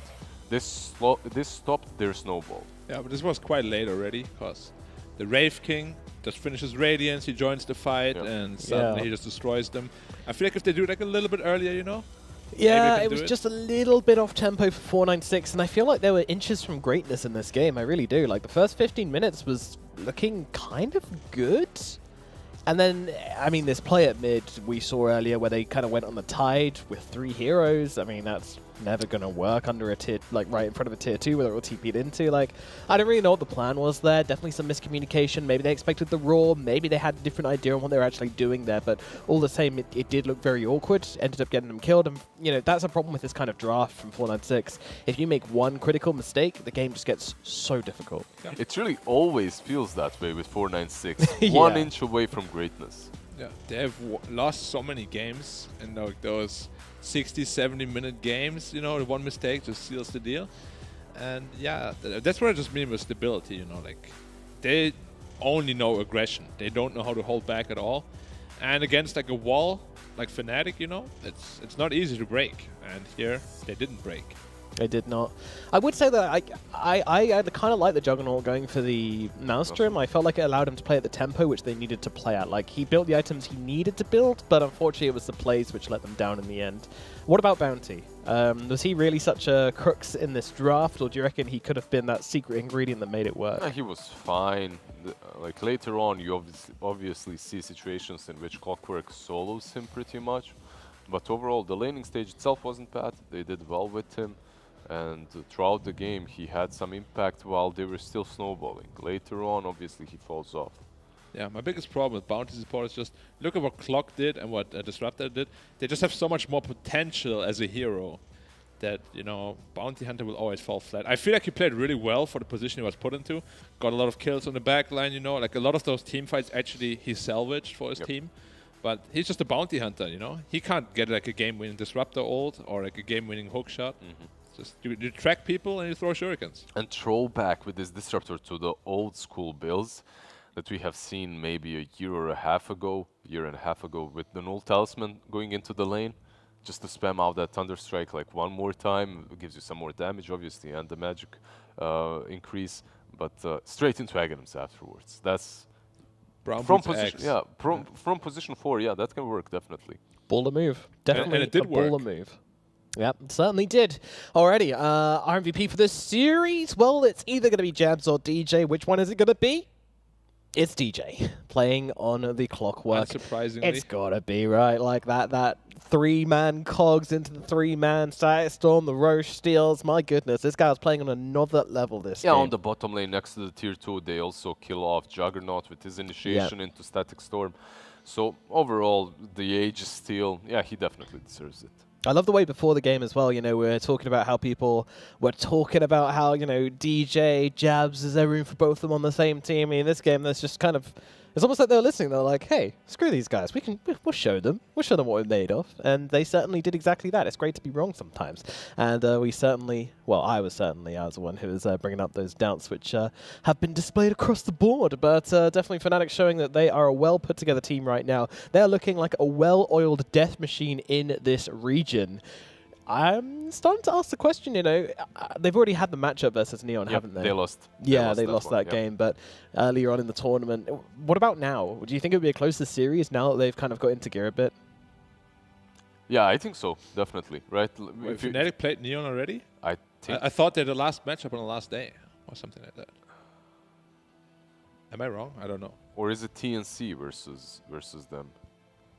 You might be right. We will might find I thought it was like the final match. We'll find it out definitely after the break. Yes, we will indeed. And of course, guys, we want to hear from you as well. So head over to Twitter, #DPCSEA, and let us know your thoughts and most importantly, your memes on these games, on the region. We want to hear anything you guys have got to throw at us because we love hearing from you guys, our lovely, lovely viewers, and laughing at your good jokes.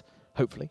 And of course, if you guys want to go and check out the YouTube stream as well, we're in 4K definition, so head over there as well. And of course, check out our sponsors who are Secret Lab and HyperX for this event. So if you're in the market for any hardware, either whether that be a seat or some computer hardware, then head over to HyperX or Secret Lab. We're going to throw it over to a break, after which we will be back with game number 2 of Fnatic versus 496. So don't go anywhere, and we'll see you very soon.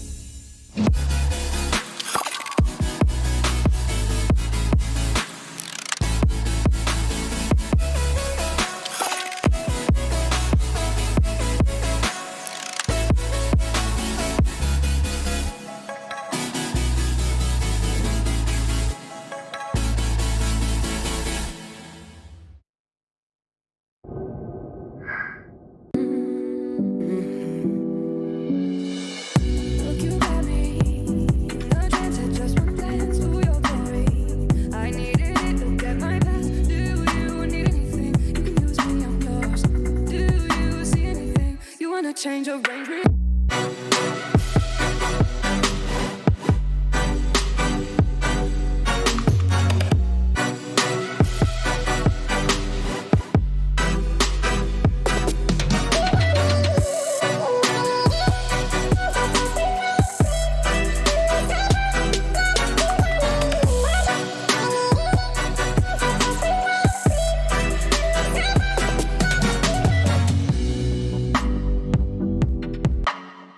Hello, beautiful Dota fan, and welcome back to the DPC SEA region.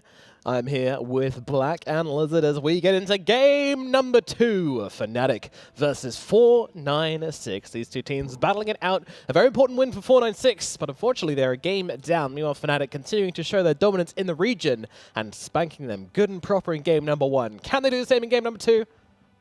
Probably. Yes. Probably, yeah. Yep. Yeah. All right. What heroes would you like to see coming out from 496 then to try and get them the advantage? Not well, Bounty. We won't see the Bounty, we won't see the Phoenix or the Cutlass. They have all been banned out. What's remaining for Bombi Boy? There's Winter Wyvern and Wind Ranger. I almost said Wind And Wyvern. Techies. And no. Yes. No, please, no. Yes. No Yes. Techies. I'm fully on board Definitely with yes. techies. If they go techies, I'm predicting 496 100%. I don't Really? even You know. are? Yeah. 100%? 100%. Yeah, me too. Yeah? Yeah. Okay, you guys do you. What can I say? I can't really blame you for believing in Bombi Techies. Look at this guy. He's talking so much, Bombi. He's rap godding this Give me the stuff. damn Techies, man. I got this game in my hand here. Oh, Get out of my way. Get out of my way, because life's cutthroat. techies gonna blow. Anyway. So he's the only one in the 365 place. Is that maybe an internet cafe or something? No, it's that a he's model in? Boutique. We already talked about that. Model boutique. I Or a see. space station. Or a space station. Yeah, one of the two. Or a model boutique in a space station.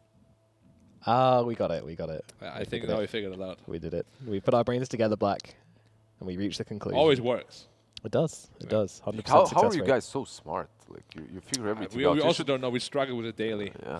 Just It's like a this blessing and a first pick curse. IO. Like, so Boom. smart. There we go. Yep. There we go. We have seen plenty of carry IOs in the region. We have seen some position 4 or mid lane as well. But yeah, very opening. And Very open opening. Very open opening. That's what you want from an opening. Yeah, If your opening is closed, then you're it's- suffering an oxymoron, and no one wants that. Yep. Yeah, and 496, they do have... They're in this position in which they can pick Winter Wyvern, right? Or Bounty It's- Hunter. Or techies. Dude, they're already down to 1 minute 20. They used over a minute already. All right, think about it, right? Techies, right? You just predict where the IO is going to reload in, and you put all the bombs there. Boom. Yes. Two kills straight off the bat. Yeah, Easy. for big brains such as you two, like mining the proper spots.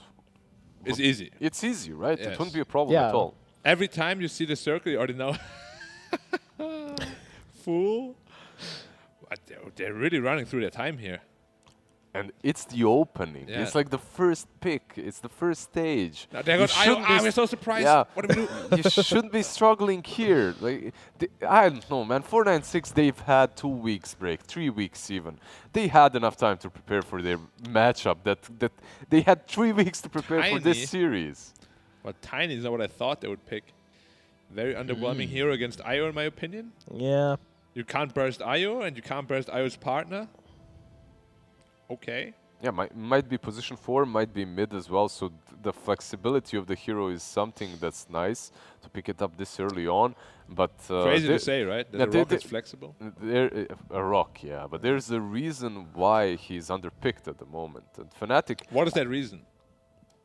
he's just not as strong as before. Yeah, he's actually really damn weak. Yep. But AA, I Ooh. finally see it. I feel like AA is literally the only IO counter in the game right now. Like, you have this heart at some point, you're just unkillable. And AA is the only hero who can stop that. I don't even feel that he's that much of a counter. Like Yeah, you'll be proven wrong here. Okay, we'll see. Like he does prevent you from healing, and that's great. But so many times he just dies at the beginning of the fight, or even if he hits that ulti, Out of yeah, position. you shrug it off. Like, what this A needs is setup, right? Yeah. Like he needs Faceless Void. Puck. Perhaps not Faceless Void, but What happened to that something hero? similar. It was picked every game. Yeah, And it's now his gone. bash damage was reduced by like 10. And now we can't pick that hero anymore. Fnatic, by the way, with their opening, kinda set the stage for a carry Wisp because Yeah. you have Elder Titan. Or offlane Titan also can work. Also can. Yeah. I mean, we've seen Titan in 4, 3, and 5. And Hustler is like, I'm out. He poured some like drink mixture. I don't know if you guys caught that, but I was watching his camera and he like poured his. I was watching he the was mixing some drinks and then he just disappears off camera. So it's a Witcher potion. Yeah, he's gonna go super mode. Yeah. Big. Yeah, another thing about the AA Tiny, by the way, is that you can use the Ice Vortex to amplify the damage you do in your combo. It's quite nice. Kind of makes it similar to what it was before, but not quite still, unfortunately. Yeah, what happened to my poor old Rockman? I'm happy he's gone, though. So annoying. I'm happy Rockman is gone. I'm happy Void as well. Pretty much 2 heroes that have been in the meta for way too long. It turns out Hustler actually spilt his drink and went to get some napkins to... Oh my god. And now his keyboard doesn't work anymore. And the mouse exploded. Okay, how many times did that happen to you? Ever? That you spill something on your keyboard and it stops working? Once. Once? You, Yeah. Black? Did it stop working after? Yeah. I don't drink near my keyboard, I only eat. Because like if like some food crumbs fall into it, you can just clean it. Yeah. But if water or something gets into it, you're done. Very Again, smart. Very very disciplined as smart. well. Very disciplined Yeah. as well. Very disciplined. You're a man of many traits and many talents. Did anyone tell you that? You're the first one. I think we might be... He tells himself that every you know, morning in the mirror, we though. might have something going on here. Like you're treating me like a real gentleman. I'm not used to that. Yeah, that's what you deserve. Thank you, sir. That's what you deserve. I'll give it right back to you. Feel like a third wheel here. Let's move on to some of these bans. We have the Mars and the Wind Range banned out by Fnatic. Meanwhile, 496, they're going to get rid of the Batrider and the Storm Spirit. Yeah, just banning out some of these heroes that can get on top of the A and the Tiny easily and burst them down. The Batrider, I think in one of the first weeks we have seen Tiny played on mid versus the Bat. Yeah, that Neon did that. It didn't go great. They got destroyed. Yeah, they did a bit. Wasn't the answer we were looking for, unfortunately. Void Spirit also banned out from 496. So, what we're looking for from 496 is some AoE lockdown to set up for this AA blast. Any options here? Yeah, usually when you're thinking about carries that counter Wisp, it's the Wisp carry, that is. It's these heroes that can get on top of him easily, behind him, some Weavers, you know, these kind of Rickies, whatnot, but they don't bring you what you need with the AA, so... Maybe a Wraith King, just something stable, normal. Wraith King, good lane.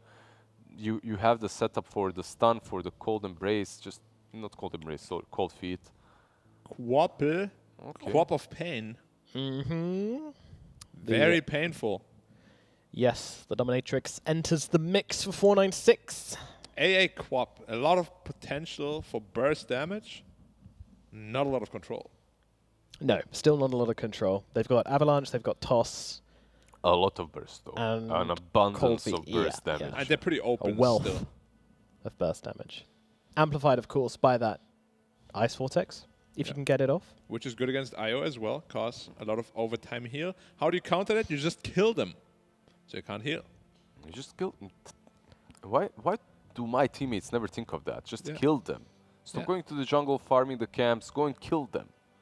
Exactly. That's how Dota works. You kill them, you destroy buildings, you win the game. Stop farming, man.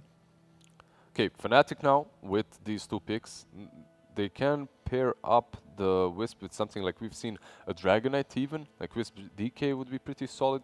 You could lane into the Quap as well, right, on the mid lane. Yeah, it's a bit scary against AA though. Yeah, that's true. A little bit. The region. Quite a bit. Very scary. Very scary. A little bit.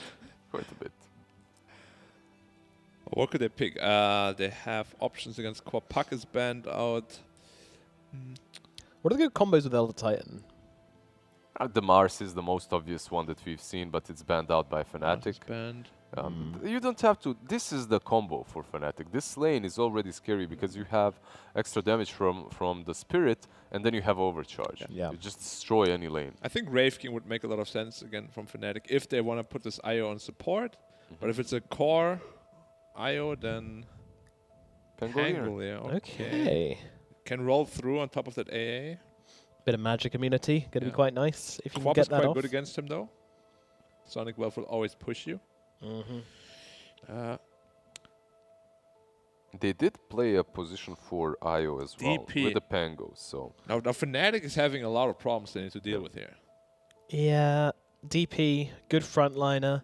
yeah, but 496. Where did the Quap go now? Yeah, exactly. 496 just gave right, themselves DP some offlane. problems as well. Yeah, it's a DP offlane. It could be DP offlane or mid, and Quap can do the same thing. So they're still a little flexible, but the two supports are locked in for sure. Fnatic, when they played Wisp as a core, they didn't have a Pango. But when they played it on a position 4, they did. So maybe this will be a Pango 3, 5 ET, 4 Wisp. I think I would still love to see like something like a Wraith King, something that can just frontline for them. Because of course you don't care about the A blast, you just revive, and then they have run cooldown. There is Monkey King possibility. If Fnatic goes for Wraith King, then 496 can go with the Monkey King Invoker. Okay. And their draft looks really squishy. Yeah. And really unstable. Like, they have to outplay pretty damn hard. This last pick will have to do a lot of work. And this draft looks like, okay, we crushed you so hard in the first game, we're going to have some fun in the second. But they didn't crush that hard in the first game. Yeah, you won, but the laning stage and post-laning stage looked pretty damn miserable. Do you really have so much confidence that this is what you go with? We'll have to see. I mean, as I said, the last pick will have to answer a lot of questions here. They need some damage. They need some reliable control. Need some partner for Invoker. I mean, Void would make a lot of sense here with Invoker, as well as.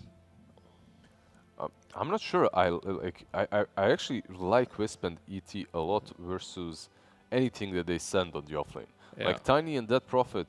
I don't think that lane is good versus IO and I mean, ET. IO Titan is just super strong. Yeah. Almost nothing lanes well against that. If you're Quap, at least you can blink out, right? Like that's something that you can do. And they ban out all these heroes. I think we mentioned both the Riki and the Weaver versus Wisp core heroes that get on top of him and just eliminate say the it's a 4 Pango and a carry IO. They need an offlaner like Beastmaster? Is banned. Oh no. There's only Underlord, Tidehunter. Both of them hate playing against the ADP. They most certainly do. Nature's Prophet could be a choice. Like, he lanes well against AA.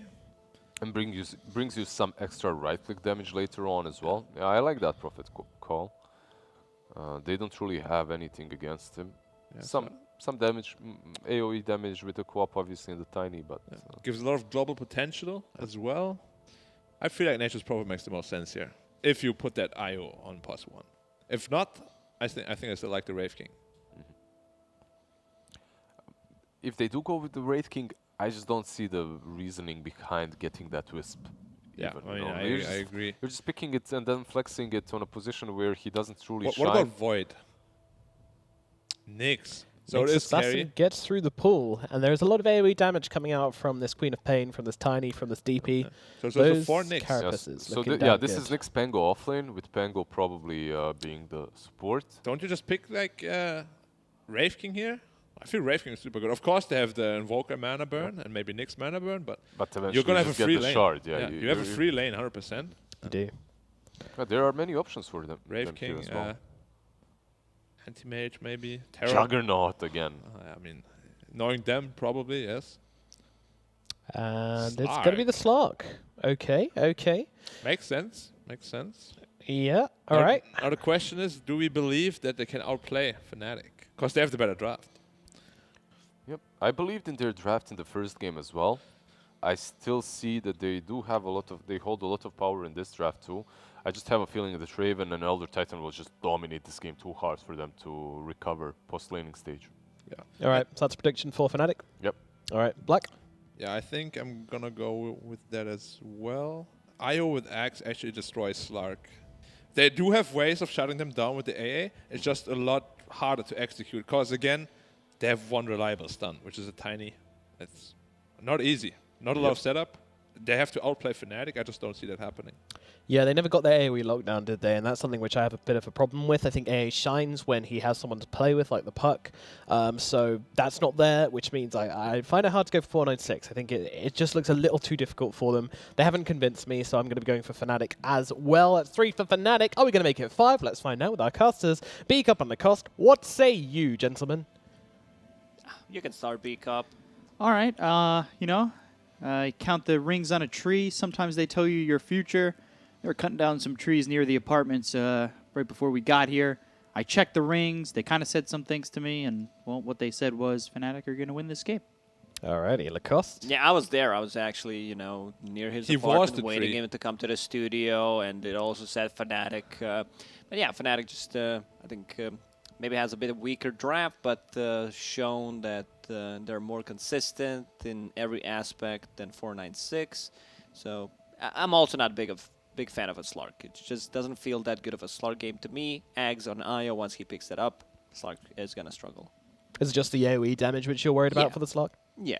Like, they don't have too many good counters to Slark to, like, start with, and they don't have the best setups for, like, AA Blast. Right. There isn't enough stun. If your Tiny is the only, let's call it, reliable stun, which he's not, then you're going to have issues. Alrighty, well, we will get into game number 1. B-Cup and Lacoste, take it away. Thank you, Nomad. Coming into game number 2, Fnatic. First game, well, they waited out until they got level 6 on their supports. Turned it around from that point. Stolen Aegis did what they needed to do to really take over in game number 1. Here in game number 2, the general consensus is they may have a little bit of a weaker lineup, but the question is, are 496 going to take advantage of that? And that's a good question. We'll have to wait and see. So yeah, Queen of Pain mid, off lane, Dead Prophet. We'll see how that one goes. Like, it's just a lot of slow, a lot of burst magical damage from 496. It's just a question how they're going to utilize that. Good scout there from the Elder Titan. Spotting them right away, coming over. Just making the aggressive move, and it's jabs on the Elder Titan. They were talking in how it should be a Nyx Pango lane, but instead, DJ down bottom. You know, he's not going to be in that lane with the Pango so far, at least from the looks of it. They could still, you know, swap things around. I'm just trying to reconnect. So I'll give you a better analysis once I join. Wait, you should be doing it eyes closed all the time, never read the items. I know you got the talent. I got the talent, yeah. That's why there's so much stupid stuff coming out of my mouth. So yeah, I reconnected. It's going to be Masaros on Pangolier. Jabs will be laning with him, playing that Elder Titan. And on the bottom lane, Nyx Assassin.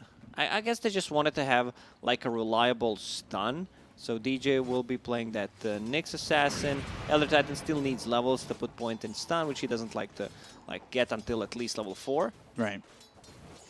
Do you like Elder Titan with more farm priority? Like, I think in the last game, yeah, the Disruptor got the Ags first, but they were kind of like neck and neck, the two of them.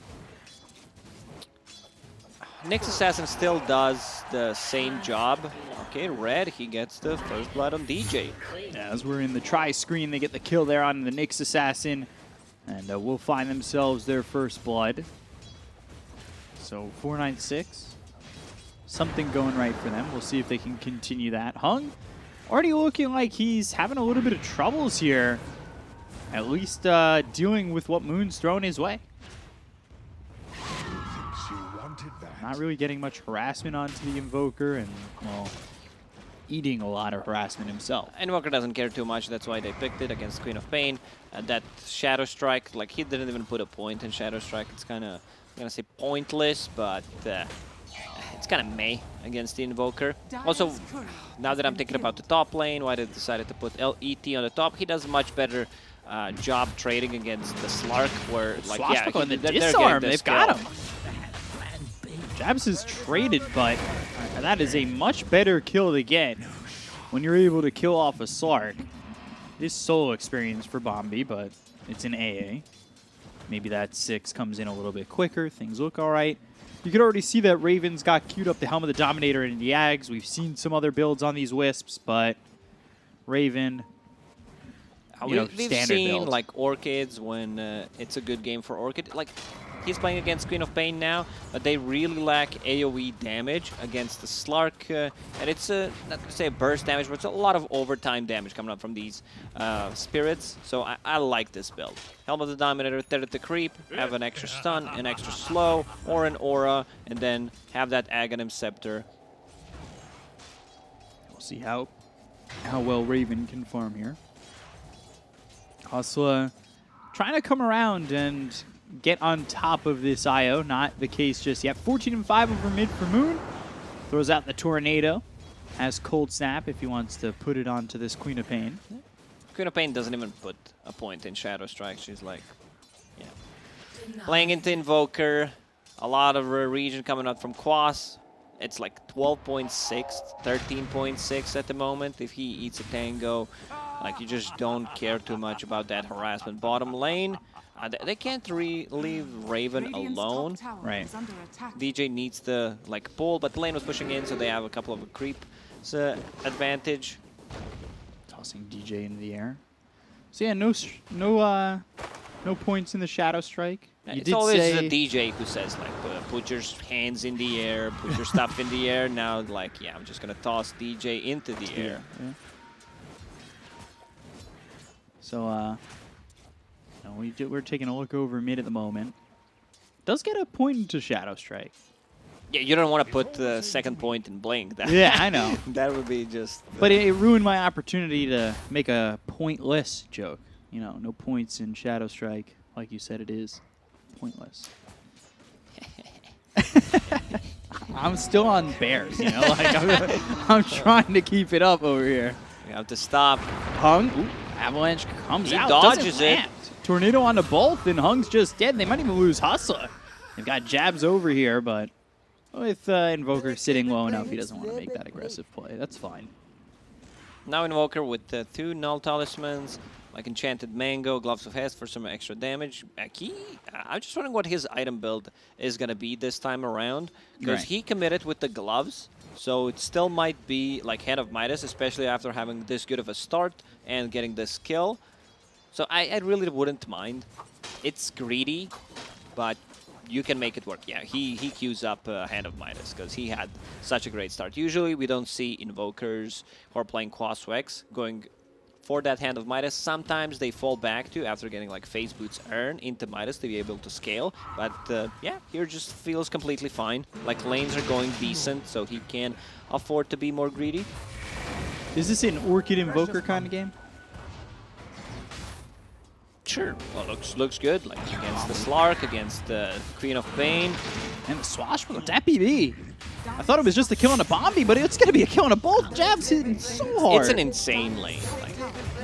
Fogged and me played this lane multiple times. Good doubles. It's just insane how much damage ET does, especially when he puts a second point in Astral Spirit.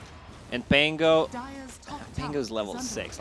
This top lane is just completely lost. AA comes back to this lane, he's straight up dead. I remember when you used to have these ETs in the 4, and they would stack that camp right next to the lane. 3 or 4 times you put the Spirit over that, and then over to the heroes you're up against, and you're hitting for 250, 300, a couple minutes into the game. So fake dive on top. Jabs. Counts, leash, put the sleep. Swashbuckle, Moon coming in. They've got the Cold Snap with the Rolling Thunder. Slark's game's done. Slark's game ruined. Thank you, team, for picking Slark for me. He can't lane. He can't come back to the top lane. I said AA can't come, and we can even see Moon rotating to the top lane, getting a last hit on the tower, playing with the Siege Creep unit. The Prophet has Ghost running on the bottom. Let's see if there's going to be any rotation there. Toss back. Toss. They've got the stun coming in from the Impel. DJ trying to get something out of this. Needed one more tower shot, but that'll go into Bombi. Bottom lane is being pinged out. Raven's like, we could possibly defend this, but I need some people to TP in. They're not going to do it. So tier 1 for tier 1. Safe lane tower trade. That's not terrible for 496. Still 1,000 net worth behind. The problem now is, well, I don't know if you guys could see the net worth chart, but Slark is under the Elder Titan right now. No, he's not anymore. 3 gold more than him. Man, he's farming fast.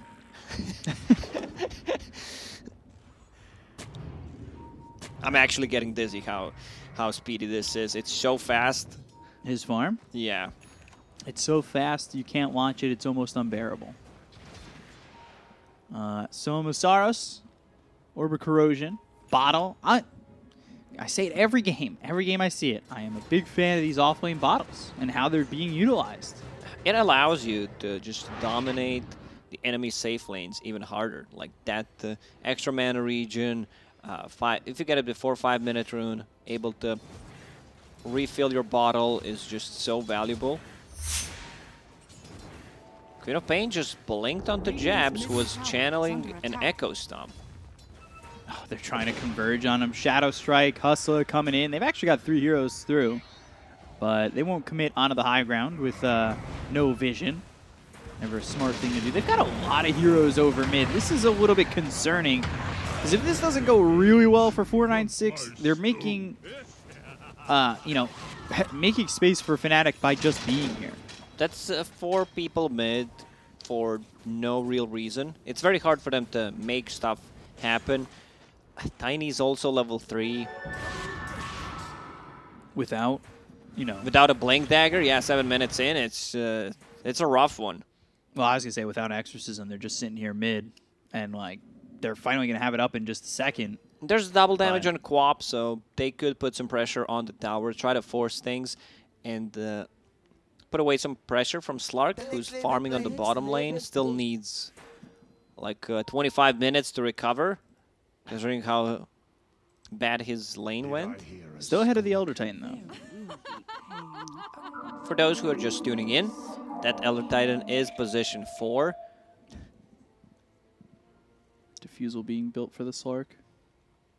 It's going to be... Sure, like you just have to... That item is so good. Yeah. On Slark, it's just like dealing pure damage because of the tough. Essence Shift. Like it's Mana burn, stealing Agi. Right. So, it's... For DatBB, at least from what I'm seeing, like, this is a complete opposite of the game he had last time. Had 4 kills to start, a lot of farm. Like, I'm just wondering if he's just not having a game this game. Like, they weren't even able to do enough with the Jug. Like, he fell off really hard when he had a great start. Now he's had no start. Like, that is going to be really bad here for the Slark, unless somehow 496 open up the entirety He of the doesn't map. even join fight. He might join a fight if 496 like deletes 2 heroes and he's very close. He's going to be jumping in. Other than that, he's not going in until he gets the Diffusal Blade. Yeah. So that's a whiles away, and you've got a Pango here sitting top of the net worth. He's happy with what he's got. Not the Blink Dagger yet. I do love that Rolling Thunder Pango Blink Dagger. Always one of my favorites. And Invoker, he's queued off the Midas. I wonder if he's not going to commit to that anymore. I still feel like he should. Oh, no, he's back on it. Okay, he re-queued it up. It's a very good game. The lanes went well. 7-2, the 7-4 score. Tier 1 tower, half HP. So should be okay. And they have ET who can stop any kind of push. 2 points in the stomp should be enough. So... Okay, so we're having a word from production why this game is paused. Hustler having some mouse problems, and he dropped a drink on his desk. So probably some of those juices went in. It doesn't get sticky immediately when you spill soda. Yeah. It's a little bit later. It just... spilling soda It's just how it stinks. works. It's a straight up chemistry, Like all those juices, they need to be in touch with certain... stuff that's in the air. It's kind of hard to explain but yeah, it's not a very moist move, even though kind of is moist. It's a wet move, I'll tell you that much. You ever spill anything on your equipment? I did. Had to throw out the keyboard because of that. Did you ever spill anything like really close to like a game or like an important game or a cast? No, it was just a pub game. Took me, like, the keyboard was still working and stopped working after, a couple of keys. Maybe I just didn't notice during the game because I was playing bad. Didn't realize a couple of my clicks were not going through. So Hustler reconnecting. I had a cast one time, and literally right before we went live, I went to fix the webcam, brought my hand down, hit a glass of water, and it just came down right on the keyboard. I was just like, oh no. Keyboard. Luckily, I had a backup. He's disconnected. He's trying. It seems like he poured some juice over the internet cable as well, because he keeps disconnecting. He might have reconnected to try the mouse, maybe. I don't know. I'm not an expert, B-Cup, but I'm pretty sure you don't need to reconnect to the game to see if your mouse is working or not. I don't know. Yeah, you got me. You're not wrong at all. God, what was he drinking? That's a good question. A little bit of Tang, maybe? Did you ever have that as a kid? Yoo-hoo, great drink. That sounds too American for me, B-Cup. Yoo-hoo is a chocolate milk drink that I still drink to this day. It's so good. Well, that explains your man-child behavior. Yeah. Shout out to Yoo-hoo. Keeping me young. I mean, I've been told I look really young, and meanwhile, I'm like the second oldest here. It's all in the Yoo-hoo. If you guys want to get in the esports game, Yoo-hoo, come on. Be cool. Oh, Capri Sun? Yeah, that's a good one. There's a Witch Doctor Capri Sun set that never made it into the game, Soon. Unfortunately. One can only hope. Next battle pass. There's a Capri Sun here. I know we're talking about nonsense, but there's a Capri Sun here. It's called Mystic Dragon. That does not sound like a juice flavor. If I had to take a Mystic Dragon, I probably would end up on a toilet. That's the first association that comes to my mind after taking a, what did you say the dragon was? Mystic Dragon? Yeah. You don't know what that is. You don't know what's inside. He reconnects. Obviously reconnecting to check his mouse. Yeah. See if it works in Dota. It does. There we go. See? Good to go. All the pings finally come on through, and there's a kill on a hung just like that. They're going to look over at Bombi and land the sweep. Spirit Siphons on a Masaros, but the Tornado lands on both of them perfectly placed. Swashbuckle in, EMP pops. Moon gets the kill on a Bombi, and now they'll look over at Ray with the right clicks coming out from the Elder Time, the Avalanche, as well as the toss into the air, but Hustler just making some space as best he can until he ultimately loses his life to Jax. What do you call Tornado when it hits two people? Tornado? Tornado, yeah. Tornadoes? It kind of sucked for Hung Hung. He goes in, uses Shadow Strike, but he's going to out-regen that. And he used his ult. Anything? Yeah, he's not level 6 yet, only level 4. They'll line up the sweep. They've got the Impale. His There's game's the Tornado. done. That's the second hero from 496 that kind of is not having a game. He just died, came back, died again. At least Slark is trying to recover in the jungle, farming that Diffusal Blade. We kind of lost track of the time because of the pauses. It's only 10 minutes so far into the game. He said in the jungle, and I just remember we were all singing that this morning. It was a good time. Happy times, just enjoying some quality time with the friends before we go live. Next assassin. Lands with a swashbuckle, easy kill again, and yeah, Fnatic are really just taking over. The drink is really just not even the bulk. Nail in the coffin, yeah. No. Well, Jelly getting picked up for the Dire side, maybe a glimmer of hope with that, but still, games for both. They should definitely not give that Jelly to Hustler, He could spill it. He could spill the jelly, make his keyboard and the mouse even more stickier, exactly. I don't know if you've ever spilled honey before. That doesn't come off. Like, I bring honey to the office. I'm not even kidding. I bring honey in my bag to the office every day to make myself some quality tea. I need to wake up properly, Good cup of tea. If you're not drinking a coffee, tea sounds like a better and more quality option. Mid, Bombi didn't get his T. He's been melted by the heat coming out from Moon. And 6K lead for Fnatic. It is really, the scales are being tilted heavily in the favor of Fnatic as they are just getting away with murder right now. Jabs lands the sleep, but ulti from DatBB and eventually will get the finish. It cost him the ult now, so maybe if they go after DatBB, he could be in trouble. But that being said, Hung, he's the one in trouble right now, and DJ gets the kill. Hung dead again. Is that his fourth death? 1-4-1. At this point, I don't even know like what you decide to buy. On Quap. Swashbuckle again. Oh no. Thunder, Death Prophet gone. Red's dead. Okay.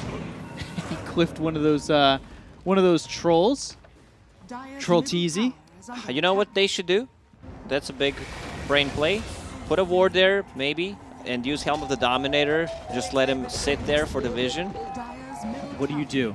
You don't have to place a ward. Like you can see them with your spirits, and just leave him there. I'm a ward. I wouldn't mind that. Tornado comes in, misses Hustler. That's why he's called Hill Troll, because he is on the hill. That makes a lot of sense. Very literal. Lore friendly right now. You don't get much of that. TP in. Over mid. They do have a smoke. They do use it. Moon immediately sees it, I believe. So that didn't exactly work out. Sentry down. DJ uses the Vendetta, breaks the smoke. They could even go back in if they wanted to. But it would be a little bit risky, 2v4. They just don't have the heroes here with them at the moment, but Masaros eventually shows up, and he's got Rolling Thunder. Swashbuckle, Rolling Thunder, that comes through. Red gets hit again. And, well, here comes the turn. A little bit too loose on that one. Need to be a tighter turn, get it more heavy angle.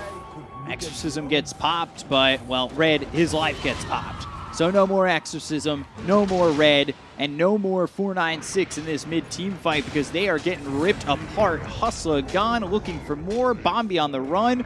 But, well, here comes the side of Fnatic. Sonic Wave gets used. Ice Blast doesn't land. Hung getting low. Bombi dead. Jabs is the only one to fall so far on the side of Fnatic as they go after this Slark who goes into the ulti, but there's the Swashbuckle. DatBB. Can he get a second one? That's All a right. good kill. 700 gold. Let's see if he can get out of this alive. Potentially. Oh, Hill Troll gets killed. And all this is going on. That's another casualty. So DatBB gets a kill. Has that Diffusal Blade online. Still a tough one for them because Queen of Pain's not having a good time. Still working towards that Orchid. Yeah, not really going well at all. All right, a couple of illusions getting harassed here. They'll just time out. Sure. Tornado coming in and DJ rotating over. There's the stun. There's the mana burn. Hustler thinking about helping out the Death Prophet. Doesn't need to put his life on the line, though. Radiant's bottom tower is under attack. So that's fine. They need this Blink Dagger on Tiny. He's still 1,000 gold away from it. Somehow, somewhere, he needs to find the farm to be able to just get a first jump because they don't have a way to initiate a fight. Queen of Pain's very under-farmed. She can't allow to just blink in and Shadow Strike. Like, that's your form of initiation right now. Mules for Pangolier being built next. Shard for the Ancient Apparition. If he can get it to that, I'd be pretty impressed because Bombi's game has been pretty much shut down. Getting that shard would basically double his net worth. Looking for the Rolling Thunder, but pounce as well as the leash. Now they've got the Ice Blast out on Masaros. He'll shatter or just die to DatBB. So another kill there for the Slark, slowly creeping up. Farming so fast. You know, he's getting up there. Now third on the network, so DatBB recovering nicely. Have Ags for Raven finished. Oh, dig up a bounty rune. More luck than me. It's going to be much easier now that Io finished the Aghanim Scepter, so those spirits, something that Slark, any kind of AoE damage before getting a BKB, Slark doesn't like to play into. That's why he just gets BKB in his quick buy straight away. Arcane Rune for Moon. Fnatic kind of pulled off the gas a little bit. They were playing really aggressive across the river the entire time, and now, well, it's a little bit more conservative from them. They have 4-9-6 with 4 heroes bottom. Just the Queen of Pain up towards top. 3 heroes there for Fnatic, but for the most part, just sitting back. Still need this Blink Dagger for Hustle. This has been a rough game for him so far. Converging over towards bottom while 3 heroes still sit top. Invoker comes in, Cold Feet, Ice Blast will eventually be thrown, but they've got the sweep and a Bombi. Hustle comes in with the Avalanche as well as the toss. Moon taking a lot of damage, and, well, Red, he's got the kill. They'll go after Jabs. They'll bring in Raven as well as Masaros trying to get a kill here onto Red. Relocate. Oh, they actually get the kill before. Ends up helping out to get the kill on Red. We don't usually see drums as an item, right? But on ET, it feels so good. Like having 8 charges on it, it's just, you know, insane. Every single time there's a fight, you just pop it. OTP jabs in, Impel hit, Swashbuckle disarms the Slark, who's trying to get a kill here onto Jabs. Hung gets credit for that one, but the shield crash in. Masaros takes out Hustler. Sonic Wave used, right clicks in, Wop just blinks away, but they've left this Slark by himself, and his killing spree will go into the hands of Raven. So yeah, another one fight by Fnatic. There's still Roshan, they're still lacking a bit of damage, you know, to get 2 kills and go inside a pit and take it. But in the next like 3-4 minutes, they should be able to, I want to see what Invoker's getting after that BKB. Maybe a bit more lockdown. Hex feels nice. That still doesn't help you with killing the Roshan. So like this Fnatic line is not really good at killing the Roshan, what I'm saying. You know, a lot of words, but lineup bad at the Rosh. Breaking it down. Too long. Didn't listen. Team bad at Rosh. Dire's top tower Do is under attack. they need Rosh to really finish this game? Can they, like, they're running over them at 10K right now. Is there a point where they're just going to break through these towers, get the high ground, and just not even need the agents? How good's the high ground defense here from 496? It's pretty bad. You know, they have Crypt Swarm. That's the best thing they got, pretty much. It's very hard for AA to land a good ulti because you don't have the setup. Swashbuckle missing, going into the Rolling Thunder, looking for Bombi, and now the sleep. Bombi getting bombed by this Pangolier. Yeah. I love the build on Pango this game. Orb of Corrosion just feels really nice. Let's see the damage. Maybe I had the wrong read. How long is this gonna take? All right, Pango, I kind of forgot about him. Lucky Shot plus Orb of Corrosion minus armor. That's -9 when it procs. Stupid caster, what are you saying? You know, my first initial thought was they can, you know, kill the Roshan after getting a couple of kills, and I'm like, they don't have it. Because I kind of got lost. I didn't spill anything on my keyboard, but that kind of distracted me. Took the focus off the game. Apologies, chat. It wasn't the fastest, Roche. It wasn't the fastest, but still faster than I expected, to be honest. Okay. Tornado, Cold Snap. Ice Blast comes in, not going to matter. Bombi dead still. His game has been a nightmare. Just isn't able to really accomplish much of anything. He's had a couple of good Ice Blasts, but nothing too... Not much you can do with AA. Like, it's you're level 8. Who's the playmaking hero here? Dead Prophet kind of relies on like team fighting, grouping around. Slark had a terrible game early on and needed to recover. Yeah. He's also building into what I believe is a Shadow Blade on Slark. So wants to be able to possibly like jump the Io. I don't know. I don't know who he wants to jump on. But I don't think Io is the target. They don't have like the clear backline. Let's say Carapace. Okay, Hung. Great setup from Dropping DJ. hard. DJ's game sense is just really on point throughout this whole DPC, throughout his whole career pretty much. The man has been amazing. And I love the build this time around. Right. Just going for max Carapace and max mana burn. He's playing into like 3 intelligence heroes, and he's playing into Slark, which is a pretty big deal. You want to lower the cooldown on that mana burn. Slark really struggles against any kind of mana burn. Avalanche toss, trying at least BKB pop by Raven. Laughs in Ice Frog, what are you going to do about it? Not much of anything, at least for the moment. Tether all the way across. They get a D-Ward on top of that.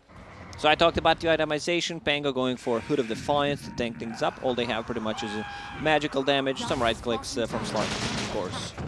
Physical and Exorcism, but yeah, Pango just going for Scotty next. Yeah, I was just about to mention that. Moon, though, deafening blast, and now Bombi's dead. Sonic Wave comes in, but now the rest of the team they come through. Rolling Thunder out, DPC hit up into the air. Dark packs that off. Looking around over at the Death Prophet now. Raven just holding his own as they get the kill on a Hustler. They look over at Hung, who throws a Shadow Strike. They've got the silence onto the Pangolier. Hung blinking forward, trying to fight It's a decent Pango. fight for 496. They've got 2 so far. DJ coming in with the Spike Carapace and the 2-man Impale, but well, there's not really much to follow this up. Raven thinking about helping out as he stays nearby, but eventually DJ, well, he's going to die, and the only one who stays alive is the Wisp. A bit disconnected there from the rest of the team. Relocate in, they instantly blow up Invoker. ET not there, Rolling Thunder a bit late. And then relocate back, so Raven had to reconnect with the team. Didn't have anything to tether to, there's no Helm of the Dominator creep. So it took him a bit more time to come up. They should instead like play with Raven where he is, instead of trying to set up a relocate play. Right. Radiant's bottom So is this tower enough under right now? attack. You're still down 12k. Like, does 496, if they could get another fight like that, like, does that put them back into it? Or are they just still down by too much? And Slark recovered nicely. Shadow Blade working towards that BKB. Blink Dagger is available on Tiny. They're buying all these, like, let's say cheap items. Veil on Tiny queued up. They just want to increase the magic damage. Ancient Apparition, Ice Vortex is also maxed out, so that's like extra 30% of magic resist. Magic damage. So DPC coming over with a Shadow Blade. Looking for a jump. Sentry placed down. They spot him. They stun him. They've got the Sun Strike. Nowhere to go for DPC. Gets over aggressive with a new Shadow Blade.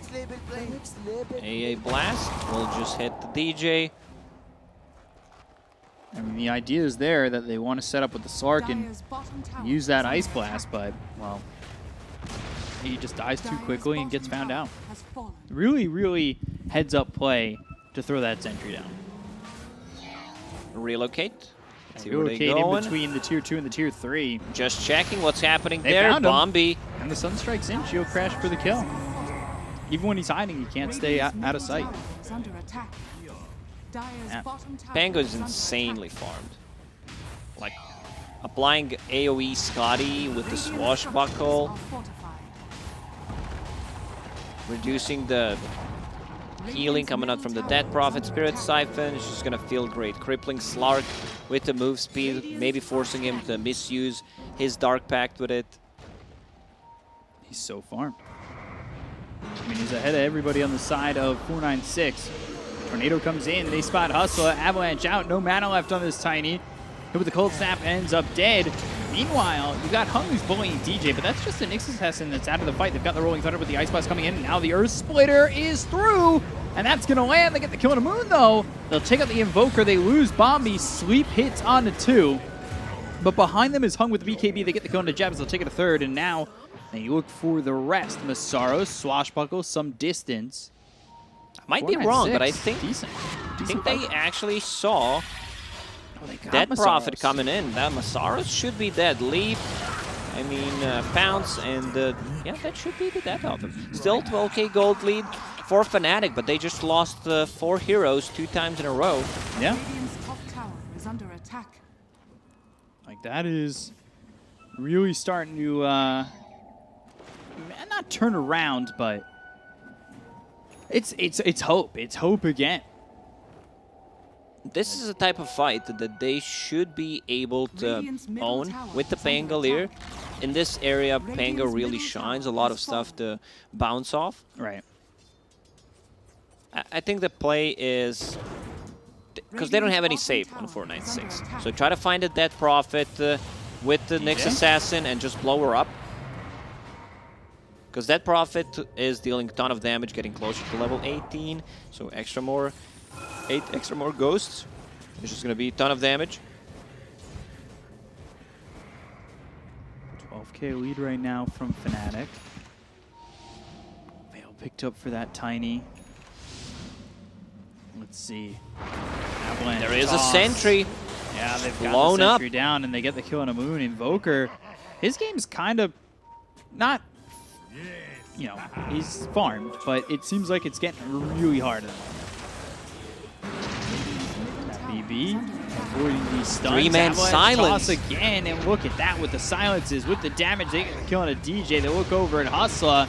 Right clicks in with a swashbuckle. Raven finishes off the Tiny. 2 for 1 so far. DPC's looking for a moment to get back in. If he can come all the way around, again, they're funneled in on these stairs. DPC comes through with a silence potentially from Red. That could be a fight that, again, goes for 496. No, still in this game, after a really bad start. You know, they're keeping up. Queen of Pain now has also a gem. BKB is there, so she can blink in aggressively. They have no abilities that go through magic immunity. Like, you can't just precast Earth Splitter or anything, but yeah, she is having a much better time than she had first 10-15 minutes, that's for sure. Red getting caught. Chased. Trying to keep on top of the Death Prophet. Sunstrike, woo! With a spirit to finish. Was walking in a straight line. That'll happen when you don't really Bombi, I think he's on the wrong side of the map. This should get rewarded. Like, what is he doing there? He just placed it a lane obs. There's no reason for him to be there unless he's warding. Right. Second Roche will respawn in 50 seconds. So Fnatic can't take it right away. Dire's middle tower is under attack. So, again, I'm wondering how much more do 496 need, because these fights are looking good for them so far. Those last 2 pickoffs, not so much, but the fights in general have been right. Dire are scanning. If they can survive, like go in and out a couple of times with the Slark, with Queen of Pain. I'm just thinking, you know, Dead Prophet doesn't like to go in and out of the fights. She wants to commit to ulti, get stuff done, while Slark and Queen of Pain, they really shine when they are in and out multiple times. Right. See if they can have that kind of disjointed fight up against Fnatic, or disjoint really the fight from Fnatic to make that possible.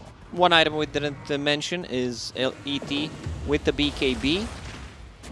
Like, he gets a BKB even with the Aghanim Scepter, but this is like a safer choice where you have straight up 10-second BKB. They're going into Roche Pit right now. 496 using the smoke.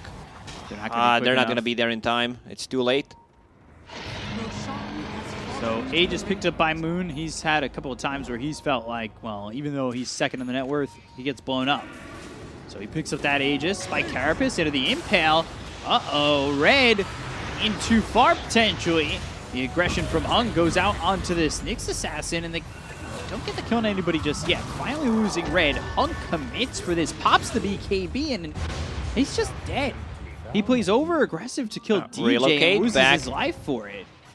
Oh, DPC spotted with spirits. They'll also look over at Bombi. Take out the Ancient Apparition, getting the one they know they can kill.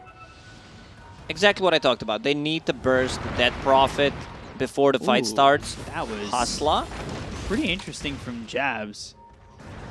I don't know if he did it on purpose, but he started the stomp to maybe bait out the Avalanche from the Tiny. Stopped it immediately, walked forward, got out of range of the Avalanche, survives there. And at the end of the day, Hustler drops. And they also lost a gem. Slark, can he get it? Who's going to be faster? Oh, Slark, he actually gets it. But there is a sentry ward. Let's see the pounce. Pops a BKB. Right click's coming out on a Moon. Pounce leashing him, going around these trees, but DapBB knows he's in a bad situation. Here comes the Elder good Titan, AA blast if it connects. It hits Moon. I don't think it's going to matter, though. DapBB, he's gone. Raven gets the kill. Monster kill streak here for the IO. And 40 to 21. Slark got baited by his team. You know, go pick up the gem. It's still there. It's pinged out. He's the only one who's alive. And then, yeah, it backfires, but it's kind of a risky play. You also have a Shadow Blade, so you want to go for that to try to get it. IO, level 25. So, attack tethered allies target. Avalanche toss, Ice Blast in. Aegis popped. Exorcism was used, but look at the damage that Red's taking. He pops that Exorcism, immediately dies. Hung trying to hold the high ground. Sonic Wave hits on a 3. It's godlike for Raven. Sleep connects on a Bombi. Sunstrike nowhere close, but Hung forced back with the Swashbuckle, doing so much damage onto the Queen of Pain. BKB. Avalanche toss. Bombi dead instead. Now the Spirits, the Slow, all onto the Tiny. He's on the run. He's dead again. 4 heroes gone. Potentially a 5th. So they're trying to finish off Hung and put the cap on the team. No Sonic Wave, no DP ulted. This should be at least 2 set of barracks. DapBB going to go in and try and defend this. 2v5. Do you let both racks go, or do you try to make something happen? He has no buyback. Can't really go in. 2 versus 5. And there's also Cheese on IO. IO's sitting at 4,000 HP. Look at the health region. It's 100 at the moment. It might be even higher because, like, once he uses the overcharge, like, those numbers are just insanely high. Hung, he's gonna die in base. No buyback. Yeah, he's gone, and now So Bombi will fall. You've got some help. It's only 3 heroes, though, and, well, that help's not looking like it's going to do much of anything. DapBB dies to DJ. They get the kill there onto Red. GG is called. Fnatic take the series 2-0. Can they get the full team wipe? They'll eat the cheese, and then the Swashbuckle comes in. Put a cap on that. Well, Fnatic take an easy 2-0. Yeah, it looked very easy. Like 496, they had some moment of brilliance, but not anything that could upset Fnatic in this series. Fnatic just feels like a better team. 496 showing some decent performance, but also showing things that they need to improve. Fnatic kind of looking crisp, like their position 4 and 5. DJ Jabs, they really play well together, and like just the overall team decision making and everything is looking pretty crisp. Yeah, they really did shine as a support duo. We've said it in the past, they look really good. Yeah. They prove it here too, and well, it's a 2-0 for Fnatic over 496. So to break down the series, to give us an interview, we'll have to figure out if the panel can do it. But before we throw it over to them, I just want to say, Fnatic look good. Is this something that's going to bring them to the major? Possibly. Everyone had expectations of Fnatic going through a major before this even started. Like, they're a top-tier team in Southeast Asia. So, yeah, looking not the best. Maybe if they had one loss less, it would have been much more solid, look more solid. But it is what it is. And now with this one, they're one step closer to getting that major slot. Yeah, and for 496, it feels like now desperation time. Can they stay in the upper division? Feels really tough for them. It's a bad spot to be in, and well, I guess all we could say is good luck to them, because you've got a couple of hard matches still yet to come, and you need to win some of these. You need to maybe even be playing the role of heartbreaker for some of these teams that think they have a chance at the major still. So we'll see what they can do. Break down the series. It's the panel. Over to you guys. Thank you very much, B-Cup and Lacoste. Yes, in game number 1, 496 got their truffles ruffled. In game number 2, they got their truffles chopped up, infused with a lovely olive oil, then drizzled over their favorite creamy mushroom sauce. That was destruction. What's up with the truffles today? Like, usually you stir the pot a little bit with different ingredients. You're all about the truffles. Yeah, they're expensive. I'm feeling classy man. today. I've got my nice watch on. I've got my nice jacket on. That's what it is. I'm feeling classy. Guys, break that game down for me. I mean, what on earth just happened? It seemed like there was hope for 496 almost throughout the entire game until they were being fountain farmed. There was a little bit of an outclass throughout the game from the laning stage. They laned a little bit differently than I expected them to. The Nyx Assassin did feed a little bit on the safe lane, but that trade-off worked out well for Fnatic as they were crushing the Slark on the other lane. Invoker wasn't really pressured by Quap, but the way he itemized as well made him a little bit lackluster in the mid-game, like the Midas into BKB. You're contributing. Could you be contributing more with a little bit of a more active build, perhaps? But it worked out. The Skadi on the Pangolier as well is very peculiar. I haven't seen that bot too many times on this hero. Did you like it, Black? Nah, I would have rather liked to see like a Basher, Abyssal Blade, you know, it just makes more sense on the hero.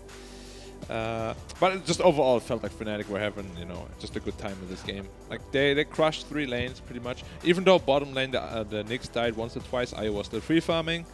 And mid lane they won, top lane they crushed, and it never really looked close. And I felt like, you know, they just having, as I said, some fun here and there. Yeah, they were having fun with those items, for sure. And I thought that maybe, just maybe, this Stark might be able to take over and carry the game. But then they catch him on the bottom lane once with the sentry, then he dies in another team fight, then the gem bait in the river. That was a tough one. I honestly think that they had an opportunity, like a small window opened up for them when they won 2 team fights, pretty much wiped them.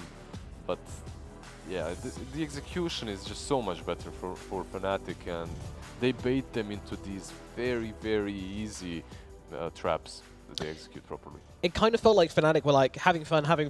Then when things got a little bit too close for comfort, they're just like tighten up, you know, get a pick off, go to Roche, you know, play their top tier Dota, and then kind of bring it down a notch when then you know there'd be another chance for the boys on 496 to come back. Is that unfair to 496, or do you think that was kind of the case this game? It was definitely kind of the case this game, I think. I don't know, like, what do you feel about 496 this game? They're just completely outclassed. They looked so much better in the first one, even the first stage at least of the game. Even though they had a much better draft in game 2, their gameplay looked a lot worse. I mean, it's just what we always say, you know, stability is a core issue of a lot of these SEA teams. 496 definitely has the same problem, you know, they're plagued by it. And you can really only iron that out by like playing more, getting like a more experience, like just getting more experience, you know. You don't always have to do roster changes, but yeah, they definitely look very disorganized. They did. Yeah, it was a problem for 496 there. I don't know. I think it's something we're going to see them work on. With a lot of the teams, the more they've played in this league, you know, they've been kind of blocking it through week by week, improving week on week, getting better with the drafts week by week. 496, you know, they take this break and they come back, and I'm not sure where that's gone. More. They're not ready. Yeah, they were not ready at all. They weren't. But, of course, Fnatic very ready, and the most ready of all the Fnatic players for this game was, of course, their offlaner, Masaros, who's going to be our MVP for this second game on the Pangolier. Having some fun with it, you know, building that Skadi, being a bit unconventional, but more than that, just kind of being a huge, huge influence on these team fights. Always there with the swashbuckles when needed. Some lovely rolls through as well, so he will be our MVP for game 2. Is this who you'd have given it to? Yeah, I mean, I think he did really well. Everything you could ask him to do, he did. But again, maybe the item build. Yeah. If we have an interview, I would like to ask about that. Actually, like the Skadi build. That's very interesting. I mean, it makes sense. What? Nomad? Tell me. You're in luck because we have Masaros here sitting ready for an interview with us. Yes, Masaros, how's it going? Hello. Hi. It's okay. It's fine, bro. I'm fine. Good to hear it. Lizard has a question for you straight off the bat. Congratulations on the victory. Why Skadi on Pangolier? I think that time I don't know what to buy. Like, it's like I wanna be tanky, and Skadi is good because they have the DP, Cop, and Slot, and I think it's good. Yeah. Okay. So it's about the health de-amplification there. Yeah. So you guys are playing versus Neon next week. It's a very, very hard matchup.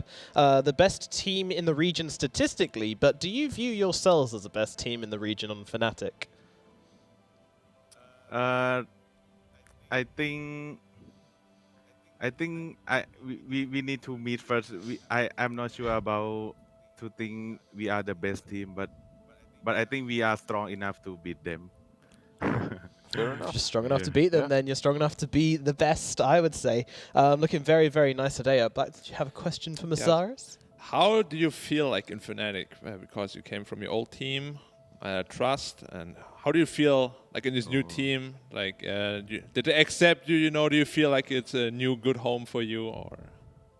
Yeah, I think at the earlier it's so hard, it's so rough for me to like showing the best performance. You know, like I'm not even playing with the big player, but now it's like my first time, and it's just the earlier. But now my feeling is like it's okay to play now. It's like I'm fine now. He's more. Yeah. You're more relaxed now. Just It's better. More comfortable. Yeah. But the earlier so rough. Yeah. Do the team do a good job in making you relaxed and feel one of the boys and help you play to your full strength? How my team do? Do your team make you feel like you can play really well? Are they supportive of you? Because we solve it like we just need to talk and like more I mean something that activity with Born like talking something. We get you for sure. And I'm being myself now. But before it's like I'm like at something weird. No, we're definitely seeing you develop every game, and Fnatic as a team are getting better each time we see you guys. Do you feel your momentum as you play? Do you think each match you're getting stronger? From the first match? Yeah. I think I'm not sure we stronger or not, but I mean, what to say? It's alright, you can take your time. It's like when we lost to Boom, right? But we try hard more because we too much confident. Wake up call. At that Boom, yeah. And after that we try hard and keep finding a reason why we lost, something like that. Yeah. Alrighty, keep up that attitude. Any last question from you guys? I'm no? good. All Yeah. good? Pretty good. Alrighty, well I think we're all good here. Masaris, thank you so much for coming to talk to us. We wish you the best of luck continuing on in this region, and of course, we hope to see you guys at the major as well. Yeah. Congratulations. Bye-bye. Congrats, my man. Thanks, Bye-bye. bro. Thanks. Bye-bye. Very nice to hear from Masaris there from Fnatic, one of the rising stars. He's one of the names in the team, kind of surrounded by, like Moon, Jabs, DJ, but he's one of the newcomers to the team. But I think every single game we see a bit more confidence from him. And it was great to hear him say that in the interview as well. Very open and honest interview from him. Also, the fact that they were overconfident as well at some point. Yes, yeah. Making them drop a series. A good, nice wake-up call for them. Might be a costly one, depending on the next game. It certainly will be, yeah. I mean, them versus Neon it was great that we saw this performance from them. I think 496 did underperform a little bit for us, so maybe not a great power reading for Fnatic here. Has this changed your opinion? Because before the series you said, it should be close, still favoring Neon. Same opinion now? Yeah, I'm thinking about probably 60-40 for Neon for me. I just think they have a better grasp on the patch, and overall they're just more stable.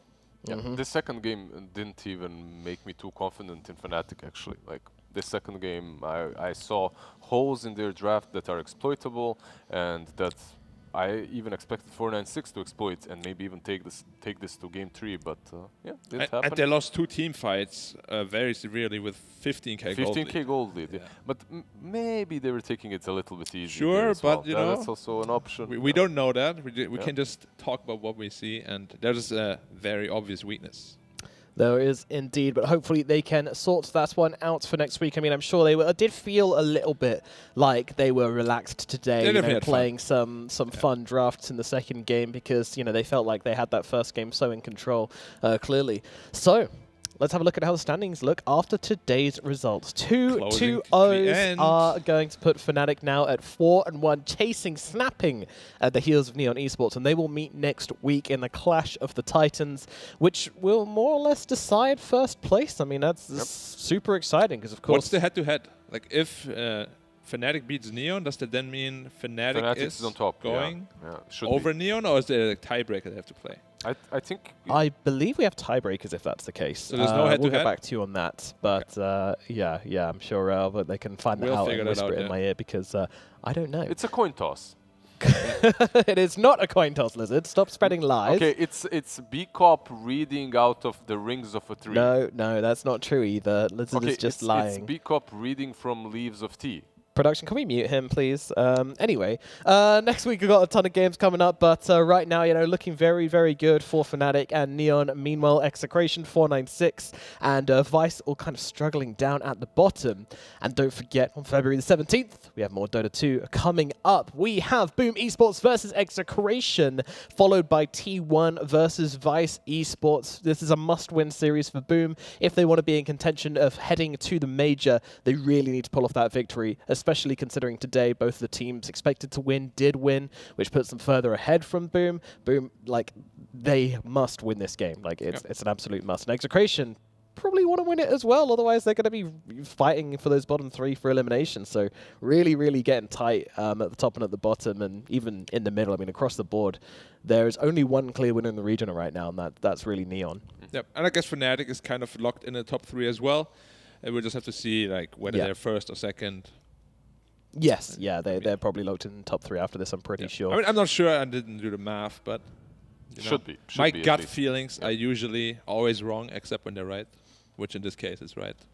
Yeah, in this case. Yeah. I think they're pretty safe. I think it's TNC and T1 which are going to be battling it out for that third spot. What about Boom? Boom, T1, and TNC? Are they the same standing right now? No. Boom is a little bit further behind, I believe. So Boom is fighting to just stay in the league, basically. Yeah, they do stand a chance if there are some upsets happening. If TNC end up losing, and if T1 end up losing, they can still fight for third. Okay. But things need to go their way. Not up to them entirely. Not entirely, no, but still winning very important right now. It's pretty much only Fnatic that have things completely in their own hands, in their control, because they're playing versus Neon, right? And that's it. And top 1 means so much more than top 2. Starting in those playoffs right away is a big deal. Alrighty, well, we can also have a look at the prediction wardens of the day. That's right, amongst ourselves, who are our predicting wardens? And that looks like Lacoste and... Is that you, Black? Yeah, looks like me. Lacoste and Black hanging out. The clones. Like a Terminator. Who's the main one, though? Oh, Lacoste is the main one and you're secondary. That doesn't make sense because he's older, though. It does make sense, yeah. We all know we're the same person. I'm just a little bit younger than him. So it makes sense that I'm the clone and he's the real one. Yeah, Lacoste is, so smart, so wise and smart, awesome that they were like, we need to make a second one, and then unfortunately Black came out, so don't know what happened there, but... Yeah, I mean, sometimes, it just happens, but here I am. And you're making it work, man. I'm making it work, and he has the level 25 duration talent, so I'm not going anywhere anytime soon. How old are you? 27. Oh, you made it past the 25 duration. Yeah. Good job. Thank you. Lacoste unlocked everything. Level 30, yeah. He's past 30 already. There it is. He's got all his talents, and it shows. Alrighty, guys, we are reaching the end of the day, so it's, of course, time for me to ask you the question you don't like being asked. What have we learned from today's games? Dota is fun. That's what we learned. Dota but besides that, on the serious note, BKB on Phoenix as a first item isn't bad at all. We are seeing it now multiple series in a row. And Enigma 5, it works everywhere. It works in EU, it works in SEA as well. Yeah. What's the lesson we learned? I guess Bounty Hunter can, in fact, win games if you don't first pick it and put it in a bad lane. Yeah. Which only T1 managed to do so far. And good comes back to those that do well to others as well. Yes. So always share the happiness and love. Where did that lesson come in? When did you learn that? By talking to me. Yeah. I we see. talked. Right, you had a philosophical conversation between panels. Share the love, share the happiness. All we can do, man. Cool. I've learned, don't decant water on your desk because you'll spill water on your mouse and then have to pause in the middle of a game. So I'm not going to do that. There we go. And we've all learned something from today. Some of us got wise, and some of us got smarter, and some of us just got a little bit cleaner. And don't forget to join us on the 17th of February for the next day of SEA Dota action. But from today, we are saying goodbye. Thank you for watching, and we shall see you next time.